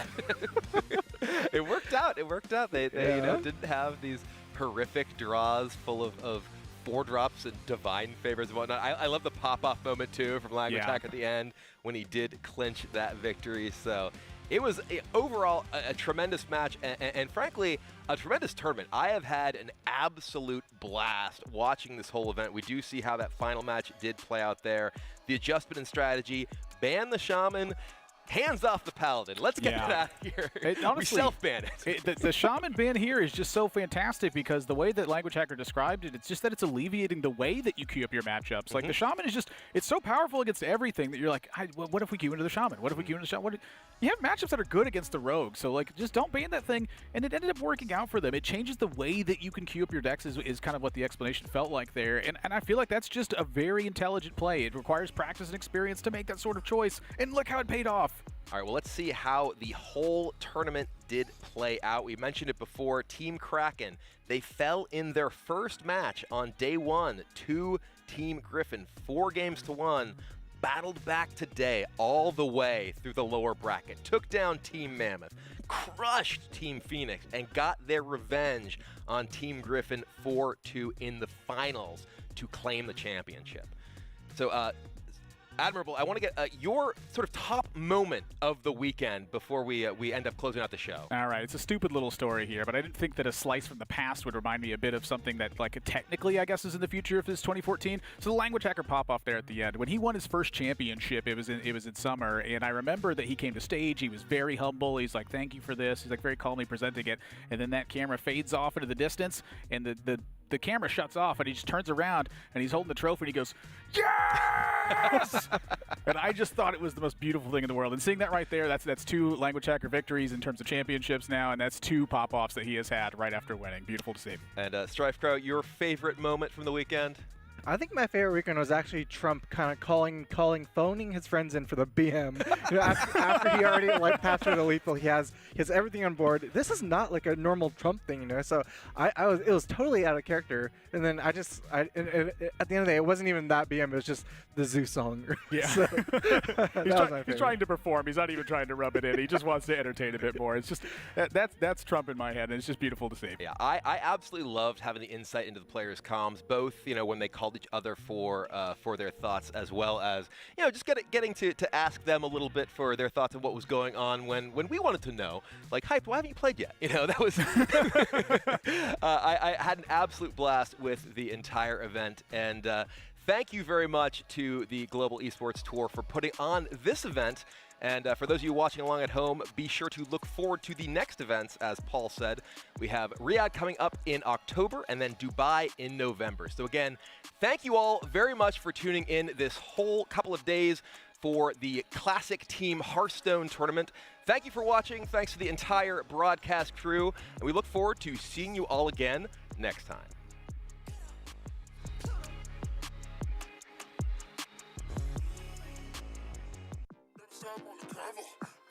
We gotta live pronto. Your friends like Colombo.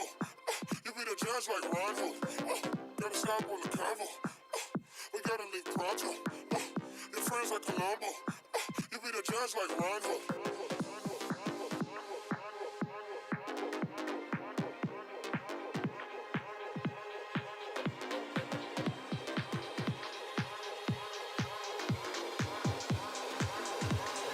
Never go slow or the hard like a rhino.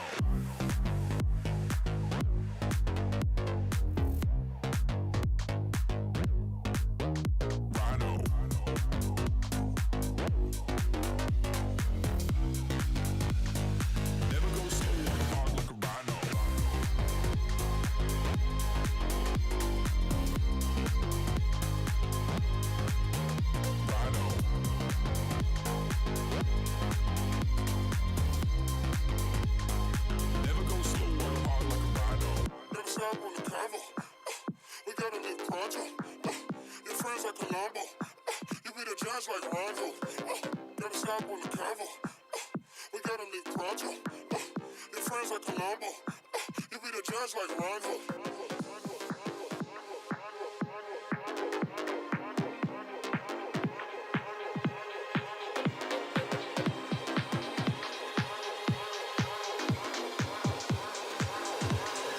Never go slow or the hard like a rhino.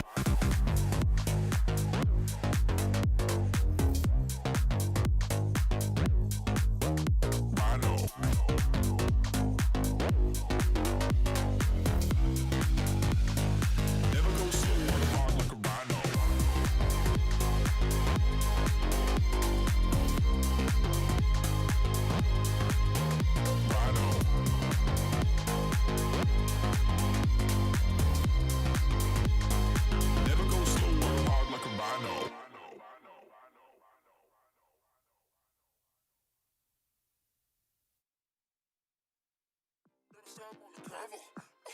We gotta leave pronto. Your friends like Colombo. You be the judge like Rondo. Gotta stop on the convo. We gotta leave pronto. Your friends like Colombo. Who's playing games wanna play it safe? I'm setting pace for the younger man to imitate while you hesitate. I ain't had a pad or pen, but since I'm in a place, never had a plan to span. But let me set a plate, demonstrate at a better rate. It's begun, gotta set them straight. We ain't never late. Is you done? Had to meditate, get my head away from the slums. Let me predicate. This is for the weight and the sun. He the boast. Coffee with the toaster. Yahweh shower blessings on me. Never leave me alone. I can never pay back. You ain't even know. Had to take them way back, homie. Now you know. Oh yeah.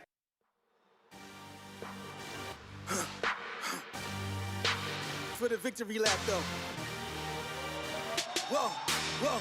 They ain't never seen nothing like this before. Lit the room when I came through the front door. Ask me if I should overcome. What for?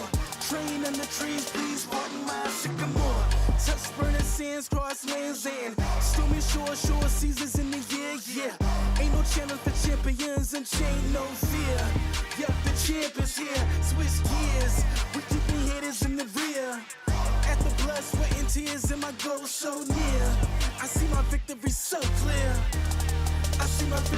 so clear. And today, we break through. And today, we break through. And today, we break through. And today, we break through. And today, we break through. And today, we break through. And today, we break through.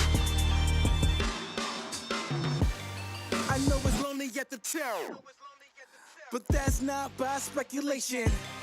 But the position that I got, I climb too high to fall, way too hard to drop. Stop clocks on the speed bag. Every yell under pressure, no jet lag.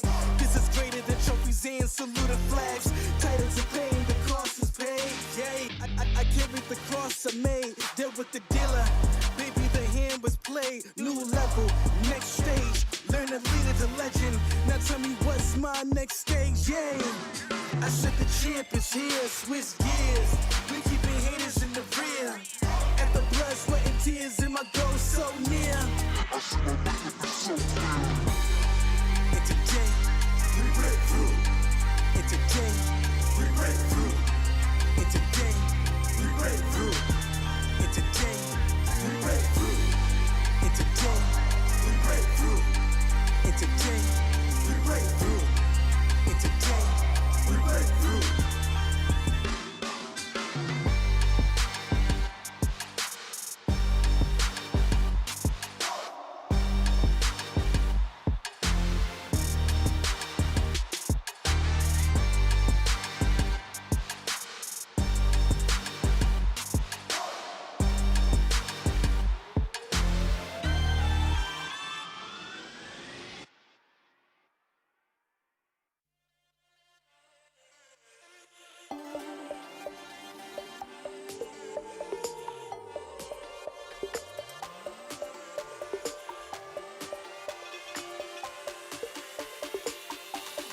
This is music for the soul.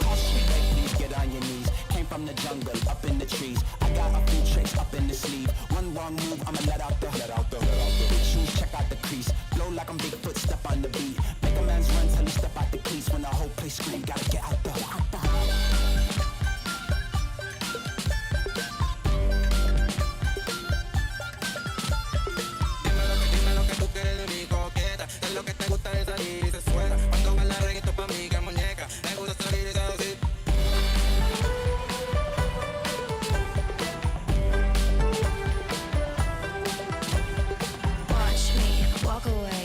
myself on display. 1, 2, 3 a day. I'm on my way, on my way. I'ma have you on tiptoes, watching my diamond afterglow. I know you wanna take me home. I'm on my way, on my way.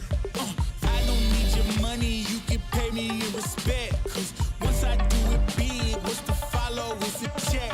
I need 100 bags, nothing more, nothing less. And the ops feel away, cause I'm next, I'm a threat.